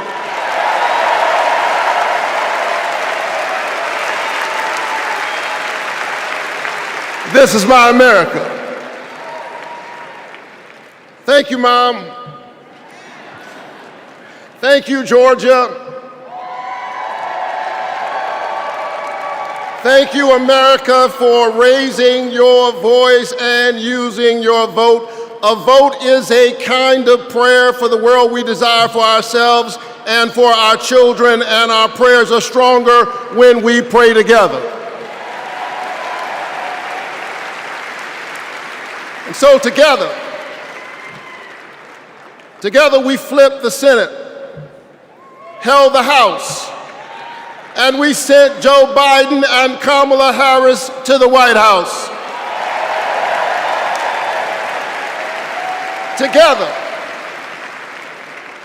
Together we vaccinated our citizens, we fortified our cities and our towns, and we stood by our small businesses together we set out to heal the land.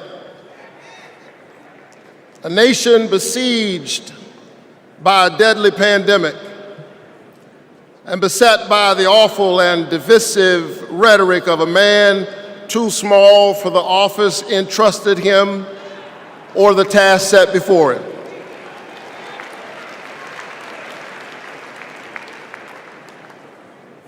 The day after my January 5th election, he instigated an insurrection, a violent assault on our nation's capital and the peaceful transfer of power, all driven by the big lie. But behind the big lie was an even bigger lie. It is the lie that this increasingly diverse American electorate does not get to determine the future of the country. The lie and the logic of January 6th is a sickness. It is a kind of cancer that then metastasized into dozens of voter suppression laws all across our country.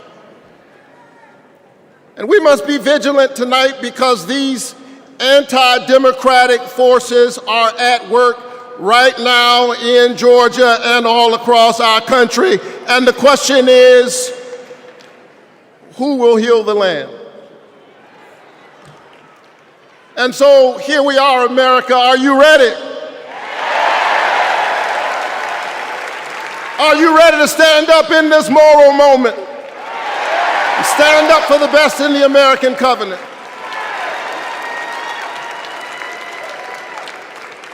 Elections are about the character of a country. And we must decide, again, we are the latest generation of Americans who get to decide what kind of country we want to be. And we must choose between the promise of January 5th and the peril of January 6th. A nation that embraces all of us or just some of us. Donald Trump's America is the America of January 6th. People who have no vision traffic in division. He does not know how to lead us, and so he wants to divide us. America, make no mistake, Donald Trump is a plague on the American conscience.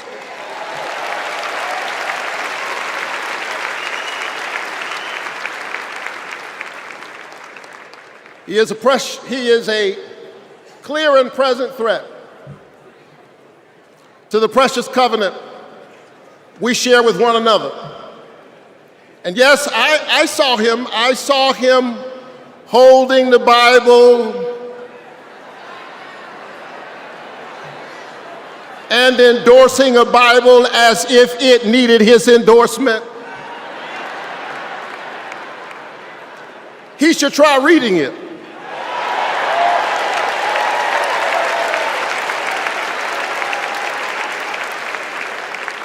It says, do justice, love kindness, and walk humbly with your God. He should try reading it. It says, love your neighbor as yourself. It says, inasmuch as you've done it unto the least of these, you have done it also unto me.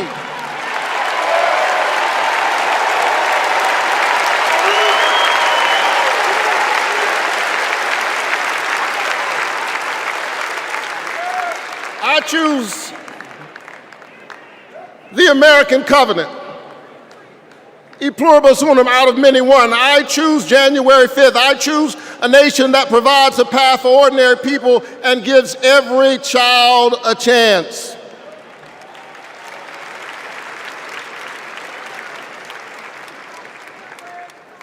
And that's Joe Biden's America. And he's been fighting for it for more than a half century. President Biden, America is so much better because of you, a true patriot who has always put the people first. Thank you, Joe.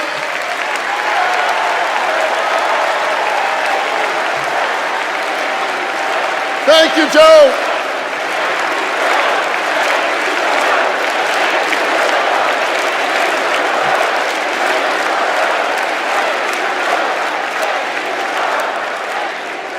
But I'll tell you something else. Not only is that Joe Biden's America, that's Kamala Harris's America.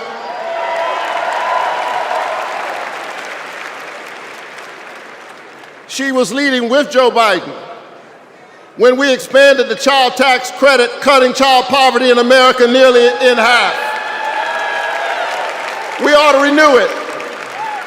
She cast a tie-breaking vote for my bill capping the cost of insulin to no more than $35 per month for seniors. We ought to extend it to everybody.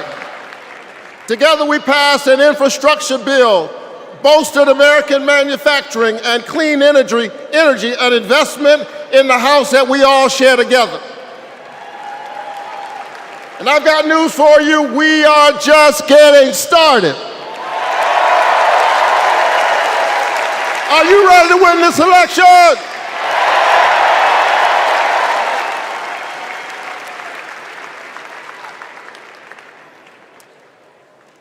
Kamala Harris and Tim Walz represent the new way forward.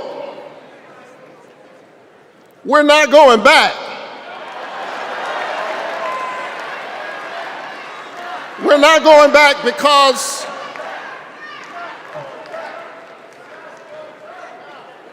we are the United States of America. We always dream about the future. And so forward on women's reproductive rights, because we believe that a patient's room is too small and cramped a space for a woman, her doctor, and the United States government. That's too many people in the room.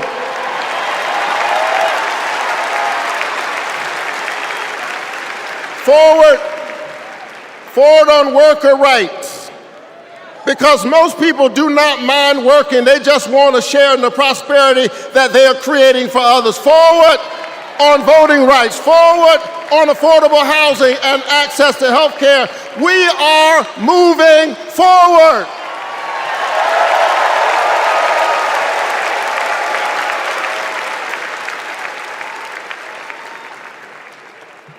And so I'm inspired tonight.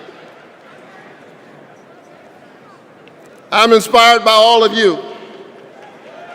I'm inspired by the resilience of an American spirit that has rebounded from the pandemic and is holding at bay the forces that are trying to divide us. And I'm inspired tonight by the memory of my late father, a preacher and a junk man. Monday through Friday, he lifted old broken cars and put them on the back of an old rig.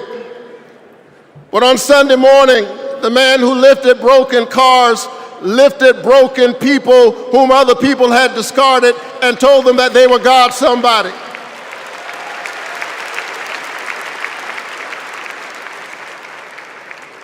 My dad discovered strength in the broken places, a power made perfect in weakness.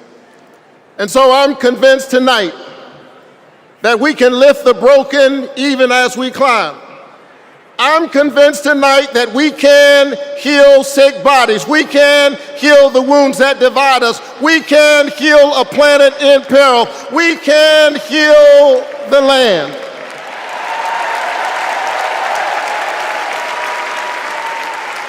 And in a strange way,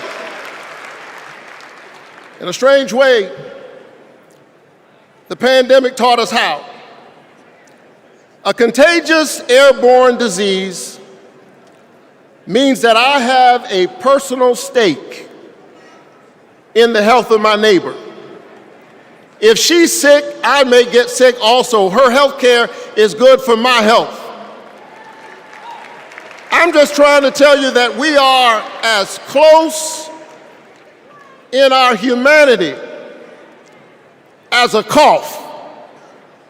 I need my neighbor's children to be okay so that my children will be okay. I need all of my neighbors' children to be okay.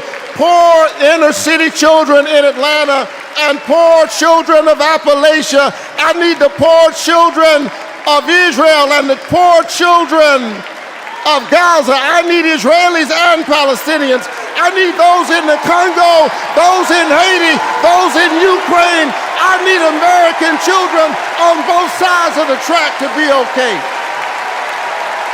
Because we are all God's children. And so let's stand together. Let's work together. Let's organize together. Let's pray together. Let's stand together. Let's heal the land. God bless you. Keep the faith and keep looking up.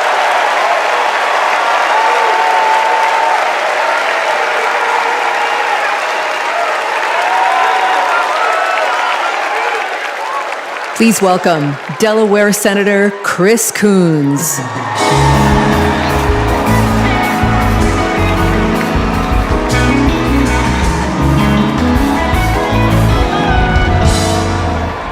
Good evening, folks. Good evening, America. Good evening, Chicago. Are there any Democrats in the room tonight? Folks, we are on the verge of making history. We are on the verge of an historic election. And I want to talk with you for just a few minutes about my dear friend, our president, Joe Biden. Joe Biden's mom had a saying: "You are defined by your courage, and you are redeemed by your loyalty." 4 years ago, I had the honor of helping introduce Joe Biden to our national convention. I spoke about Joe's faith, his love of family, his determination to restore the soul of our nation. Back in 2020, America was nearly flat on our back from a deadly pandemic, an economic collapse, and then in January, an assault on our democracy. All of this, because the drama and chaos of our former president had knocked us down. But folks, Joe Biden's courage, Joe Biden's faith in us, Joe Biden's determination to heal the soul of our nation gave us hope and gave us confidence. Someone who has himself been knocked down by life time and again. Joe Biden knows the grit and determination of the American people. He believed in us, and Joe Biden helped us get back up again.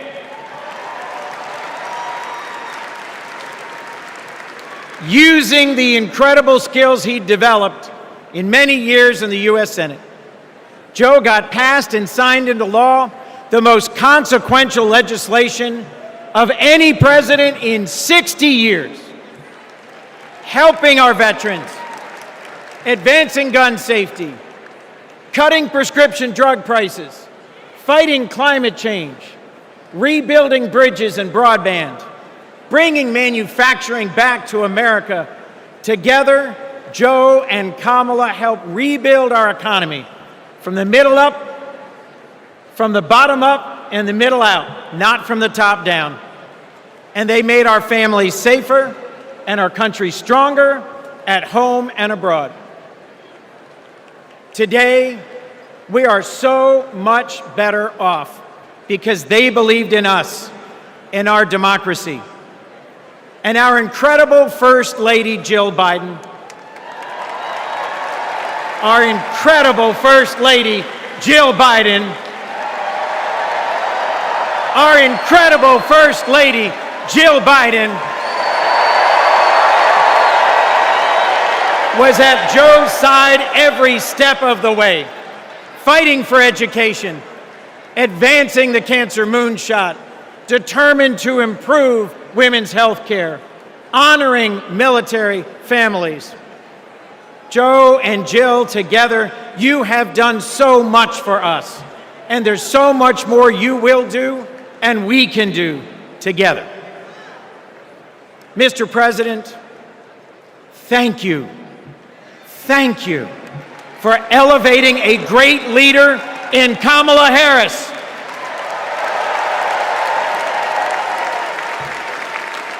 Vice President Harris, thank you for choosing a great running mate with a heart for the middle class like yours in Sergeant, Congressman, Coach, Governor Tim Walz.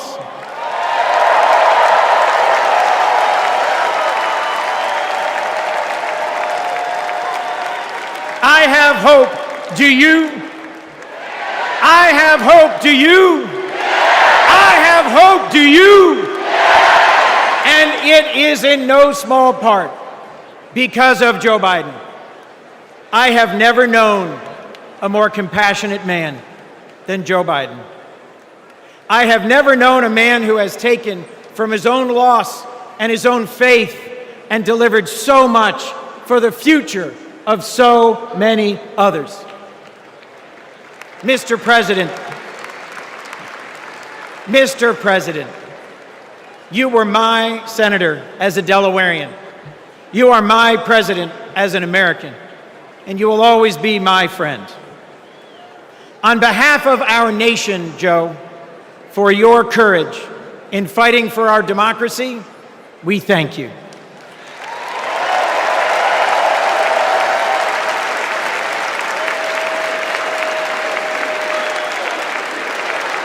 On behalf of our Democratic Party, for your loyalty in fighting for our democratic values, we thank you.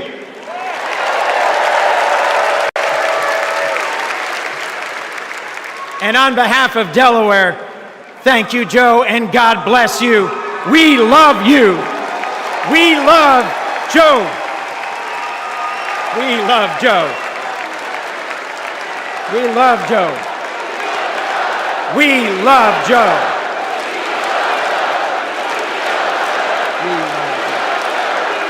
Thank you all. We love Joe. God bless you, and thank you very much.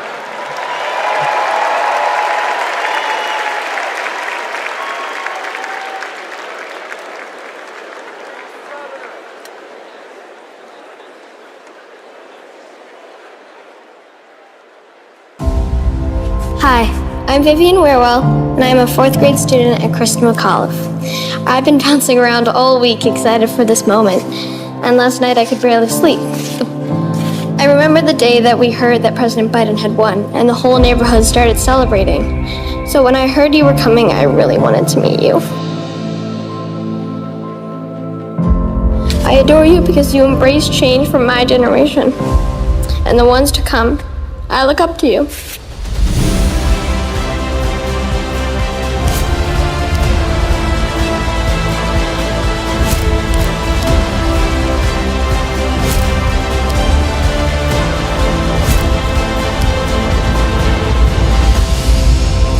Now it is my honor to introduce our First Lady, Dr. Jill Biden.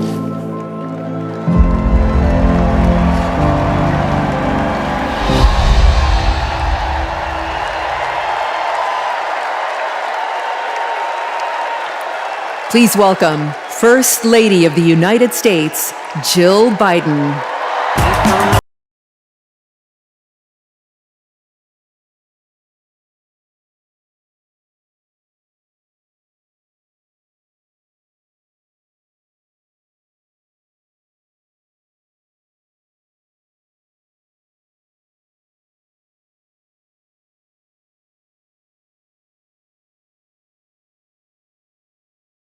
Thank you.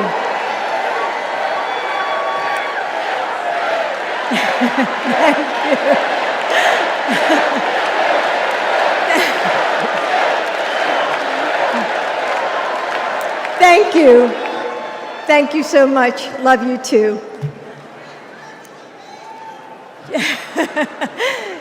Joe and I have been together for almost 50 years. And still, there are moments when I fall in love with him all over again. like when I handed him our baby Ashley for the first time and saw the smile that lit up his face. Or on nights after an exhausting day working in the Senate, when he would read one more bedtime story just because the kids asked.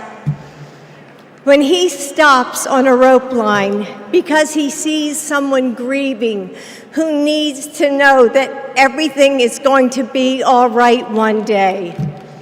Or to encourage that child with a stutter to find the confidence she needs. Those moments when I'm reminded of all he's accomplished in the name of something bigger than himself. Receiving the Medal of Freedom with humility.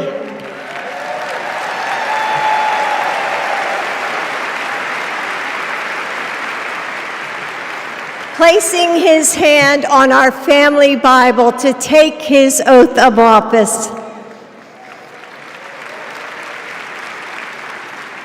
And weeks ago, when I saw him dig deep into his soul and decide to no longer seek re-election and endorse Kamala Harris.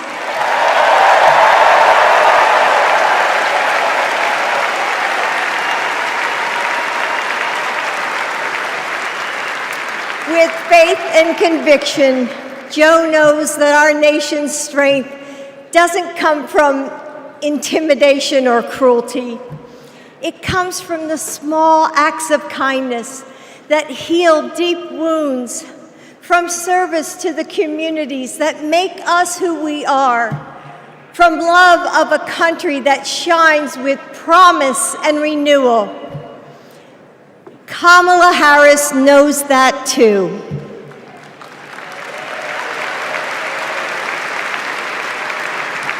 Our son, Beau, first worked with Kamala when he was Attorney General of Delaware. He told me at the dinner table one night, "Mom, she's special, someone to keep your eye on." And he was right. Joe and I know Kamala. We have seen her courage, her determination, and her leadership up close. Kamala and Tim, you will win.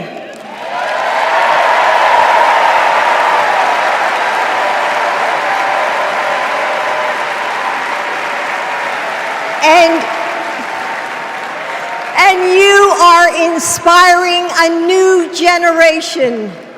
We are all a part of something bigger than ourselves, and we are stronger than we know. The future of our country is in the hands of those in this room and all of you watching at home. It's going to take all of us, and we can't afford to lose. With faith in each other, hope for a brighter future, and love for our country, we will fight and we will win together. Thank you. Thank you.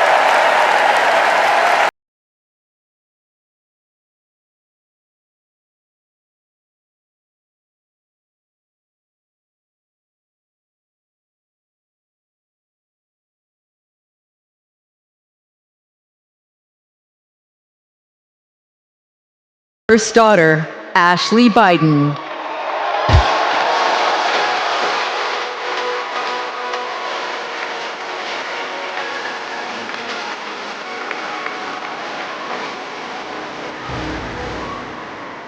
Good evening. I have this memory. It's the eve of my 8th birthday. Dad is still in DC, tending to urgent matters in the Senate. That night, as a surprise, Mom told me, Beau, and Hunter to get in the car.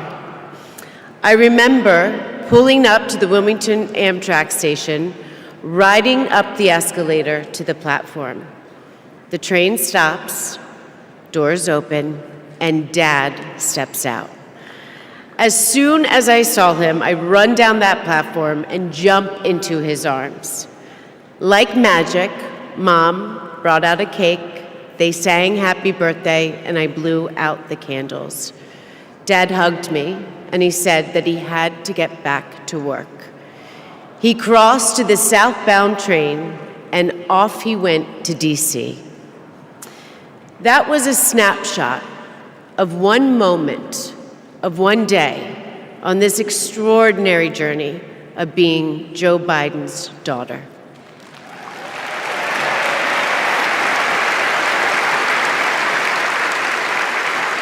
Joe Biden is the OG girl dad.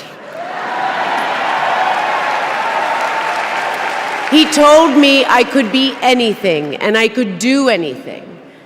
As a child, I would sit on the leather chair in his office doing my homework, and he would sit next to me doing his work, drafting the Violence Against Women Act.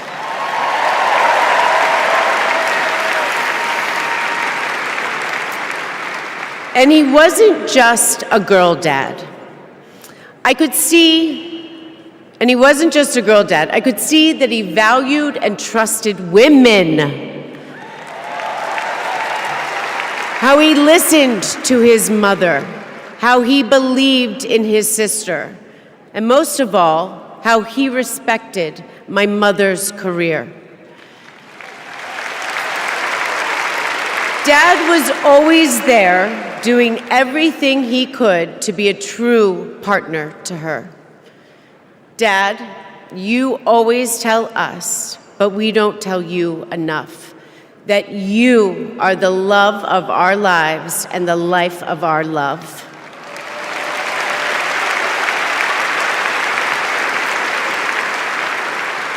I had my wedding reception in my parents' backyard. At the time, my dad was vice president.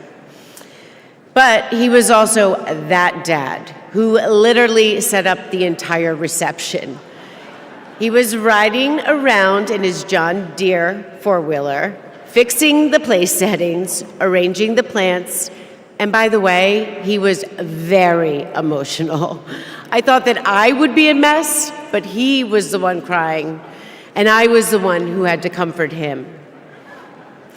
Before he walked me down the aisle, he turned to me and said that he would always be my best friend. All these years later, Dad, you are still my best friend. His example in service inspired my career. I'm a social worker in Philadelphia.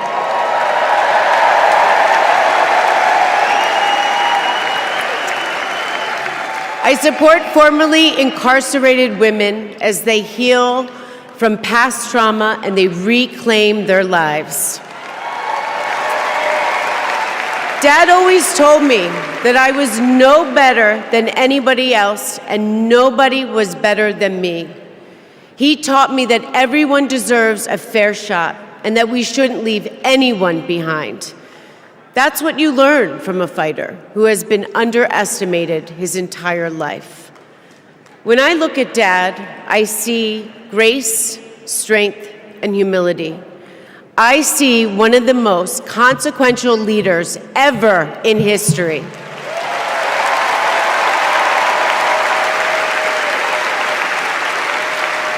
And I also know that he never stops thinking about you, about your dreams, about your dignity, about your opportunities, about your family. Dad knows that family is everything. When Hunter and I lost our brother Beau to cancer in 2015, the grief and the pain felt like it might never end. Dad had the capacity to step out of his own pain and absorb ours. And I know that Beau is here with us tonight, as he is always with us.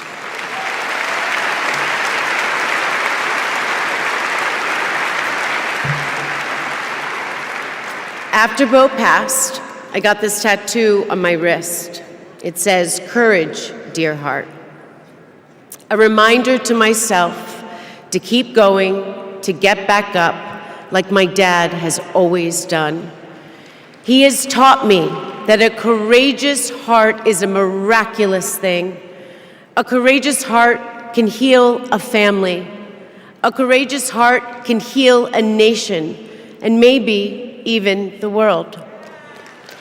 And now, this election requires the courageous hearts of all of us. In 2020, my dad selected Kamala Harris to beat Donald Trump. And he knows in 2024, she will beat Donald Trump again.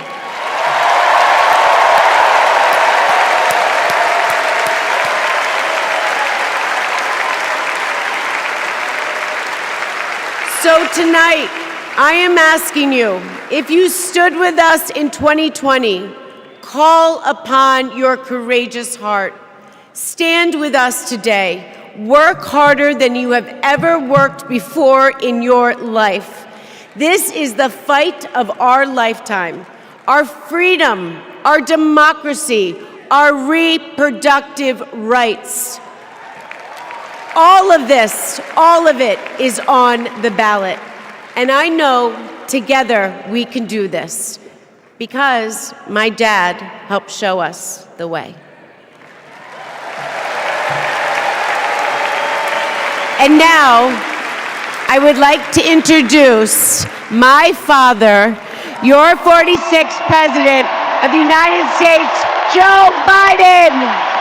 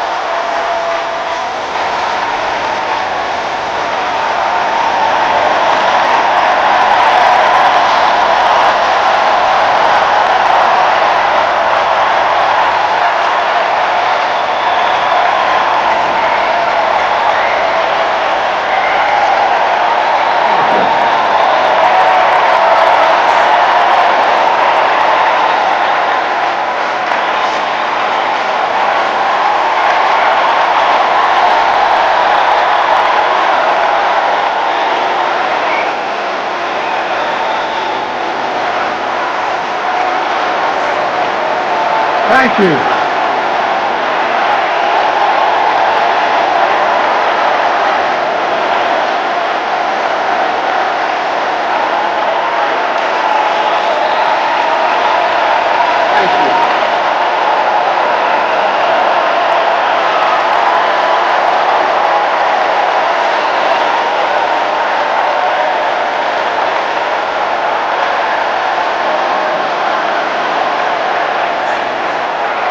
Thank you, thank you, thank you.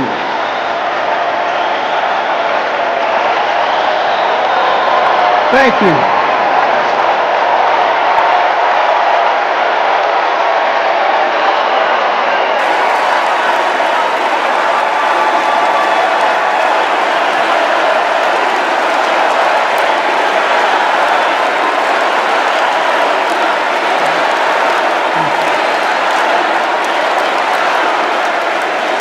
Thank you, thank you, thank you.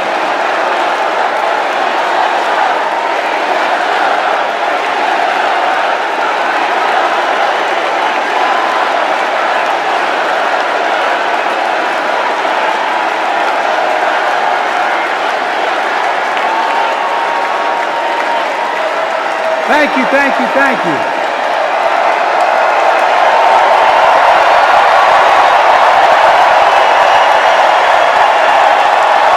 Thank you.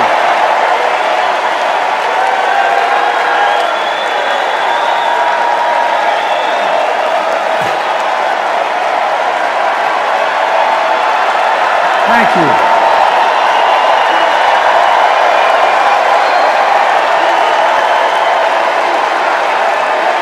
Thank you. I love you. Thank you.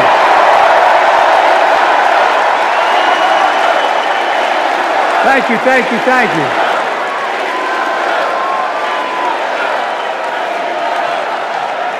That was my daughter.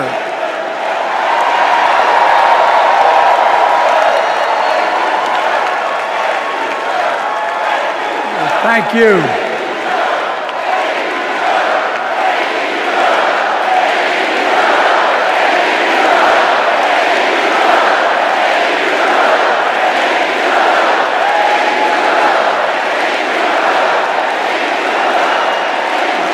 Thank you, thank you, thank you.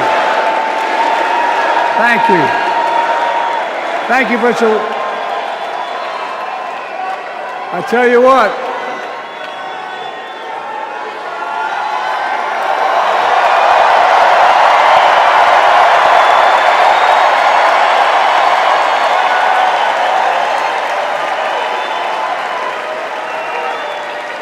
To my dearest daughter Ashley, God love you, you're incredible.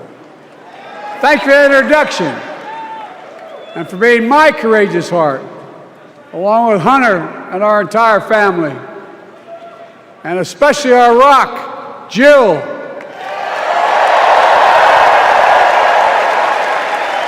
Who, as those of you who know us, she still leaves me both breathless and speechless. Everybody knows her. I love her more than she loves me. She walks down the stairs and I still get that going boom, boom, boom. You all will know me. No, I'm kidding. Let's give a special round of applause to our First Lady, Jill Biden.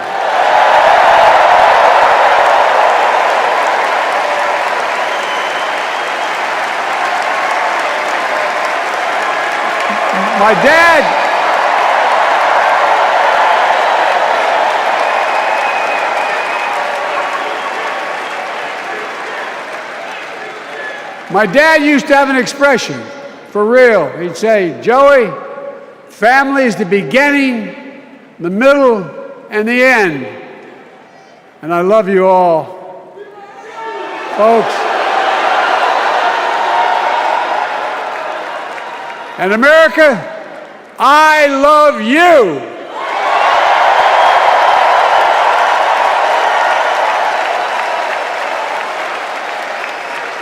Folks, let me ask you.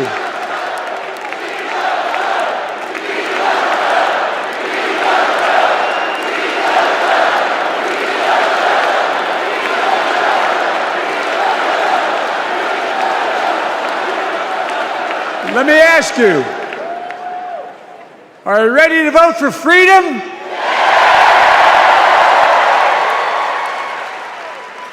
Are you ready to vote for democracy and for America?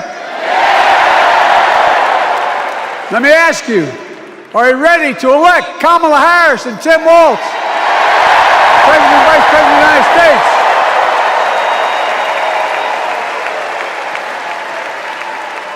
My fellow Democrats, my fellow Americans, nearly 4 years ago, in winter, on the steps of the Capitol on a cold January day, I raised my right hand and I swore an oath to you and to God to preserve, protect, and defend the Constitution and to faithfully execute the office of the President of the United States. In front of me was the city surrounded by the National Guard.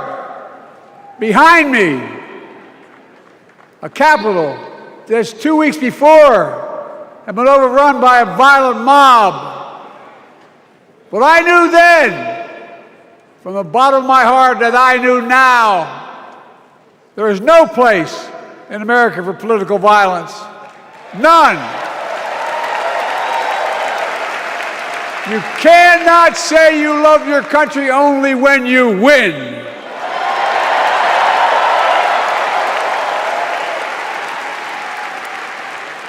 In that moment, I wasn't looking to the past. I was looking to the future.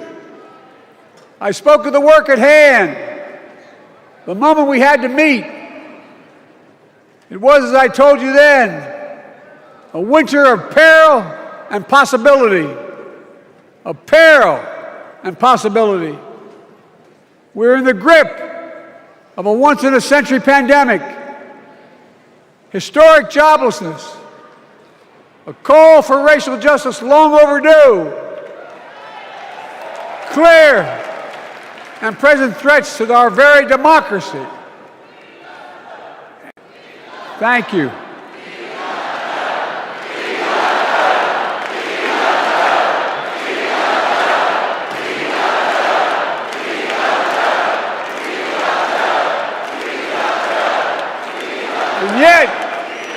And yet I believed then, and I believe now, that progress was and is possible. Justice is achievable, and our best days are not behind us, they're before us.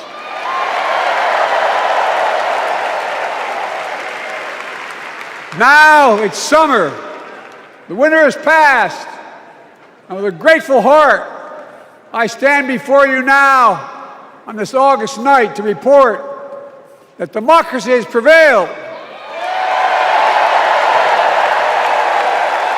Democracy has delivered. And now democracy must be preserved.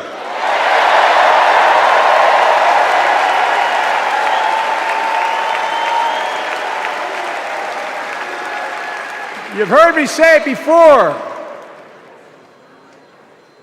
We're facing an inflection point. One of those rare moments in history when the decisions we make now will determine the fate of our nation and the world for decades to come. That's not hyperbole, I mean it literally. We're in a battle for the very soul of America. I ran for president in 2020 because of what I saw in Charlottesville in August of 2017.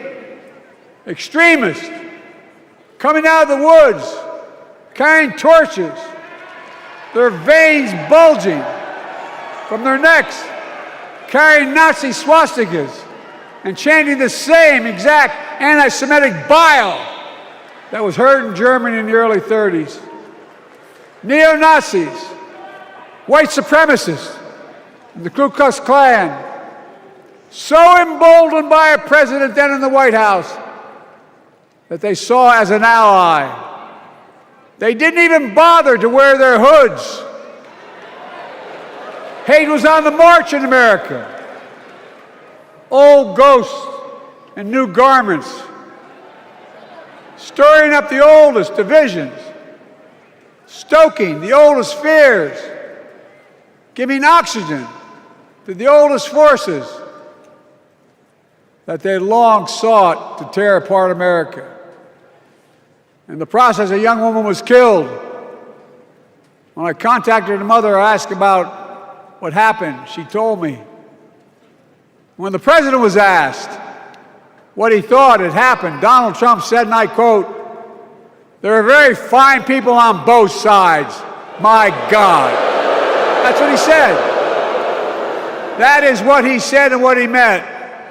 That's when I realized, had listened to the admonition of my dead son, I could not stay in the sidelines. So I ran.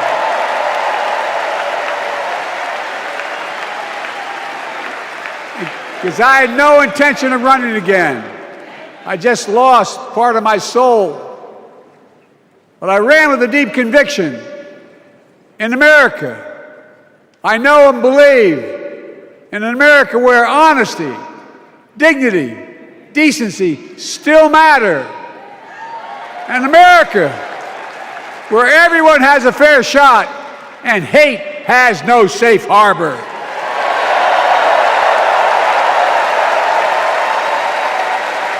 An America where the fundamental creed of this nation, that all of us are created equal, is still very much alive. And a broad coalition of Americans joined with me. 81 million voters voted for us. More than any time in all of history. Because of all of you in this room and others, we came together in 2020 to save democracy.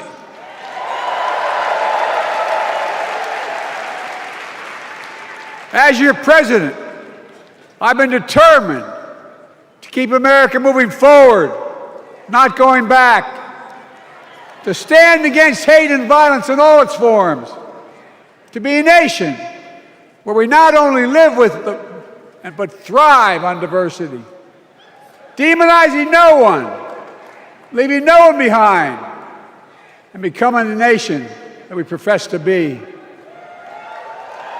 I also ran to rebuild the backbone of America, the middle class.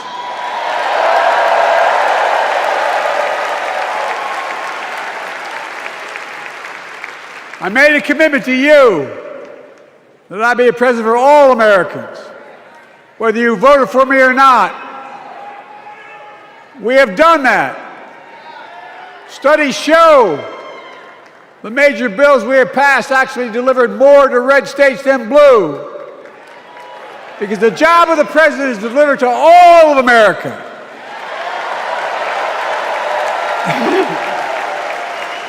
And because of you, and I'm not exaggerating, because of you, we've had one of the most extraordinary 4 years of progress ever, period. When I say we, I mean Kamala and me. Just think about it. COVID no longer controls our lives. We've gone from economic crisis to the strongest economy in the entire world. Record 16 million new jobs, record small business growth, record high stock market, record high 401ks, wages up, and inflation down, way down, and continuing to go down.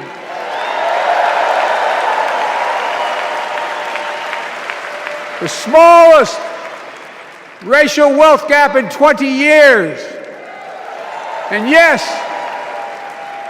we both know we have more to do, but we're moving in the right direction. More Americans have peace of mind that comes from having health insurance. More Americans have health insurance today than ever before in American history.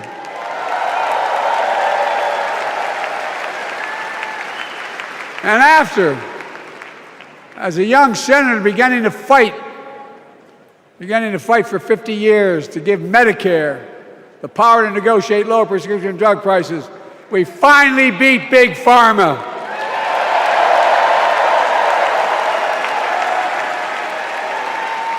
And guess who cast the tie-breaking vote? Vice President, soon-to-be President Kamala Harris.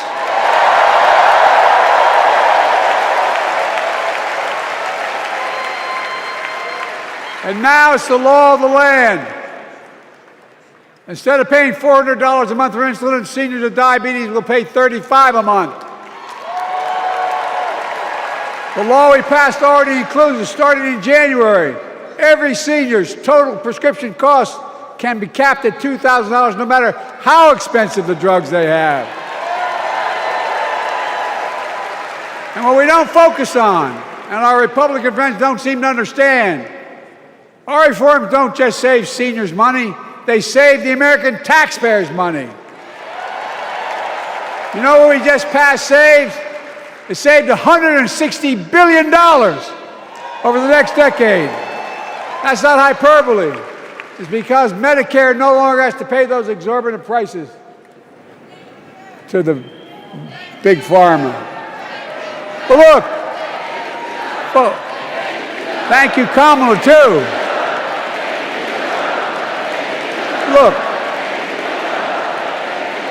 folks, how can we have the strongest economy in the world without the best infrastructure in the world?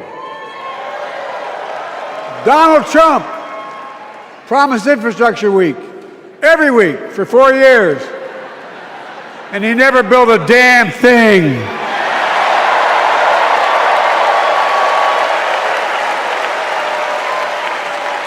But now, because of what Kamala and I have done, remember we were told we couldn't get it done. Remember when we came into office, we couldn't get anything passed? But right now, we're giving America an infrastructure decade, not week. We're modernizing our roads, our bridges, our ports, our airports, our trains, our buses. Removing every lead pipe from schools and homes so every child can drink clean water. Providing affordable high-speed internet for every American, no matter where they live, not unlike what Roosevelt did with electricity. And so much more. We are uniting the country.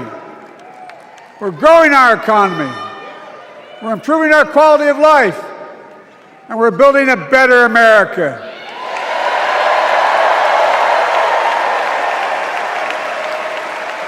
Because that's who we are. How can we be the strongest nation in the world without leading the world in science and technology?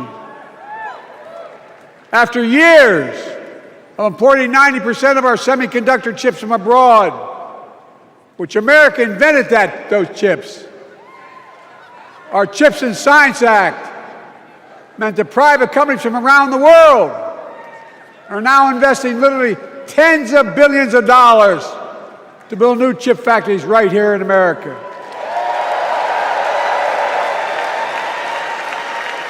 And over that period, they'll create tens of thousands of jobs. And many of those jobs in the so-called fabs, the buildings that make the chips, that's being constructed now. And guess what? The average salary in those fabs, size of a football field, will be over $100,000 a year, and you don't need a college degree.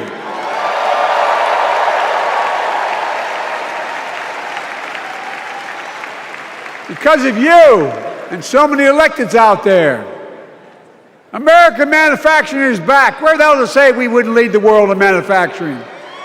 800,000 new manufacturing jobs.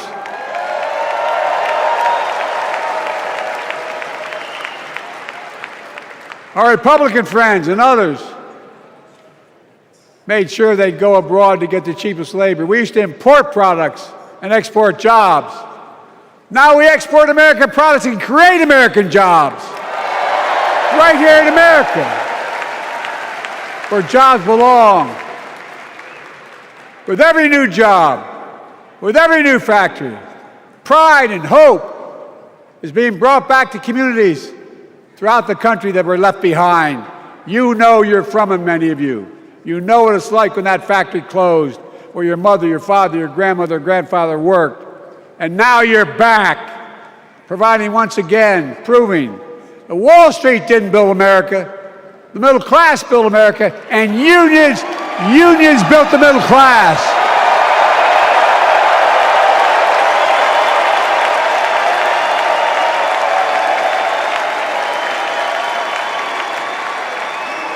It's been my view since I came to the Senate. And that's why I'm proud to have been the first president to walk a picket line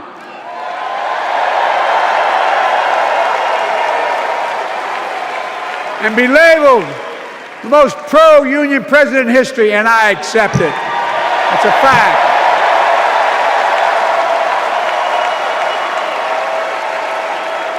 Because when unions do well, we all do well.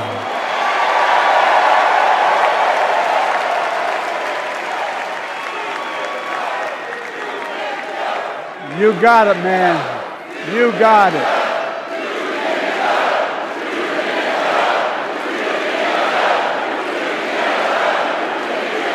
I agree. I'm proud. Look, remember we told we couldn't get anything done because we couldn't get anything done in the Congress? Well, with your support, we passed the most significant climate law in the history of mankind.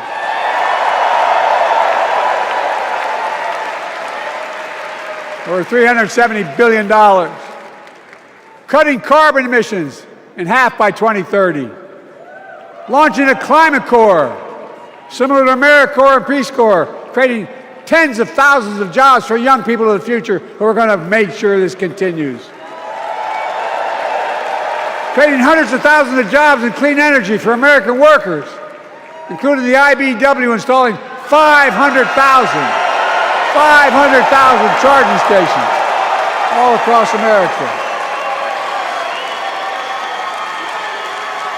And in the process, reducing carbon emissions. And we're seeing it. We're seeing to it that the first beneficiaries of environmental initiatives are those fence-line communities that have been smothered by the legacy of pollution. Louisiana and Delaware, Route 9, all the factories, all those chemical factories are right next to the poorest neighborhoods. They're the ones we're going to bring back.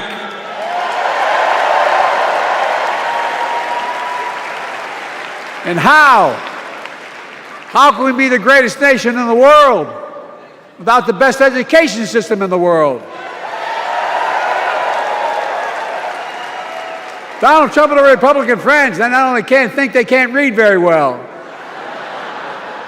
Seriously, think about it. Look at their Project 2025. They want to do away with the Department of Education. Well, during the pandemic, Kamala and I helped states and cities get back their schools back open. And we gave public school teachers a raise. We created apprenticeships with businesses and communities, putting students on a path to a good paying job, whether or not they go to college.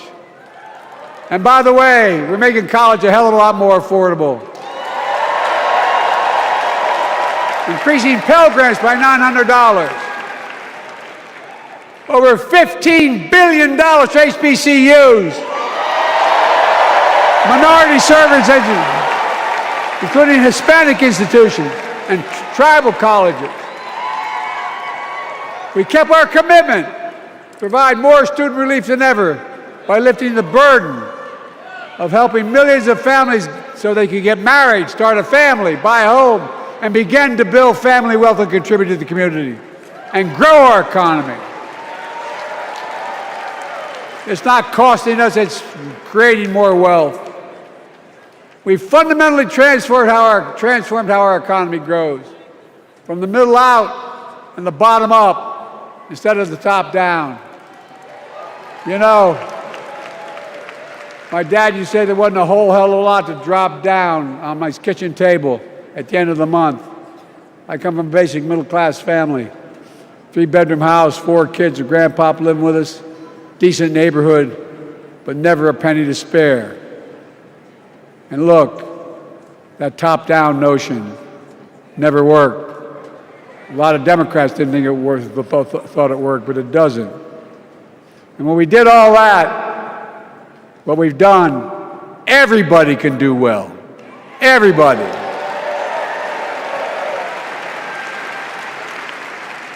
Donald Trump calls America a failing nation. No, I'm serious. But think about this. Think about this.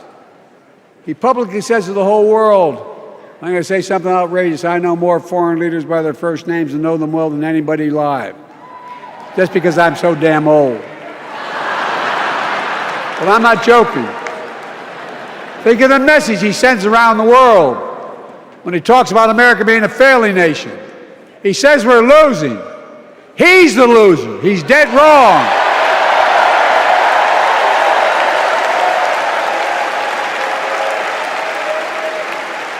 Many of you are very successful people who travel the world.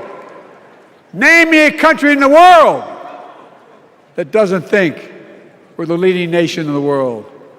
Without America, not a joke, think about it. I'm being literal.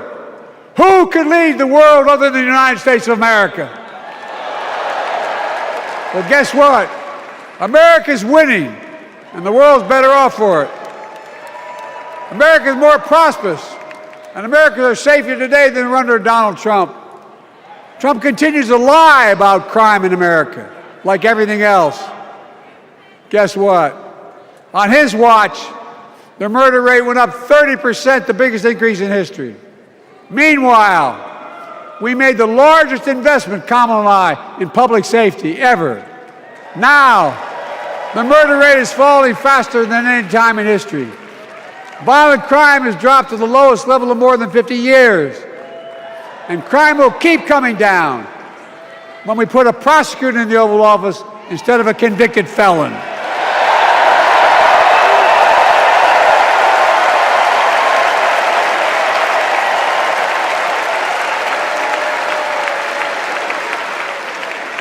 And folks, the distinguished senator from the C Senator from California and I passed the first ban on assault weapons.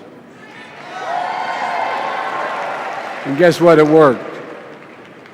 If we care about public safety, we need to prevent gun violence. And what makes me ashamed when I travel the world, which I do, more children in America are killed by a gunshot than any other cause in the United States. More die from a bullet than cancer, accidents, or anything else in the United States of America. My God. That's why Kamala and I are proud. We beat the NRA when we passed the first major bipartisan gun safety law in 30 years.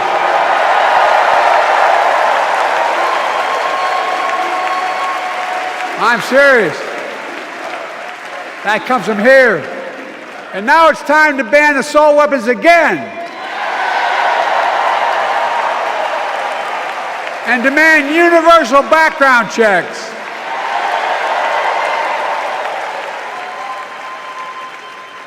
It's hard.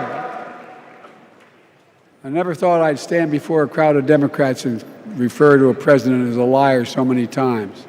No, I'm not trying to be funny. It's sad. Trump continues to lie about the border. Here's what he won't tell you. Trump killed the strongest bipartisan border deal in the history of the United States that we negotiated with the Senate Republicans. Took 4 weeks. Once it passed, and never acknowledged the most expansive border change in American history.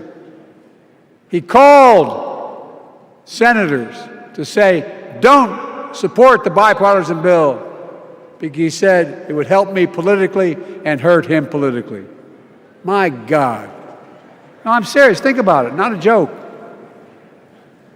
Ask even the press who doesn't like me. They'll tell you that's true. Typically, Trump, once again, putting himself first and America last. Then I had to take executive action. The result of the executive action I took, border encounters have dropped over 50%. In fact, there are fewer border crossings today than when Donald Trump left office. And unlike Trump, we will not demonize immigrants, saying they're the poison of blood of America. Poison the blood of our country. Kamala and I are committed to strengthening legal immigration, including protecting dreamers and more.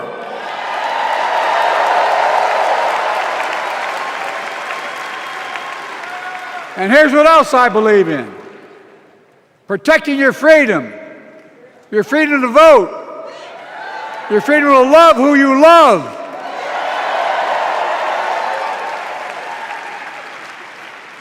and your freedom to choose.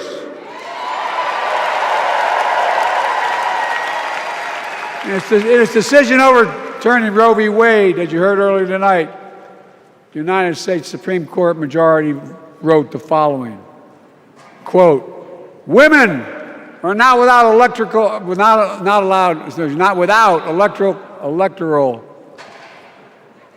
or political power. No kidding.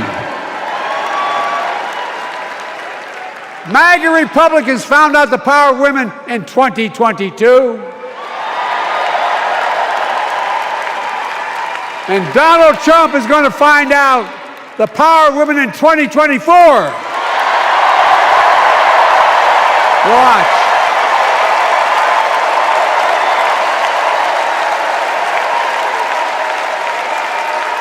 And where Trump And as mega Republican right-wingers seek to erase history, we Democrats continue to write history and make more history. I'm proud to have kept my commitment to appoint the first black woman in the United States Supreme Court.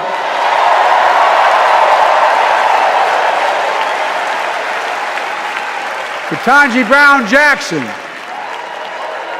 a symbol for every young woman in America that you can do anything. I'm proud that I've kept my commitment to have an administration that looks like America and that taps in to the full talent of our nation. The most diverse cabinet in history, including the first black woman of South Asian descent to serve as vice president. And will soon serve as the 47th president of the United States.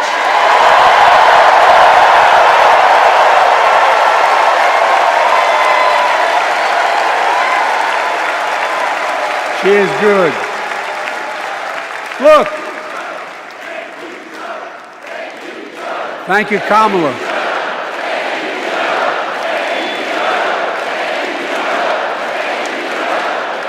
Folks, I've long said we have many obligations as a nation, but I got in trouble years ago for saying I'd make no apologies. We have only one truly sacred obligation: to prepare and equip those we send to war and care for them and their families when they come home and when they don't.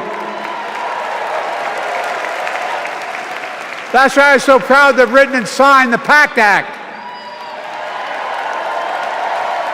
one of the most significant laws ever, helping veterans and their families exposed to toxic materials like burn pits and Agent Orange. I was around during the Vietnam War. It's hard. Nobody was able to prove that their illness was a consequence of Agent Orange. And no one was able to prove initially that because they lived in burn pits like my son lived next to in Iraq for a year, that it was the cause of their illness. But because of the PACT Act, a surviving spouse with 2 children is now eligible for a stipend of about $3,000 a month. And those children who lost a parent are eligible for tuition benefits to go to college and to get job training. It's already helping over 1 million veterans and their families just so far. Well, I love them, and I'm so proud of my son's service. We get it. But guess who doesn't get it and doesn't respect our veterans? We know from his own chief of staff, the 4-star General John Kelly, that Trump, when in Europe, would not go to the grave sites in France. The brave service members who gave their lives to this country. He called them suckers and losers. Who in the hell does he think he is? Who does he think he is? There's no words for a person. They are not the words of a person not worthy of being commander-in-chief. Period. Not then, not now, and not ever. I mean that. I mean that from the bottom of my heart.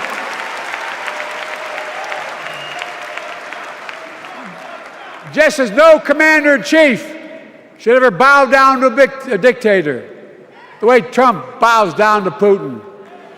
I never have, and I promise you, Kamala Harris will never do it. Will never bow down. When Trump left office, Europe and NATO was in tatters. Not a joke. America First doctrine changed our whole image in the world. Well, they gave the hours, about 190 hours sum total, me and my counterparts or heads of state in Europe, to strengthen NATO. We did. We united Europe like it hadn't been united for years, adding Finland and Sweden to NATO. 10 days before he died, Henry Kissinger called. and said, not since Napoleon has Europe not looked over their shoulder at Russia with dread, until now. Until now. Well, guess what? Putin thought he'd take Kyiv in 3 days. 3 years later, Ukraine is still free.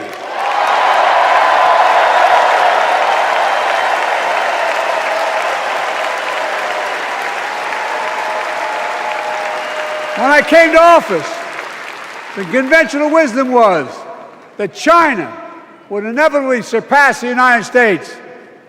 They haven't noticed. No one's saying that now.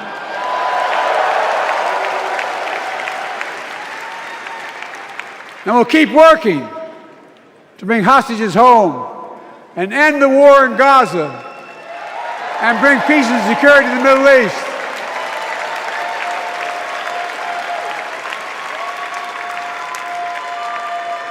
As you know, I wrote a peace treaty for Gaza. A few days ago, I put forward a proposal that brought us closer to doing that than we've done since October 7th. We're working around the clock, my Secretary of State, to prevent a wider war and reunite hostages with their families and surge humanitarian health and food assistance into Gaza now. To end the civilian suffering of the Palestinian people, and finally deliver a ceasefire and end this war.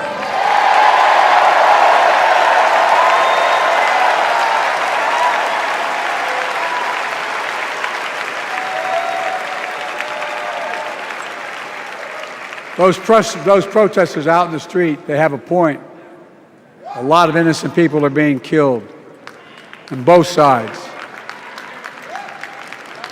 Just as we worked around the clock to bring home wrongfully detained Americans and others from Russia in one of the most complicated swaps in history, but they're home.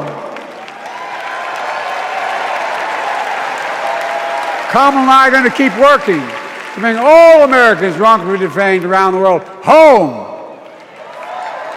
I mean it. Folks, I've got 5 months left in my presidency. I've got a lot to do.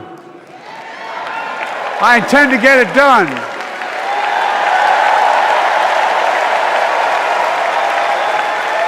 It's been the honor of my lifetime to serve as your president. I love the job, but I love my country more. I love my country more. And all this talk about how I'm angry at all those people who said I should step down, that's not true.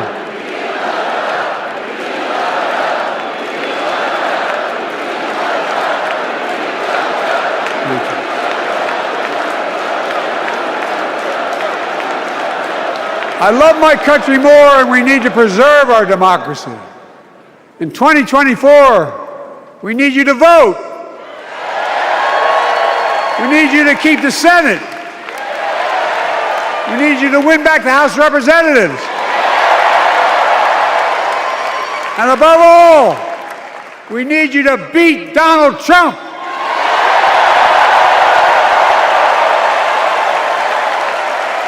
And elect Kamala and Tim, President and Vice President of the United States of America.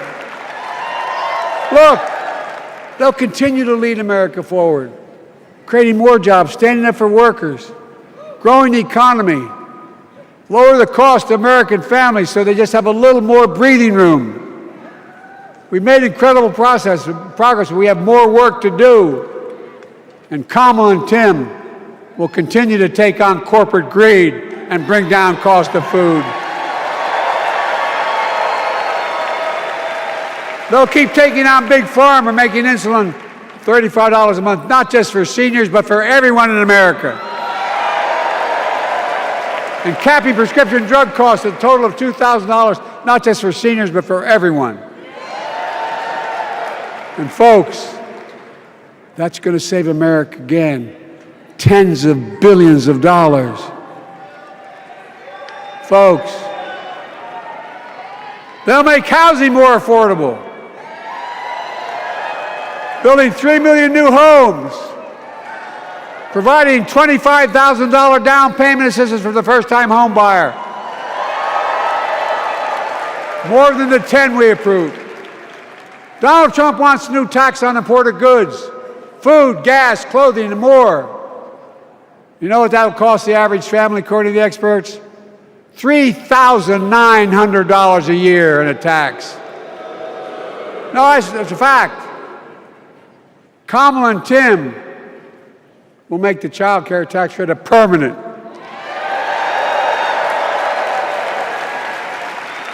Lifting millions of children out of poverty and helping millions of families get ahead. But you know what Trump has? He created the largest debt any president had in 4 years with his $2 trillion tax cut for the wealthy. Well, Trump has a new plan. He wants to provide a $5 billion tax cut for corporations and the very wealthy. Read it. Put us further in debt. And folks, you know we have 1,000 billionaires in America. You know what their average tax rate they pay? 8.2%. If we just increased our taxes we proposed to 25%, which isn't the highest tax rate even, it would raise $500 billion new dollars over 10 years. They'd still be very wealthy. Look, Kamala and Tim are going to make them pay their fair share. They'll protect Social Security and Medicare. Trump wants to cut Social Security and Medicare. Kamala and Tim will protect your freedom. They'll protect your your right to vote. They'll protect your civil rights. And you know Trump will do everything to ban abortion nationwide. Oh, he will. You know, Kamala and Tim will do everything they possibly can. That's why you have to elect a Senate and a House to restore Roe v. Wade.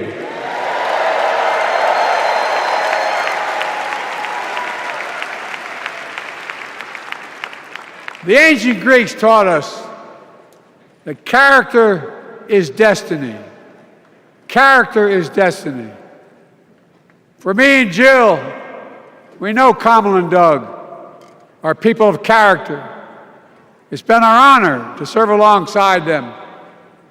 And we know that Tim and Gwen Walz are also people of great character. Selecting Kamala was the very first decision I made when I became our nominee. And it was the best decision I made my whole career.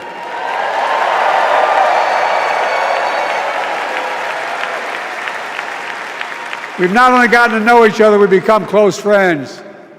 She's tough, she's experienced, and she has enormous integrity, enormous integrity. Her story represents the best American story. And like many of our best presidents, she was also vice president. That's a joke.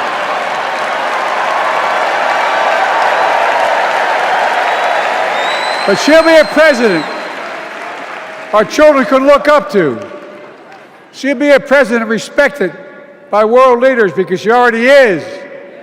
She'll be a president we can all be proud of. And she will be a historic president who puts her stamp on America's future.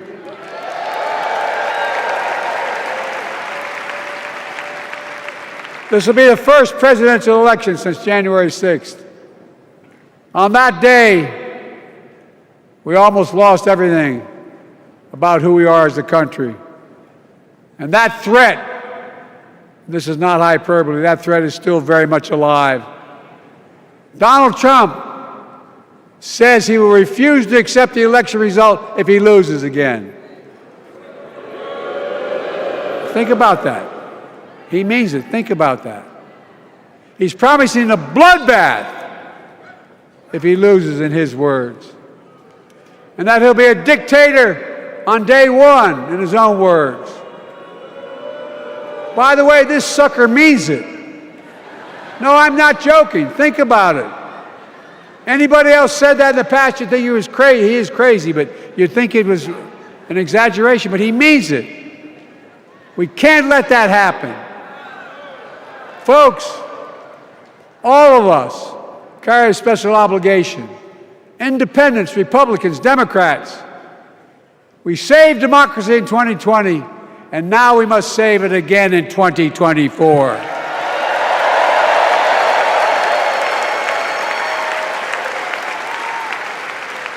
The vote of each of us cast this year will determine whether democracy and freedom will prevail. It's that simple. It's that serious. And the power is literally in your hands. History is in your hands. Not hyperbole. It's in your hands. America's future is in your hands. Let me close with this.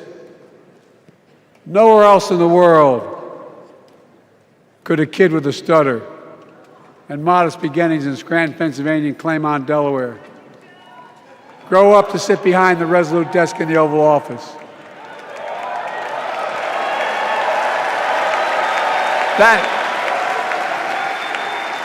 That's because America is and always has been a nation of possibilities. Possibilities. We must never lose that. Never. Kamala and Tim understand that this nation must continue to be a place of possibilities, not just for the few of us, but for all of us. But join me in promising your whole heart to this effort, and where my heart will be. I promise I'll be the best volunteer Harris and Walz has ever seen.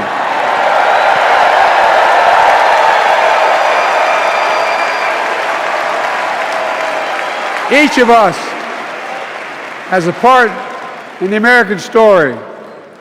For me and my family, there's a song that means a lot to us. It captures the best of who we are as a nation. The song is called American Anthem. There's one verse that stands out, and I can't sing worth a damn, so I'm not going to try. I'll just quote it. The work and prayers of centuries have brought us to this day. What shall our legacy be? What will our children say? Let me know in my heart when my days are through. America, America, I gave my best to you.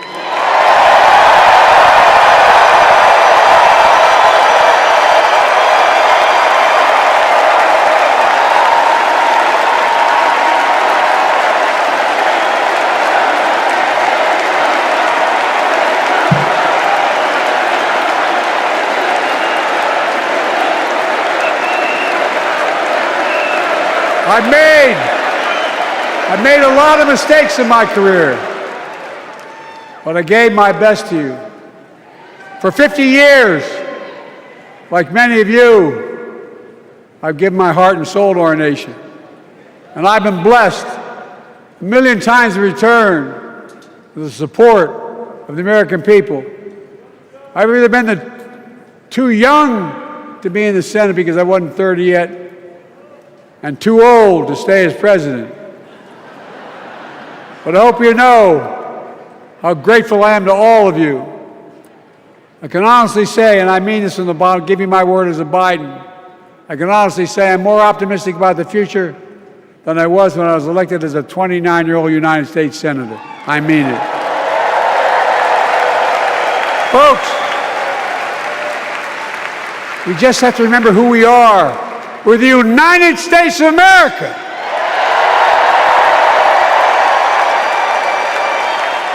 And there's nothing we cannot do when we do it together. God bless you all, and may God protect our troops. Thank you.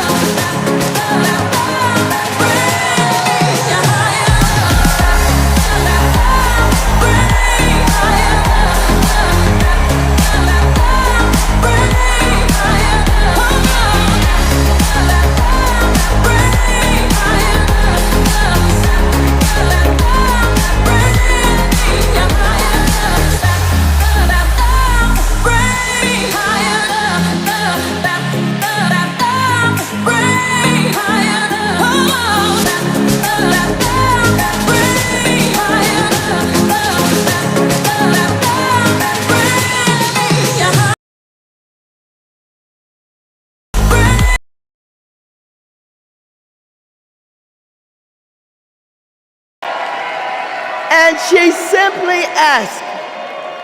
simply asked that her delegates be seated in place of the state's all-white delegation. She told the people in the room about the violence she suffered at the hands of white police because she, a black woman, had demanded her right to vote. When she finished, she asked the country a simple but profound question. Is this America? She didn't get the outcome she was hoping for in Atlantic City, but you can bet that when the official Mississippi delegation was seated at the convention 4 years later, Fannie Lou Hamer was sitting there with them.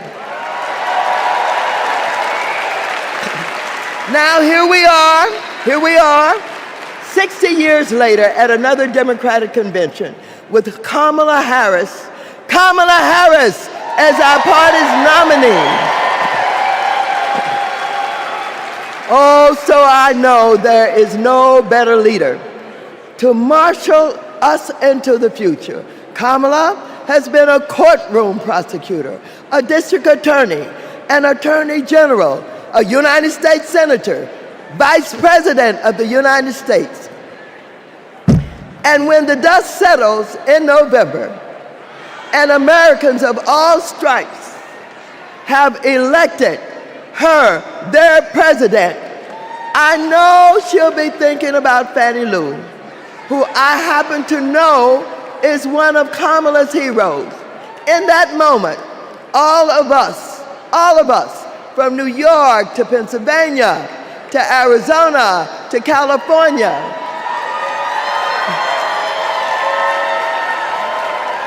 we can ask ourselves, is this America? And we will be able to say loudly and proudly, you're damn right it is.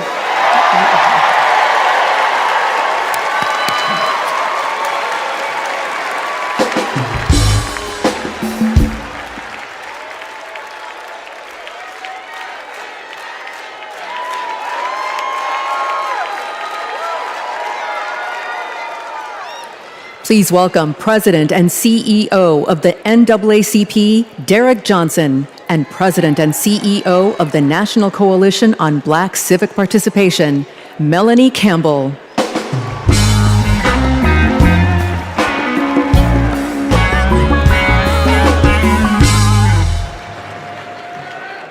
Good evening.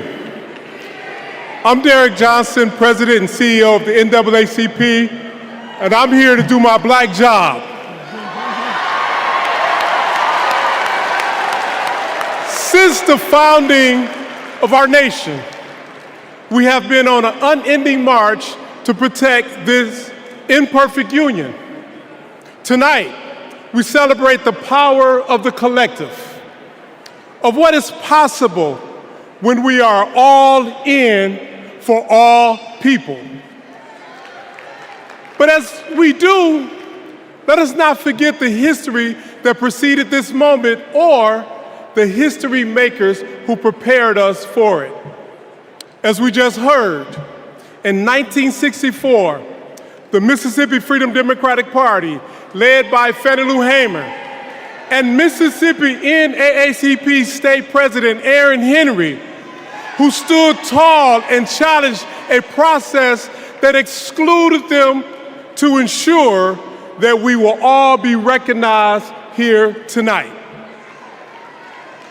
In 1973, the historic elections of Atlanta's Mayor Maynard Jackson, Detroit's Mayor Comey Young, and LA's Mayor Tom Bradley paved the way for another historic election just 10 years later, right here in Chicago, with the election of Harold Washington as the first black mayor of the city of Chicago. And in 1988, the Reverend Jesse Jackson, in his second quest for the White House, inspired us all to keep hope alive. Now, this is important because we must all understand Black history is American history.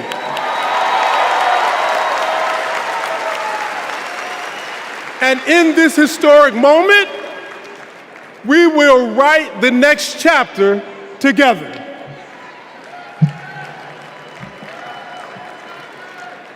Good evening.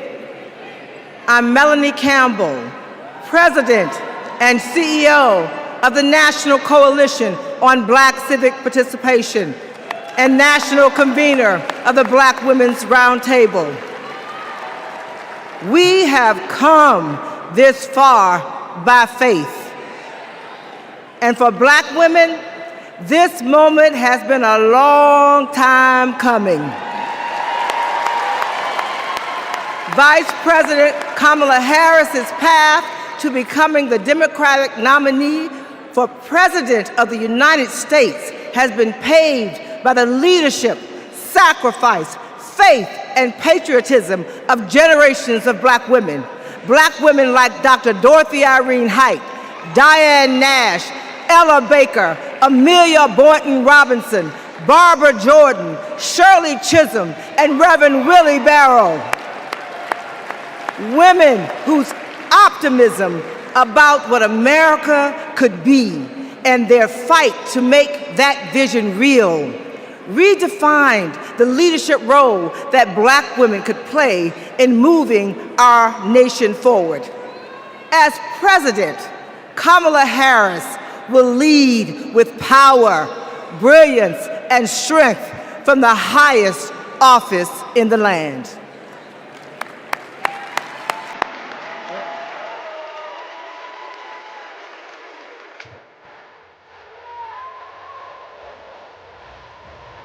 We resist those attacks collectively, and we will stand together.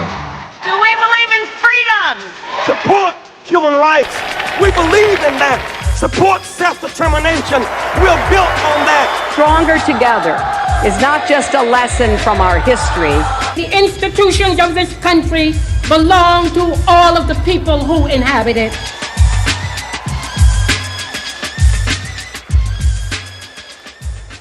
Jesse Jackson took to the stage at the Democratic National Convention in Chicago, knowing the uphill battle he would face in composing the score of a harmonious nation.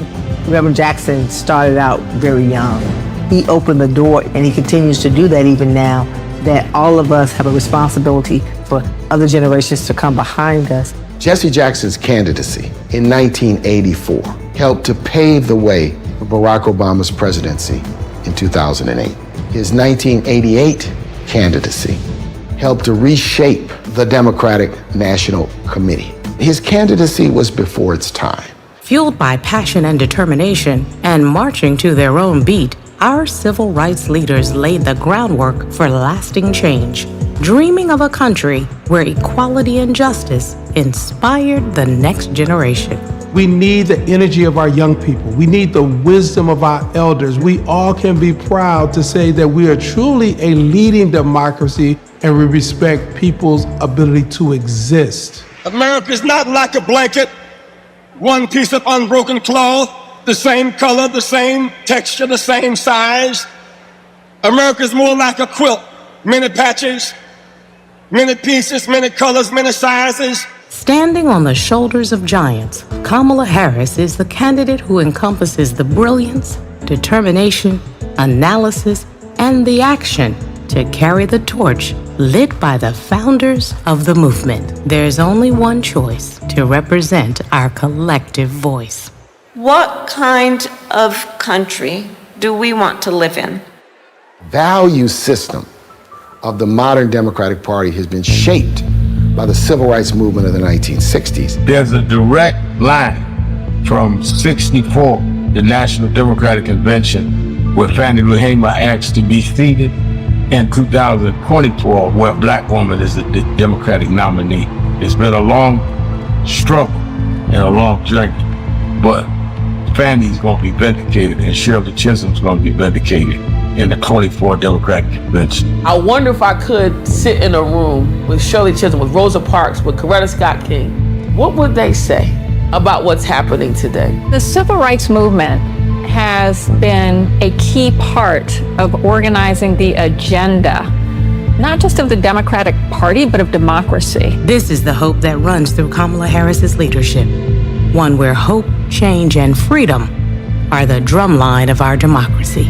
I stand before you today as a candidate for the Democratic nomination for the presidency of the United States of America.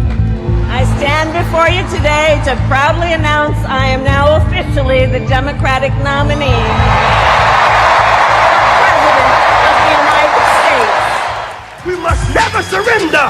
America will get better. Keep hope alive. Keep hope alive. Please welcome founder and president of the Rainbow Push Coalition, Reverend Jesse Jackson.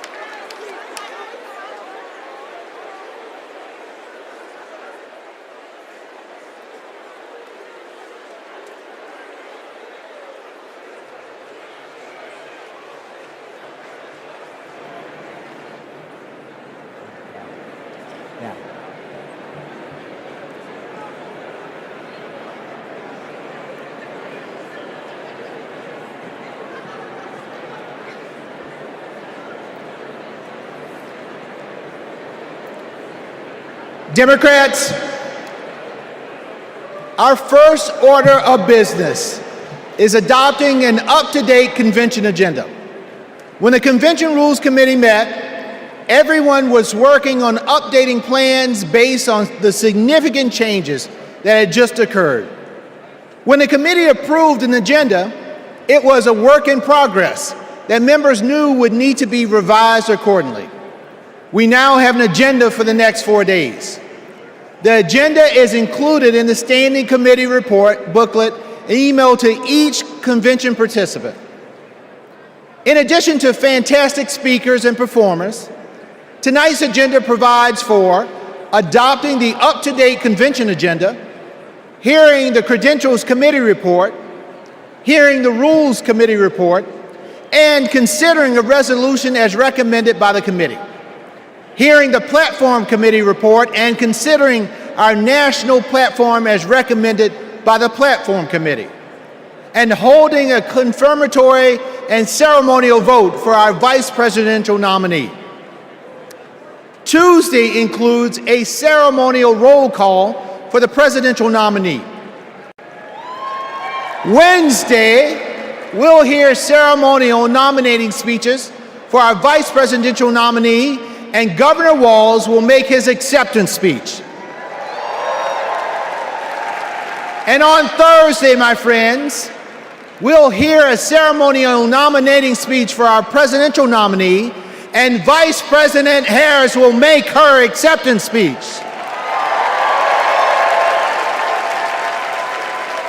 So now, delegates, the chair will entertain a motion to approve the up-to-date agenda. Is there a second? All in favor of approving the convention agenda, please say aye. All opposed, say nay. The ayes have it.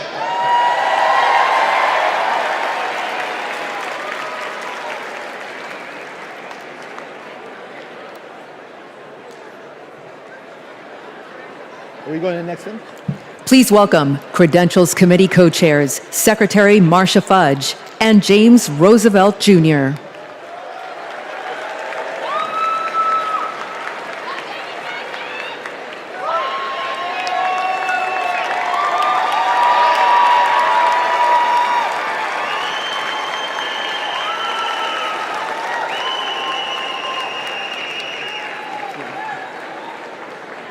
Greetings, my friends. It is an honor to have served as co-chair along my friend, Jim Roosevelt. Pursuant to the call, the Credentials Committee met and adopted a resolution to credential the delegates and alternates to the 2024 National Convention. I am pleased to report that there were no credentials issues to be decided by the committee.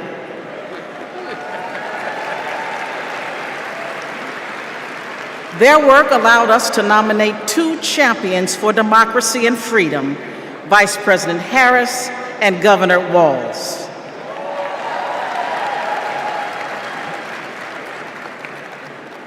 Our delegate selection process is designed to ensure every voice is heard and every vision is heard, and our delegates accurately represent their electorates. Diversity is our party's strength. And I'm so proud to see the wonderful representation of our party and democracy here today. I am pleased to share that the Credentials Committee report was adopted and all delegates have been fully credentialed. In memory of Marvin Turner, we are going to have a great convention and we are going to win. Thank you.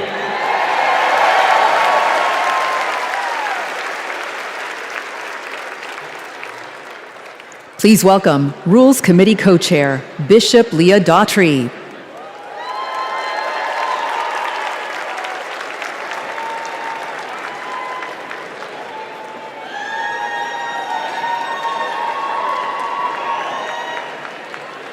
Hello, Democrats. It was my honor to serve as co-chair of the Convention Rules Committee alongside my friend, Governor Tim Walz. Governor Walz is a little occupied this evening, but it's good to know that serving as co-chair of the Rules Committee is a ladder for promotion.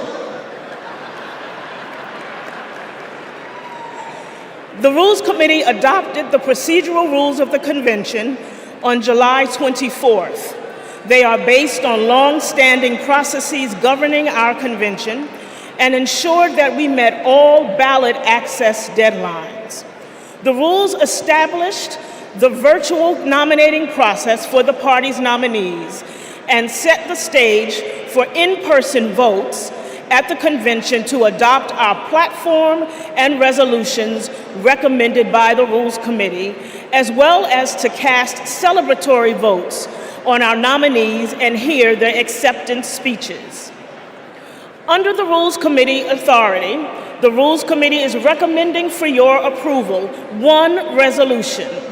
Contained in the committee's report, the resolution supports the current practice regarding automatic delegates, as well as other reforms to make our party stronger. The co-chairs are pleased to move the adoption of this resolution on behalf of the Rules Committee. Thank you, Bishop Daughtry. The Rules Committee has moved the approval of the resolution. Is there a second? We have a second. I will now call for a voice vote on approving the resolution as recommended by the Rules Committee. All those in favor of the committee's recommendation to approve the unity resolution say aye. Aye. All opposed say nay. I'm pleased to report for the record that with a majority of delegates having voted in the affirmative, the resolution has been approved. My thanks to our Rules Committee co-chairs and members for your efforts to build a transparent and inclusive party. Thank you, Madam Chair.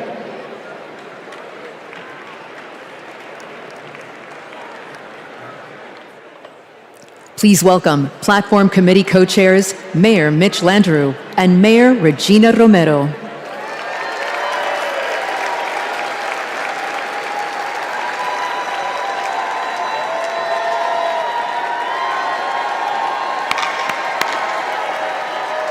Hello, delegates. It is my pleasure to join Co-Chair Romero to present the national platform as recommended for approval by the committee. Our platform is grounded in our democratic values of hope, of progress, and love of our country. It makes a strong statement about the historic work that President Biden and Vice President Harris have accomplished hand in hand, and it presents a bold vision for our future. Kamala Harris will protect reproductive freedoms.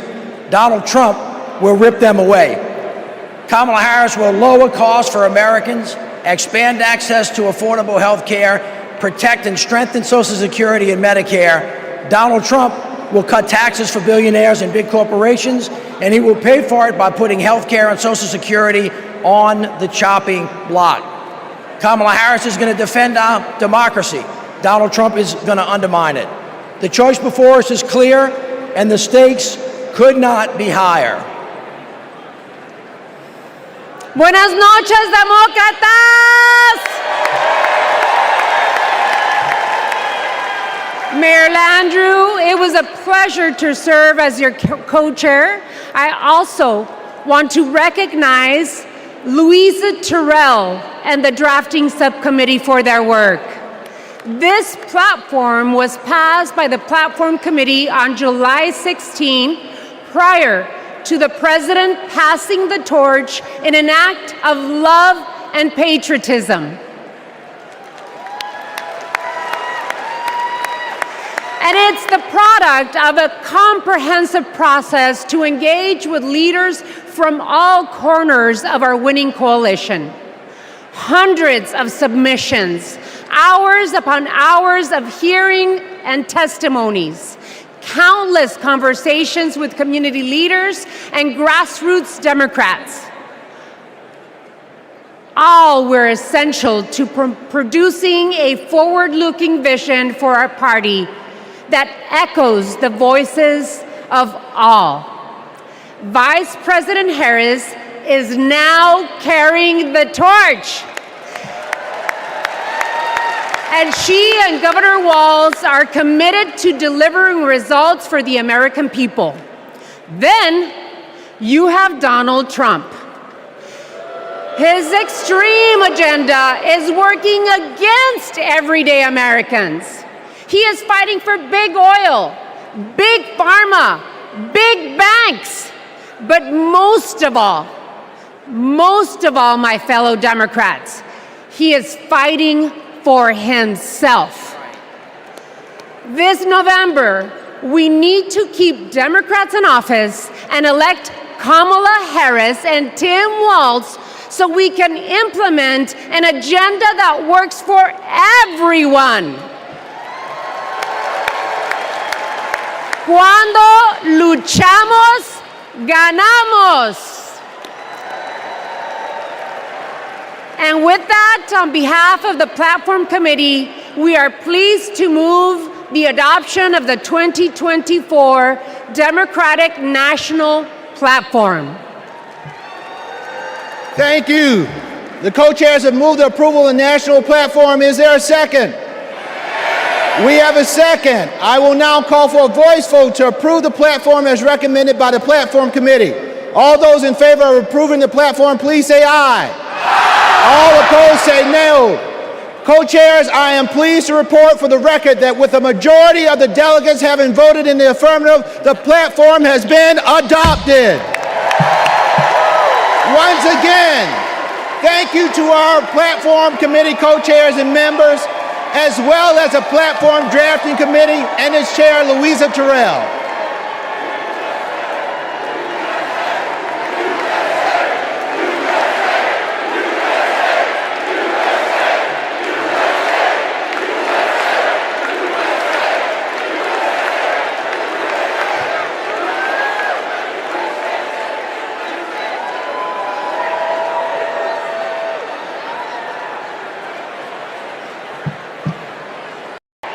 Well, good evening, and welcome to the first night of the Democratic National Convention. I'm Peggy Flanagan, Lieutenant Governor of Minnesota, and I am thrilled to be here in Chicago with Democrats from across the country to rally around Kamala Harris and Tim Walz and their vision for America.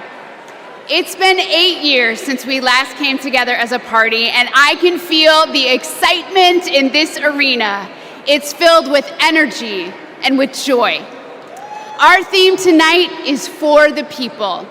We'll hear from union leaders, civil rights advocates, and our fellow citizens. And we'll hear from our president, Joe Biden, who has been a champion for the people for his entire life. My name in the Ojibwe language is Gigi Wewedam Ukwe, or in English, speaks with a clear and loud voice woman. I'm a member of the White Earth Nation, and my family is the Wolf Clan. And the role of our clan is to ensure that we never leave anyone behind. That's why I am supporting Kamala Harris and Tim Walz to be the next President and Vice President of the United States. For almost 6 years, I've worked side by side with Governor Walz. I've seen how hard he's worked for Minnesota to be the best place for kids to grow up. He does it all with a big heart, a buffalo plaid jacket, and a bottomless bag of snacks. Nutter Butters, cheese curds, and Diet Dew. Every time we meet, he brings something for me, because he's always got my back. And when he's vice president, he will always have yours. He and Kamala Harris have spent their lives fighting for you, for your family, for your future. So whether you're a lifelong Democrat or just tuning in, thank you for being part of this evening. 4 years ago, the COVID pandemic upended our lives. My brother Ron was the second person to die of COVID in the state of Tennessee. We couldn't see him. We couldn't have a memorial. And millions of American families went through the same thing. Our communities were suffering. Our economy was struggling. And Donald Trump was playing games. Our country was brought to the brink by his failure to respond. But the Biden-Harris administration stepped in with quick and decisive action. They contained the virus, created millions of jobs, and invested in our nation's future. Under their leadership, America began to heal.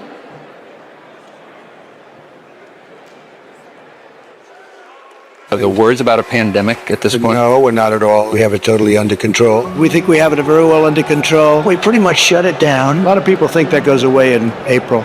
With the heat, we're in very good shape. Because of all we've done, the risk to the American people remains very low. View this the same as the flu. It's going to disappear. One day, it's like a miracle. It will disappear. We all together have done a very good job. We think the death will be at a very low number. I see the disinfectant. Is there a way we can do something like that?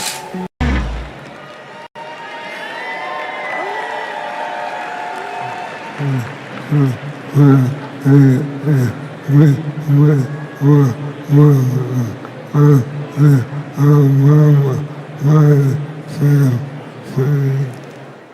2008, we met while working on the Obama-Biden campaign.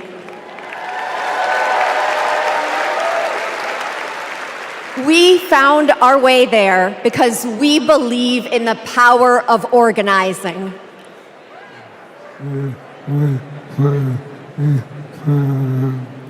Then we found each other.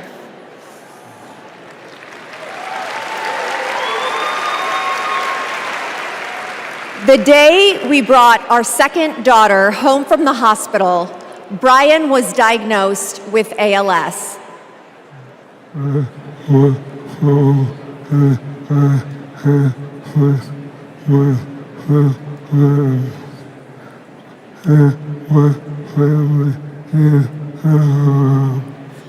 I was told I had 6 months to live.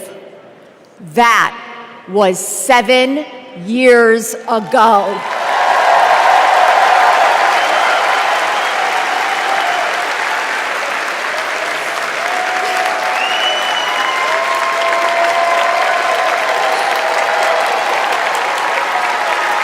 We could not change Brian's diagnosis, but we knew how to organize.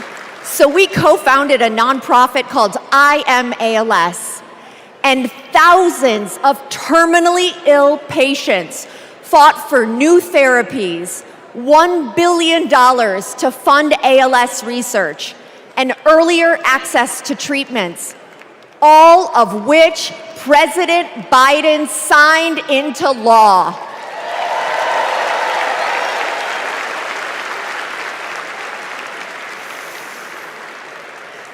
We will also keep fighting alongside patients living with Parkinson's, young onset dementia, and Alzheimer's. We've seen just how relentless activism can beat the odds, just like what Brian has been doing for 7 years. And that is what we need right now to elect Kamala Harris. She's the daughter of a breast cancer researcher. She knows the promise of science and that patients need to be able to get the care they need wherever they live. We all want to make life better for the next generation and believe that people like Brian can be the first generation of survivors.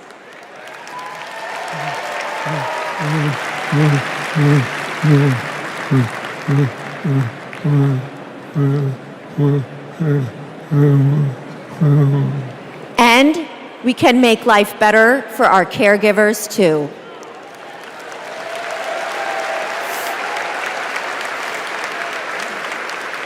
Brian and I are still driven by hope and by faith in what we can do collectively, and that includes the power of our vote. This November, we are voting for our future.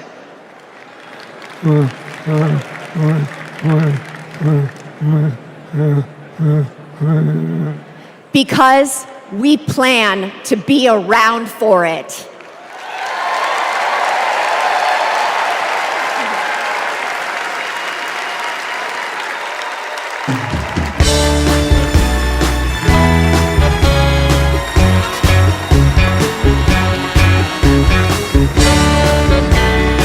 Hidalgo, and I